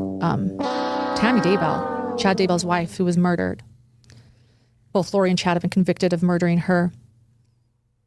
I think about my life in my marriage. Shut up. My first marriage when I was 33, and how lucky I was that I had life experience ahead of me to sort of process what was going on.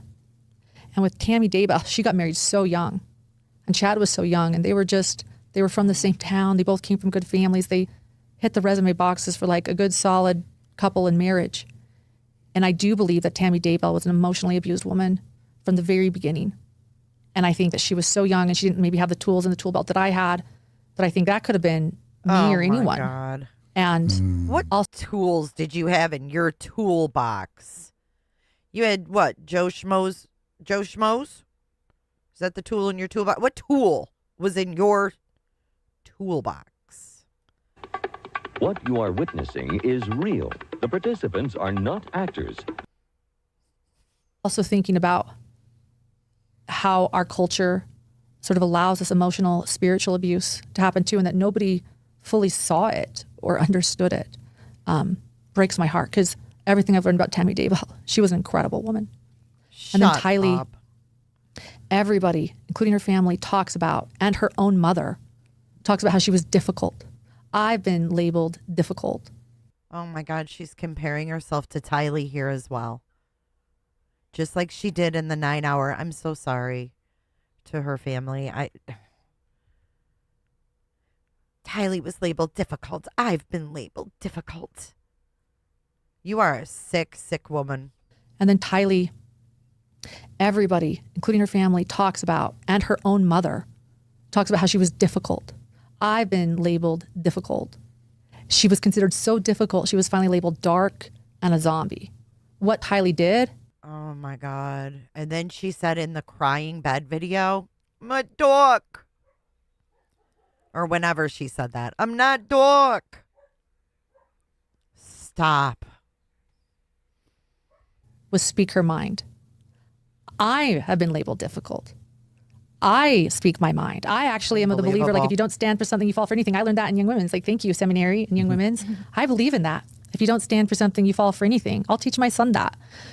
But like, that makes me label difficult too by speaking my mind. I am shaking my head so fucking hard right now.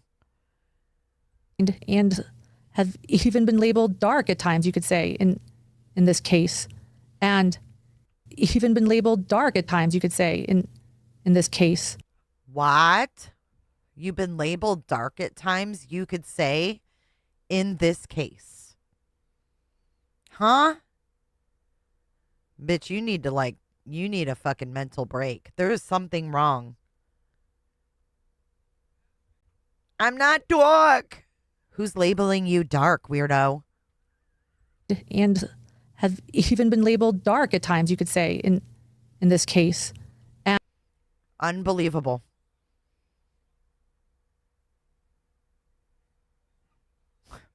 The victim. The perpetual motherfucking victim. The reason in Chad and Lori's eyes why those children died is because they were quote unquote dark. And she's sitting here saying, I've been labeled dark in this case.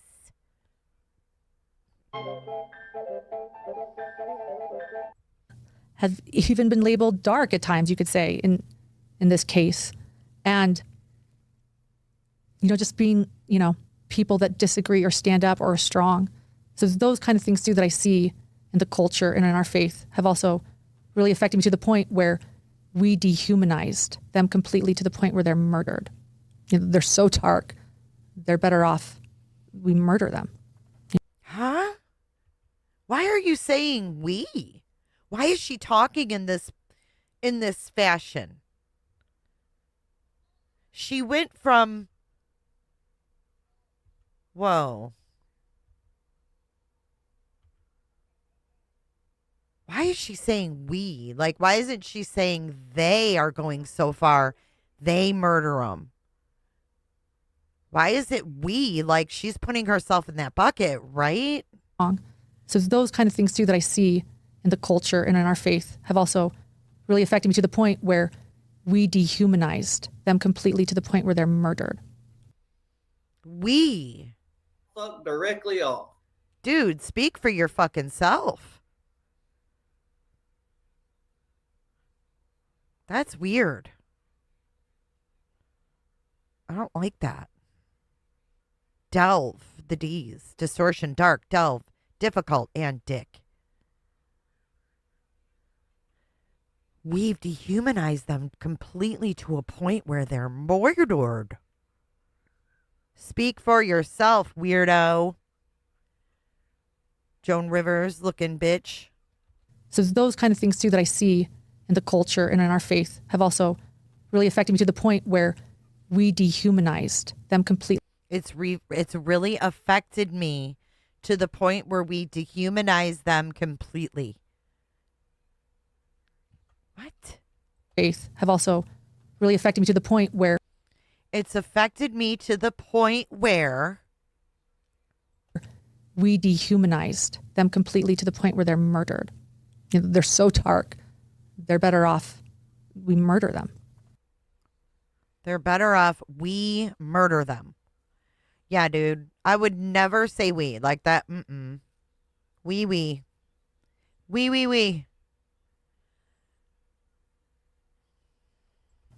This labeling of dark has been to dehumanize someone so much has affected me.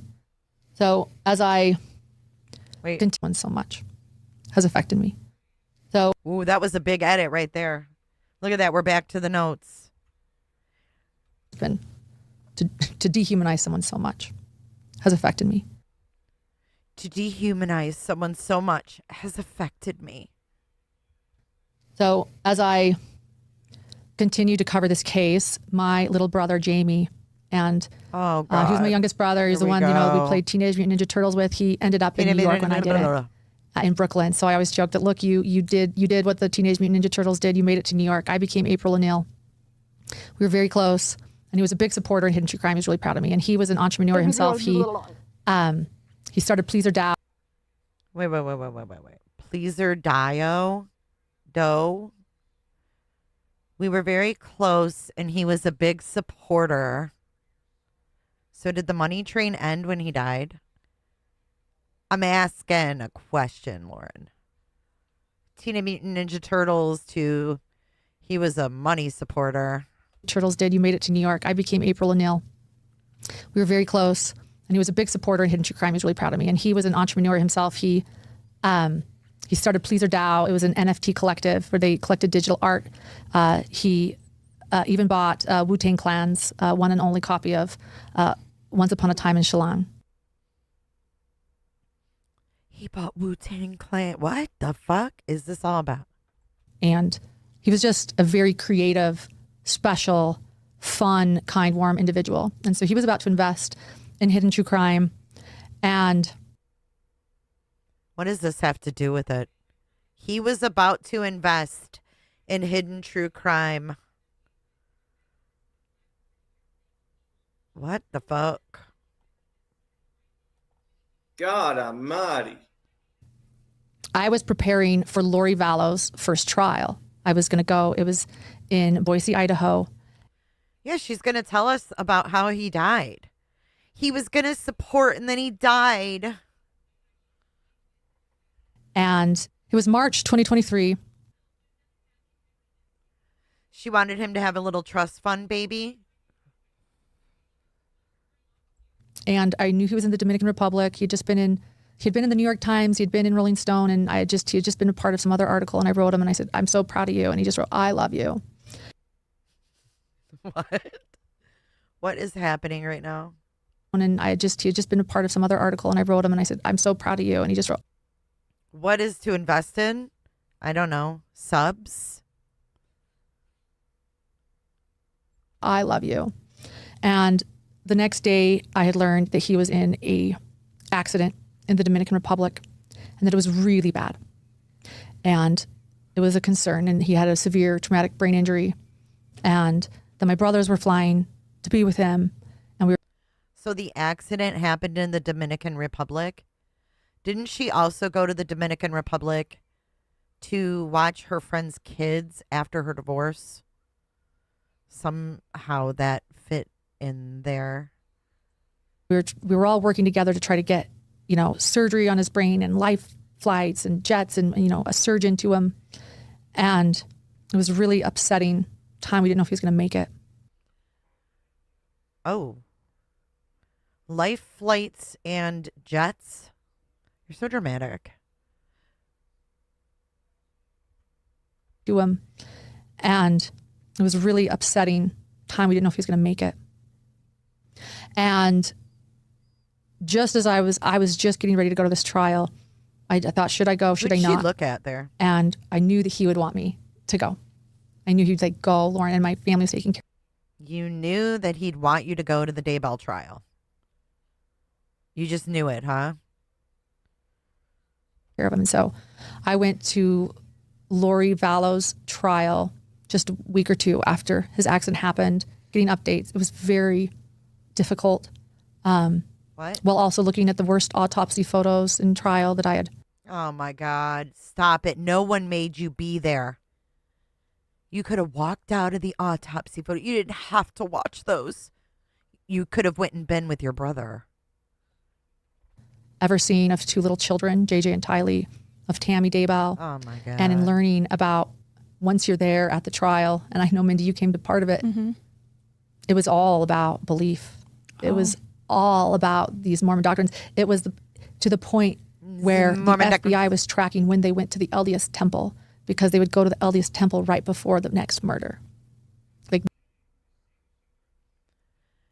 I've never heard that of you.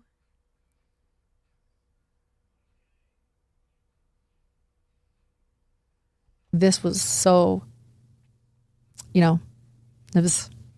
They build it as the prosecution, started out by saying caw, it was about sex, power, and money, which it was. But so I was surprised by having known the story, the backstory, knowing that it was very LDS influenced.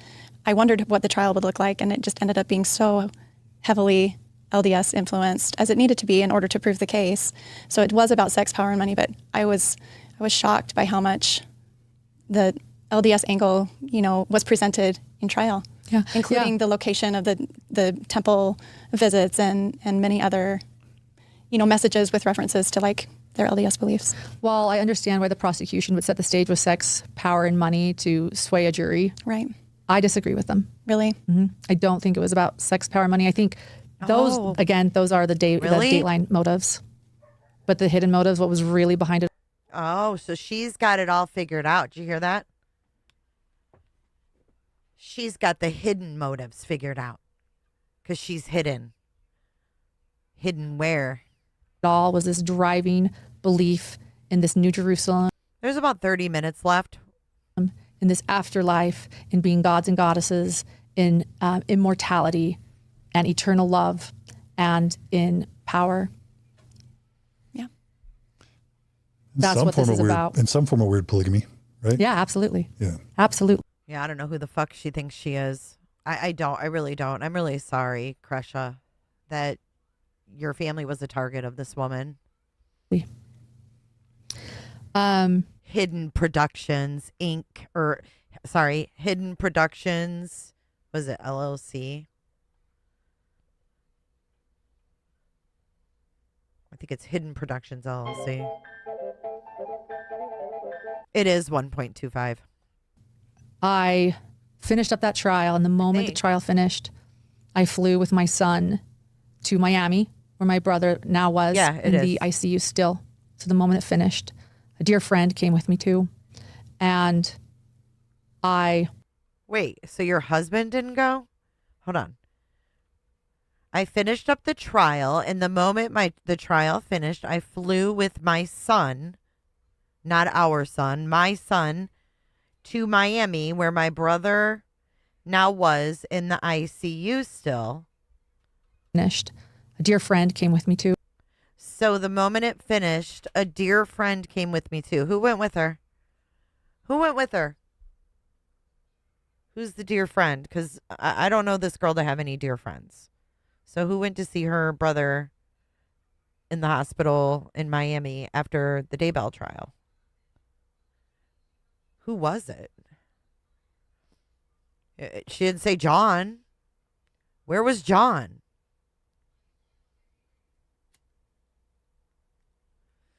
Hidden Productions LLC, a limited intelligence corporation. Ain't that the truth? Low IQs. Who's Mandy? The one from the Murdaugh? That lady? Now was in the ICU still. So the moment it finished, a dear friend came with me too. And there was like a moment I sat with my brother. I saw him in the hospital room for the first time.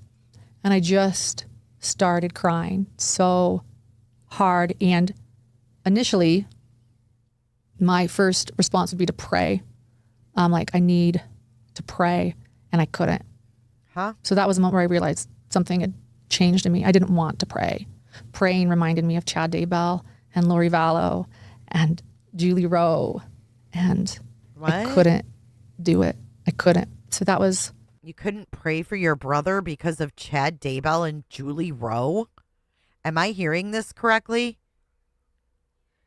She's admitting that Chad Daybell and Julie Rowe got her to the point where she could not pray. That's diabolical. Wow. Couldn't. So that was a moment where I realized something had changed in me. I didn't want to pray. Praying reminded me of Chad Daybell and Lori Vallow and Julie Rowe. And I couldn't do it. That's weird. Couldn't. So that was a moment. But I cried and I spoke to him. And I think, yeah, that's what mattered to me again, was like connecting to him in that moment. This was about the moment here now. And he was still there, and to just speak to him and look at him and be with him, you know? So that was something. They're speechless. The next year, Boise again. I went back for Chad Daybell's trial. Boise. And shout out to Boise. For Chad Daybell's trial, my brother was now back in Salt Lake recovering, or we were hoping he was recovering. He wasn't recovering much, but we were seeing glimpses of hope, you know? How long had it been at this point from his accident time? A year. Okay. Because Chad and Lori's trials were a year apart. That's right. Almost exactly a year apart, weren't they? A year, and you weren't sure if he was recovering or not? Years when it matters with a traumatic brain injury. A year is when they say, wait a year. Like, see what happens. You never know. Is he going to wake up more? Just wait for a year. He wasn't brain dead at all, but like, just wait. He was making eye contact, and he was moving his hands. And so just wait a year. And so that year was when Chad Daybell's trial started. And a lot of Chad Daybell's trial, some of the evidence we'd seen, we had to go through the autopsy photos again and what happened. And oh my God, you didn't. All of the text messages between Lori and Chad discussing. No, you didn't have to go through the autopsy again. You're welcome, Idaho mom. We had to go through. No, you didn't have to. Stop it. See photos again and what happened, and all of the text messages between Lori and Chad discussing, you know, children who are dark and zombies and possessed. and his wife, Tammy. And the biggest piece of new evidence in Chad Daybell's trial, Turtle time, showing his agree. manipulation, was this patriarchal blessing that he gave to Lori's brother, Alex Cox, telling Alex Cox his future, that he would save Minnie, that he was his sister's protector. What else? You were there this day, Mindy, sitting next to me. Yeah. What was said in that patriarchal blessing? It was, and of course, Chad isn't a real patriarch, so he's giving this quote unquote patriarchal blessing. Huh? I don't remember so much what was said, but what was more impactful, I think, to both of us was just how familiar it felt. Just the cadence of his speaking and kind of that soft-spoken. There were promises given. There were hints as to Alex being a protector. Had taken on that protector role. He would know when to go to the other side. Yes. He would save children. excited. He would Ugh. rescue children and carry them, Yep. and protect That people. He was a valiant spirit in this probation. Yeah. I remember sitting next to you while it was being played. It was one of the most poignant moments for me in the trial, because when I heard it, I almost went in a trance, because you just said, it was so familiar. He sounded like a patriarch. He did. Giving a patriarchal blessing. And I'd heard this meek, soft voice before, this religious voice. It sounded not just like the patriarch that gave me my patriarchal blessing, but the men who have given me blessings, the elders who have been giving me blessings, the grandfather who gave me a blessing, the neighbor who gave me a blessing. There was no That's a good difference. point, Nova. And this meek, soft voice, Nova. I just listened, sort of like, Sorry. I don't know. I felt, I don't know if Nola a trance is the best word, but I almost felt like I was so enveloped in listening to this. And so it was so frightening to me to hear this familiar, I just as meek. I think my dog is detecting a demon. Hear her? There's just something about this meekness, this false Voice meekness. breaking. Yeah. Emotion. Yep. When he's one of the most prideful men there is, and he's got children buried in his backyard, to have this meek voice. And we listened to it. It was long. It was like 15 minutes. And when Chad Daybell said amen, I said an audible amen in court. In the courtroom. Do you remember that? I do remember. Was that just habit? Huh? She said amen. Good question, Janice. Yes, I have read Mindy's statement. I think I was so enveloped in the moment and so I can't believe this. I was feeling it with every piece of my body. I can't believe this.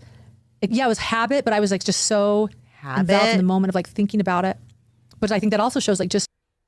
It was habit, but you didn't want to pray for your brother because it reminded you of Chad, Lori, and Julie. You are weird. Just how a habit familiar it was. I couldn't believe I'd said it out loud. It seemed like it just came out. I remember looking at you you said the inside part out loud, Lauren. Yeah. And a few people I think kind of glanced over it. And the moment passed, but I was like, wow, yeah. Yeah. Mindy was like, wow, yeah. Look at her. No shame. She thinks this shit's funny. Ugh. I would have been mortified. Hey, Jace. Yeah. I would have been mortified. I would have been like, oh my God, please don't tell that story. That is so embarrassing. She has no shame. Look at that pause, Gabe.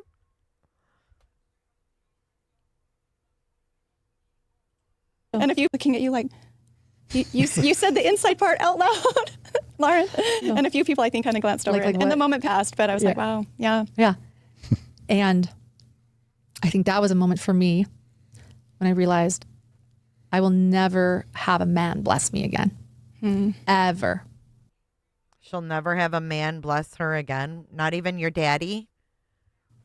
I will never have a man bless me again. Ever. I will bless myself. I can bless myself if I ever want a blessing. She can bless herself? Dude. Is this the kind of woman, is she the kind of bitch that sneezes and says, bless you, Lauren? Of course she is. She says, I love you, Lauren. Bless yourself. Fuck it.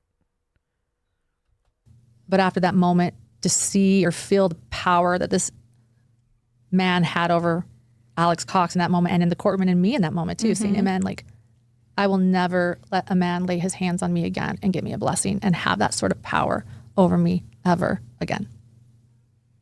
So, well, yeah. Yeah. And then, this year, maybe fast forwarding a bit, Lori has another trial and your brother's story reaches a conclusion of sorts. Yeah. So Lori has another trial. That's funny too. Idaho Mom seems to think that Lauren is ripping this story off of Heather Daybell. Now, I've never heard Heather Daybell's interviews with her, so I can't speak on that, but maybe some of you have. Yeah, so Lori, she says, another trial I just had to go to. Yeah, so Lori has another trial. She's so happy about that. This is the crime. This is the case that never ends. It's worth noting, I'll just say this, it's worth noting that this isn't the only story you cover. Like, you've covered, I don't know, dozens and dozens of stories, and each one has so much detail. I'm just always stunned by how quickly you're able to grasp the details, you and John, the details of a story, and how many facts you guys are able to keep in your brains about and all the FOIA stories. docs and, motions and interviews. And I agree. This isn't the only case that you guys have really, really dug deep into. It's impressive. Yeah. Because in between these trials, you're building Hidden True Crime YouTube channel and podcast. And we're covering other experiencing cases. phenomenal. I remember when you were at 10,000 subscribers, and then 50, and then 100. I'm like, whoa, they're really taking off. I was definitely cheering you guys on. Well, you helped us a lot. Mormon Stories helped us a lot. So thank you. I appreciate that. Earlier this year, I actually came here because we were all talking about Mormon Stories helped us a lot, so thank you. And then there's a big cut. And I just donated 5 cooterships because she's going to bless herself. I blessed myself. Dr. Vonda, Brooke, Jackie, Lawrence, and Pepper Lane, welcome to Cooterville. Consider that an early Christmas present from me. She says, welcome to Cooterville. Everybody close your legs. Everybody coming in, close your legs. Close your legs. I appreciate that. Earlier this year, I actually came here because we were all talking about, was it the documentary? We were talking about, it was about the documentary on the Frankie Hildebrandt case. With the Kevin Frankie, the Hulu documentary. Yes. Devil in the Family. Yes. Is that the name of it? Mm-hmm. Yeah. So we were talking about the documentary, and I was coming out here. My mom is on hospice, and my brother was on hospice. And honestly, I would never wish this decision on a family ever, but we were making that sort of. Your brother was on hospice, but he wasn't dying? What? My mom was on hospice, and my brother's on hospice. What? Brother was on hospice, and honestly, I would never wish this decision on a family ever, but we were making that sort of that Terry Shiver. You remember her decision? You don't even know her name. Shivo. We were making that Terry Shriver. She's so... Oh, I just can't stand her. I can't stand you. You have no empathy. Decision on a family ever, but we were making that sort of that Terry Shiver. You remember her decision? If you wouldn't wish it on anybody else, you could at least have gotten their fucking family's name right. I can't stand you. I just can't. Great journalist. Can't even get the fucking name right.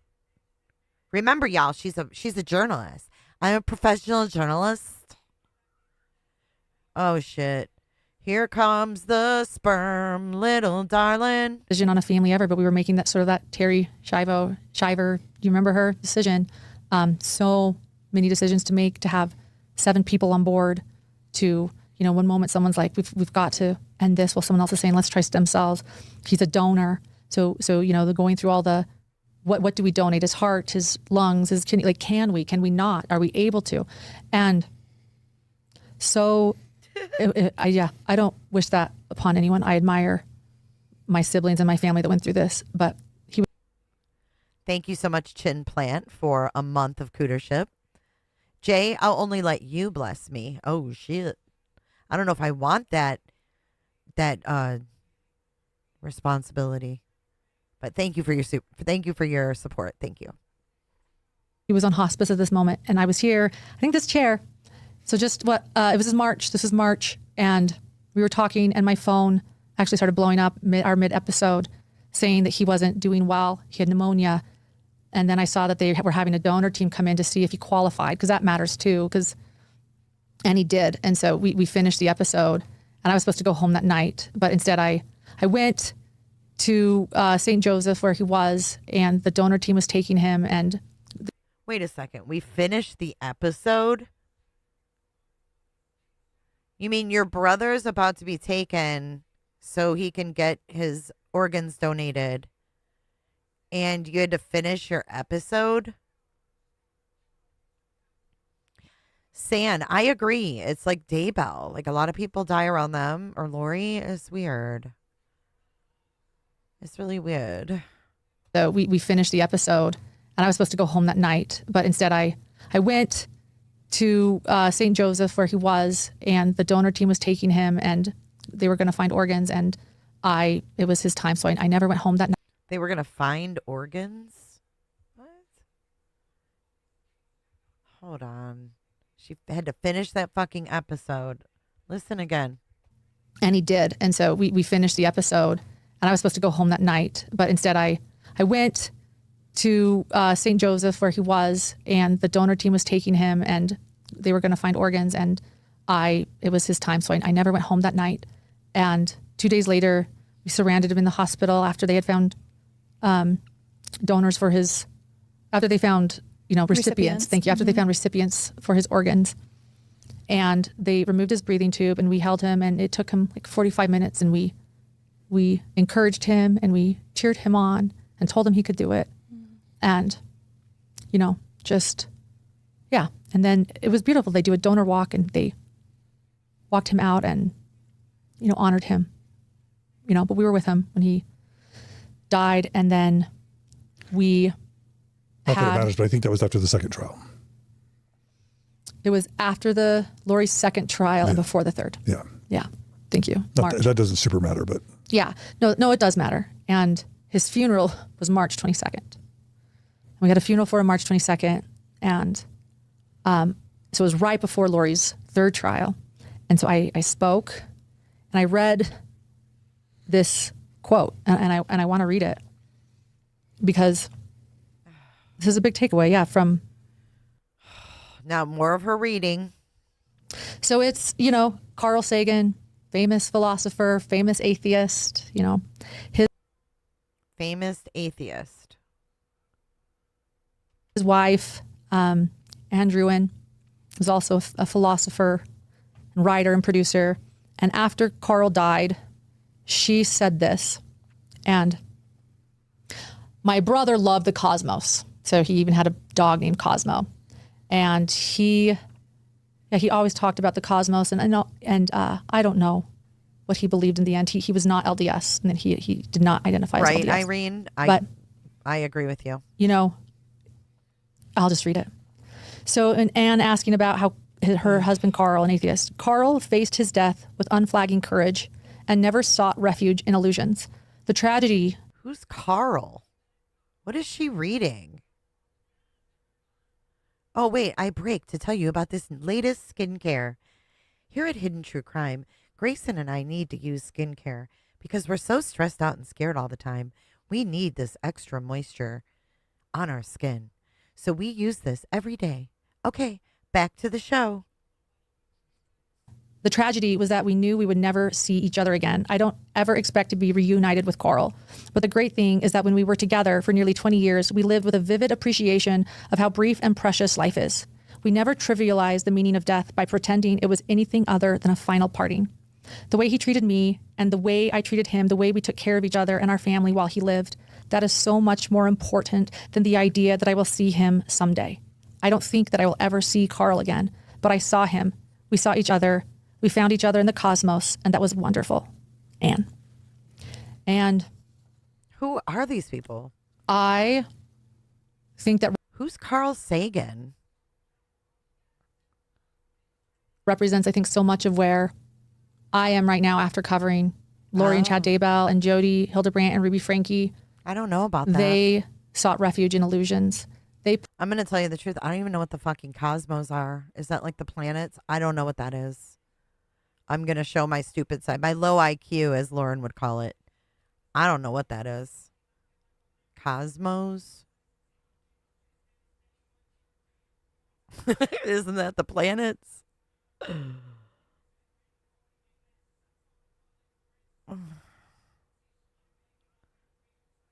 He was a scientist and a philosopher. He had a show called, and a book called Cosmos.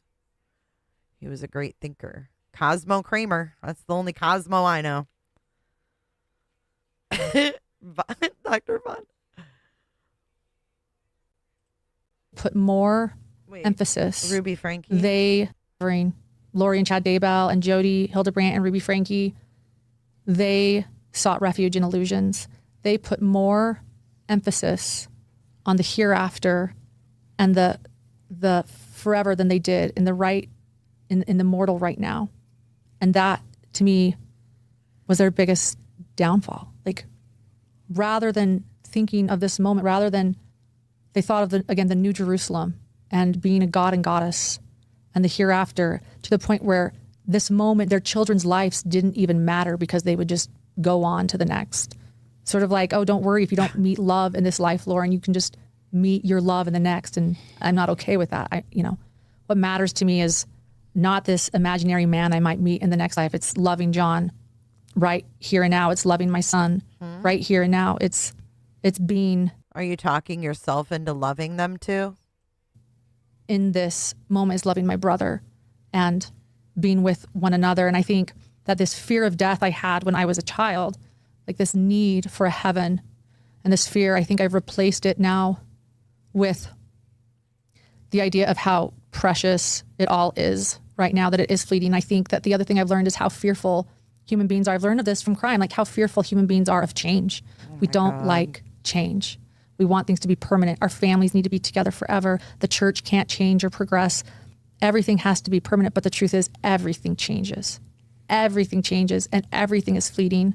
And what matters is this moment. And I'm sort of finding that in my newfound faith in this time. So now you're asking, like, what do I believe? I don't know what I believe. Like, I think I still want to say that I'm a Christian, that I identify as a Christian because I believe in loving one another and in those Christian teachings. But I don't know who Christ is. I mean, he could be a savior. He could also be a covert narcissist. Like, I don't know.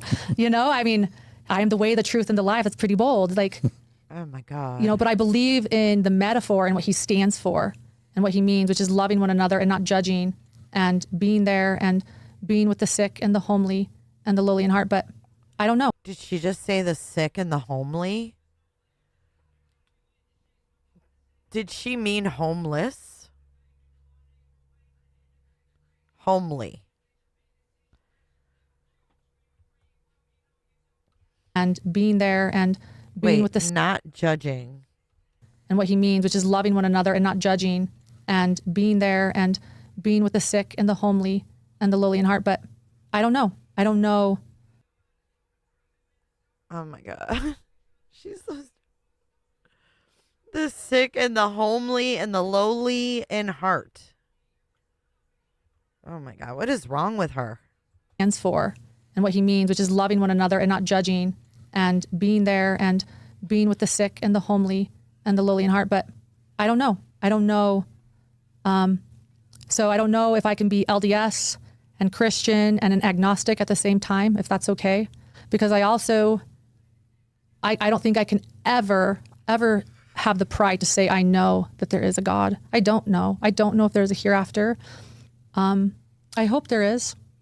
I maybe think there isn't. I want there to be. It's almost over, Ray. So I think I'm humble enough to say I'm agnostic, but. Humble. We got about 15 minutes left. I would never have the pride that Lori and Chad had to say that they know. I mean, even in Lori's most recent interview with Nate Eaton, she's saying that she knows the Savior. She knows she'll be exonerated. She knows her kids are fine. She knows her kids are fine and happy. Fine.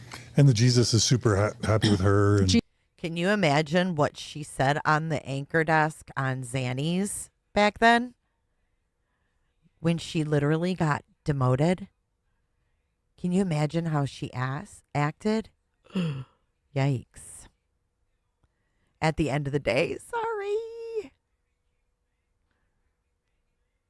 Jesus is super happy with her. But how different is this than saying that you know that God lives and you know that you'll be with your family forever? We don't know. We hope. Yeah.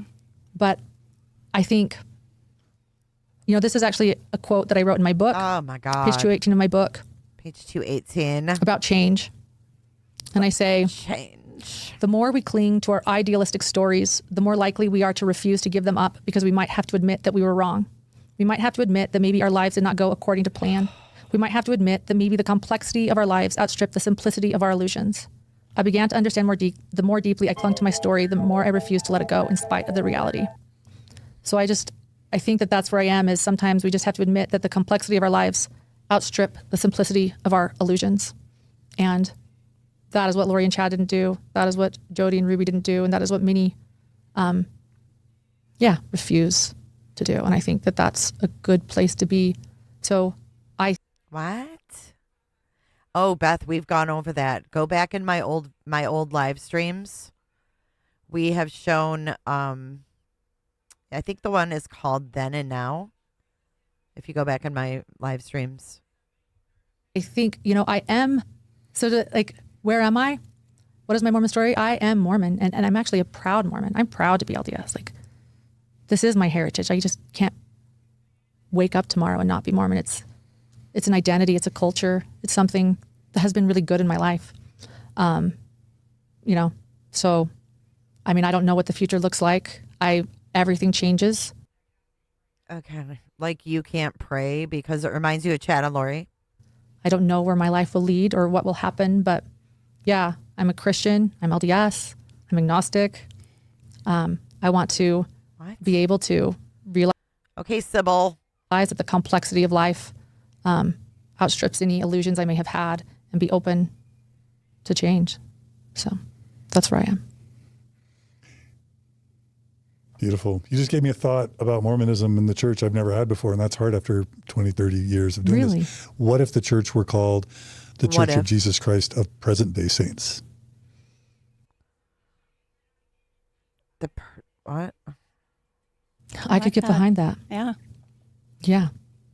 Let's do it. Let's start a petition. I'm just saying. Yeah, what would happen? Imagine if a $300 billion organization with allegedly 17 million members insufferable were spending every day on the present moment, making the present moment as good as possible for as many people as possible. Insufferable. Right. That would be beautiful. I like that. Yeah. I love that. Yeah.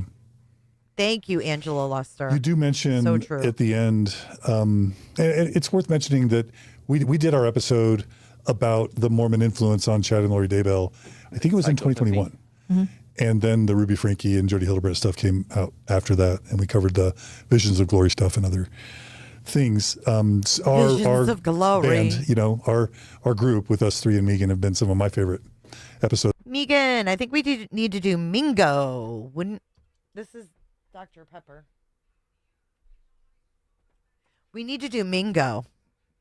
Don't you think? Of all time. So, You do mention child abuse in the church in your closing thoughts. Do you want to I forgot about that? Yeah. No. She wants to talk about child abuse in the church as her closing thoughts? No, I do. I think moving forward with Hidden True Crime, I think the other thing that I've uncovered through studying these LDS crimes is the rampant child abuse in the church. And that's been really hurtful to my heart. That's been really hard to process. And I'll say this too, wait, is that why you made a joke about the Boy Scouts? Is that why you did that? Flamingo.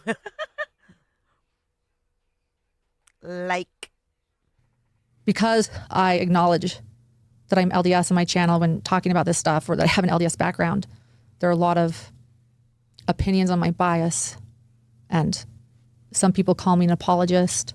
Some people think that, I'm not hard enough on the church. Other people think that I'm too hard on the church.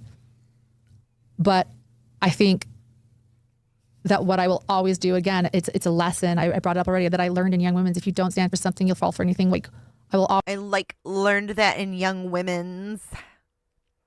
I was in the Young Women's group in the LDS religion. If you don't stand for something, you fall for everything.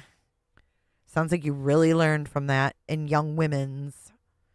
Why does she remind me of Joni Arias? If she starts selling prepaid legal, I'm done. But I think that what I will always do, again, it's a lesson. I brought it up already that I learned in Young Women's. If you don't stand for something, you'll fall for anything. Like, I will always stand for evidence, and I will never back away from what I am seeing. And what I am seeing a lot of is abuse in this faith I love and in this church I love. And it is something that I want to keep uncovering, and I'll never, if I see it, I will never. I love LDS people, but she gives LDS a bad name like Lori gives LDS a bad name, in my opinion. Just look the other way. Like I will, move forward covering that. And I see that in the future with Hidden True Crime. Yeah. And I love it that you're modeling the ambiguity and even the ambivalence of not having certainty, but still recognizing the value of your community and your heritage. Because Mormonism, as I listen to your story now. Cindy, he laughed about it with her. It was both of them making the joke about the Boy Scouts. They both laughed. It was disgusting. They're disgusting creatures. They're disgusting bent creatures. What's the name of it again? Unbent? Bended? God, what is it? Twisted? What is it? The human thing. Now, I fully understand where you are. Like, there's so many points in your life where you were terrified, afraid. You don't understand. Your family was in turmoil, financial difficulties. Hey, T. Adams, thank you for replaying. Needing hope and guidance or structure or community. And it just seems like the Mormon church came through for you and in many instances for your family time and time and time again. Oh, he ain't lying there. Even Daddy didn't get excommunicated. Oh, yeah, the folding human. You know where it just came through recently? I've never, so with all of the upsetting things that was happening during studying the Lori and Chad Daybell case for 6 years. And again, my little brother, who told me before his death he did not identify as LDS or Mormon, that all of these people from my childhood, this community came back, which so many of them are still LDS. And I didn't know how much it would mean to me to have that community come back, sort of like with George's funeral. Like, it made me so grateful. So now we're back to George. This is the gay cousin that lived with her, died. It was John DeLynne's cousin. It's still this big question mark. At that moment on March 22nd, to be surrounded by these people I love in this village, and so grateful for this, the heritage in this village that I loved, and was so grateful for that on my brother's funeral day. I just didn't know how much it would mean to me and how much I needed that. So, and for my little boy, people wondering, I was his Sunbeams teacher. I loved being a Sunbeams teacher because I could teach him about all those good parts. This was 4 months ago. This was uploaded. I still try to take him sometimes and encourage him, but I'll let him lead the way there. He doesn't always want to go. So we'll see. Yeah. And how's the channel? And what's the future of the channel, if you've got any thoughts about the future? The future of Hidden True Crime looks good. We are covering numerous crimes. We don't just cover LDS crimes. In fact, it's nice to have a bit of a break, honestly, it's heavy. So, but crimes are always hard and they're always sad. And we try to cover crimes where we feel we can bring value to the case, where we can benefit it in some way. Value. In discussing or analyzing or processing those hidden motives. And we will continue to do that on our podcast and YouTube channel. I also have to say that when I think about the arc of your story, where you're about to peak Leave moderator in Milwaukee, alone. Right? Mm-hmm. And you're thinking that's my big break. Mm-hmm. And that could really make or break you, right? Mm-hmm. I can guarantee you there's been dozens and dozens of correspondence in mid-markets like Milwaukee. Okay, well, I'll fill in the blank there. Delynn, her future consists of leaked texts, re-victimizing victims, and lawsuits. Milwaukee that we have never heard from and we will never heard from.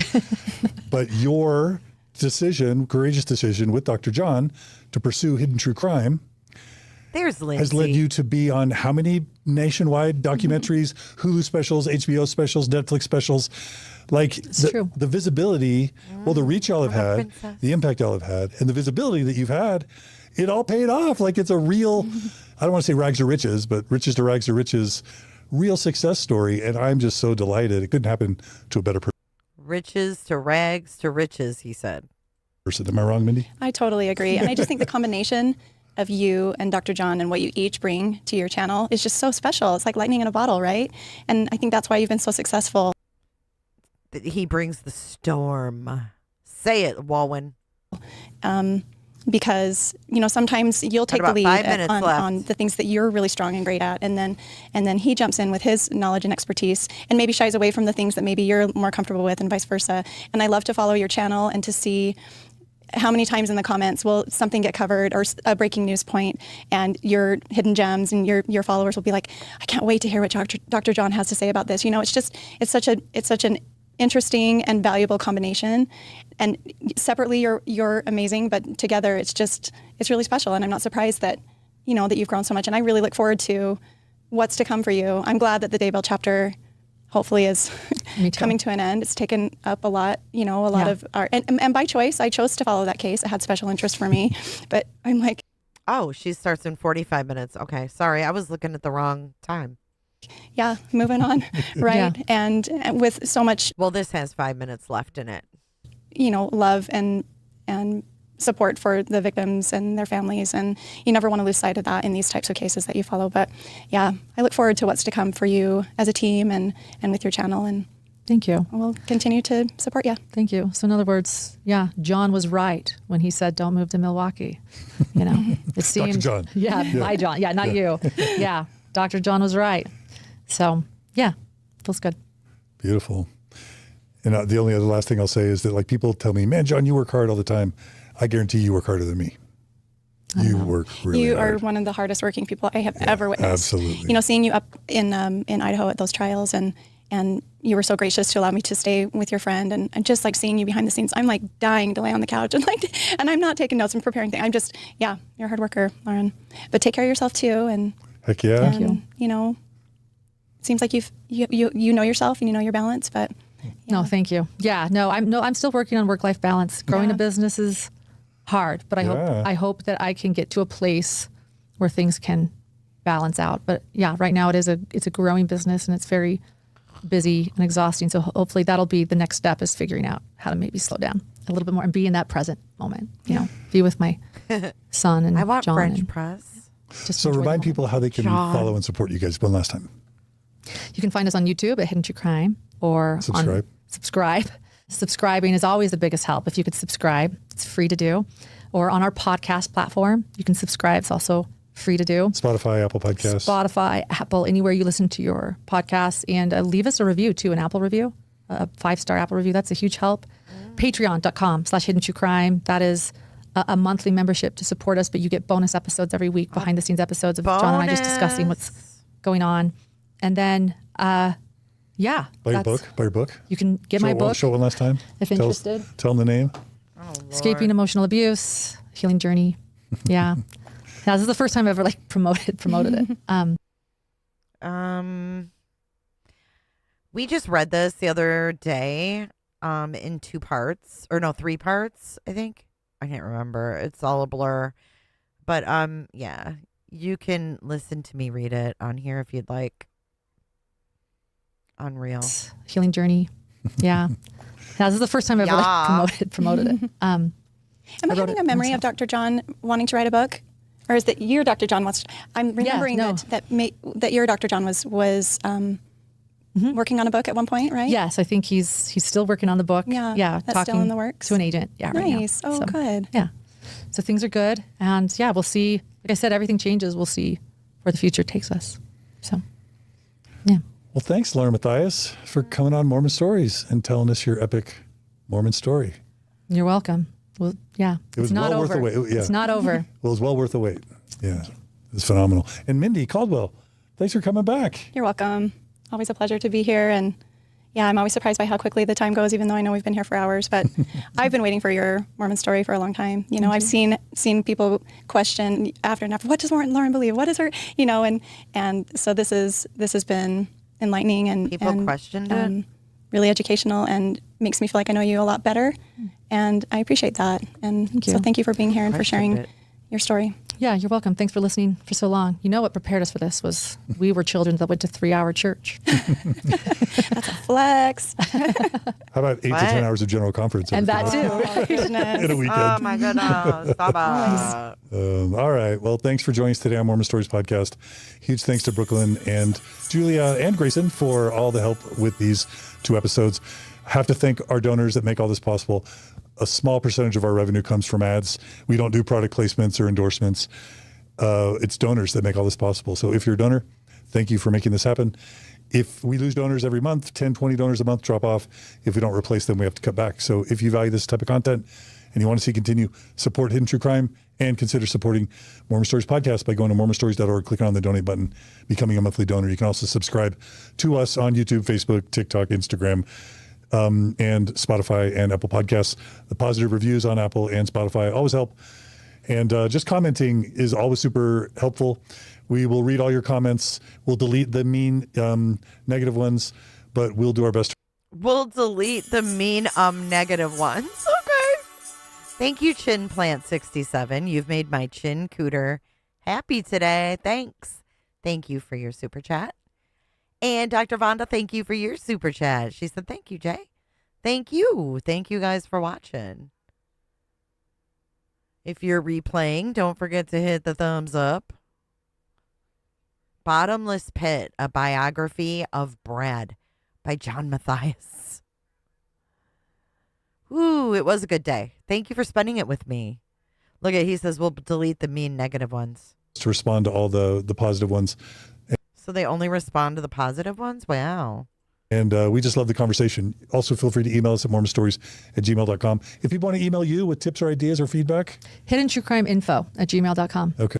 hiddentruecrimeinfo@proton.com. No, I'm just kidding.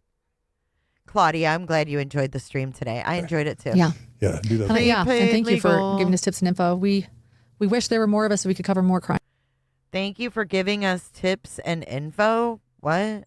Yeah, do that. And thank you for giving us tips and info. We wish there were more of us so we could cover more crimes, but we are always so grateful for people that trust us with their tips and their stories. What kind of tips is he giving her? What does that mean? Okay, D. Boyd, that's disgusting. I'm removing that. That's really gross.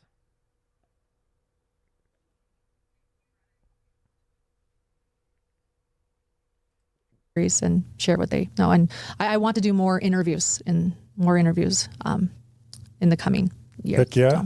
So I love interviews. Yeah. So there's a lot to learn from people's stories. Absolutely. Yeah. So they're usually live? I did not know that. Well, you go, Mesra. All right. Well, thanks again, Lauren. Thanks again, Mindy. Thanks to all of you. Be good to each other. Okay, be good to each other, guys. Kalisa, I'm so glad to see you in green. Look at you. Look at you. We got a lot of new cooters today. Look at John saying goodbye. John says, come on, get in the cooter DeVille because we out of here. I got to go get something to eat. I'm starving. Thank you for spending your Saturday afternoon with me. We got Hella starting in about 30 minutes. So what I'm going to do is I'm going to play you guys the going out, and then we're going to portal over to Hella's for her stream. She said she's got some surprises tonight. Thank you, Creative Minds. A cooter DeVille. I think the devil drives a cooter DeVille. I saw the dress. You know, I've heard over that. the hill. It's not a typical Mormon Gotta get stories. her wheel. I got time to kill. Way down in Cootersville. Okay. Thank you so much, you guys, for your support. Hopefully the credits will run and you guys will see your little names on there. Yes. Yes, yes, yes. You guys enjoy the rest of your weekend. Tomorrow we'll go over the Reddit stuff and we'll see what Hella's talking about. We might have to recap that. You just never know what is coming up next in Cooterville. But thank you so much for your support. Check out your name on the screen, and you guys have a wonderful night.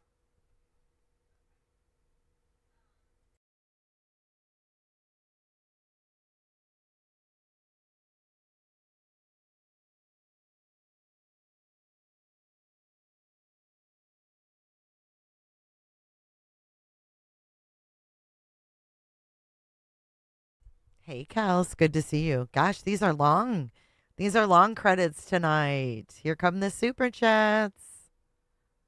I didn't play a song because I didn't feel like sitting here and waiting for the video to process and then edit. So I'm being lazy tonight. I can't wait either. I'll see you guys over in Hella's. We're gonna portal over there right now. So just stay put, buckle up in the Cooter DeVille. A Cooter DeVille. I think the devil drives a Cooter DeVille. Cooter undercover. Cooters, unite. Yes, Crow. Caw on in there. All right, here we go. Have a safe trip. I'll see you guys in a little bit.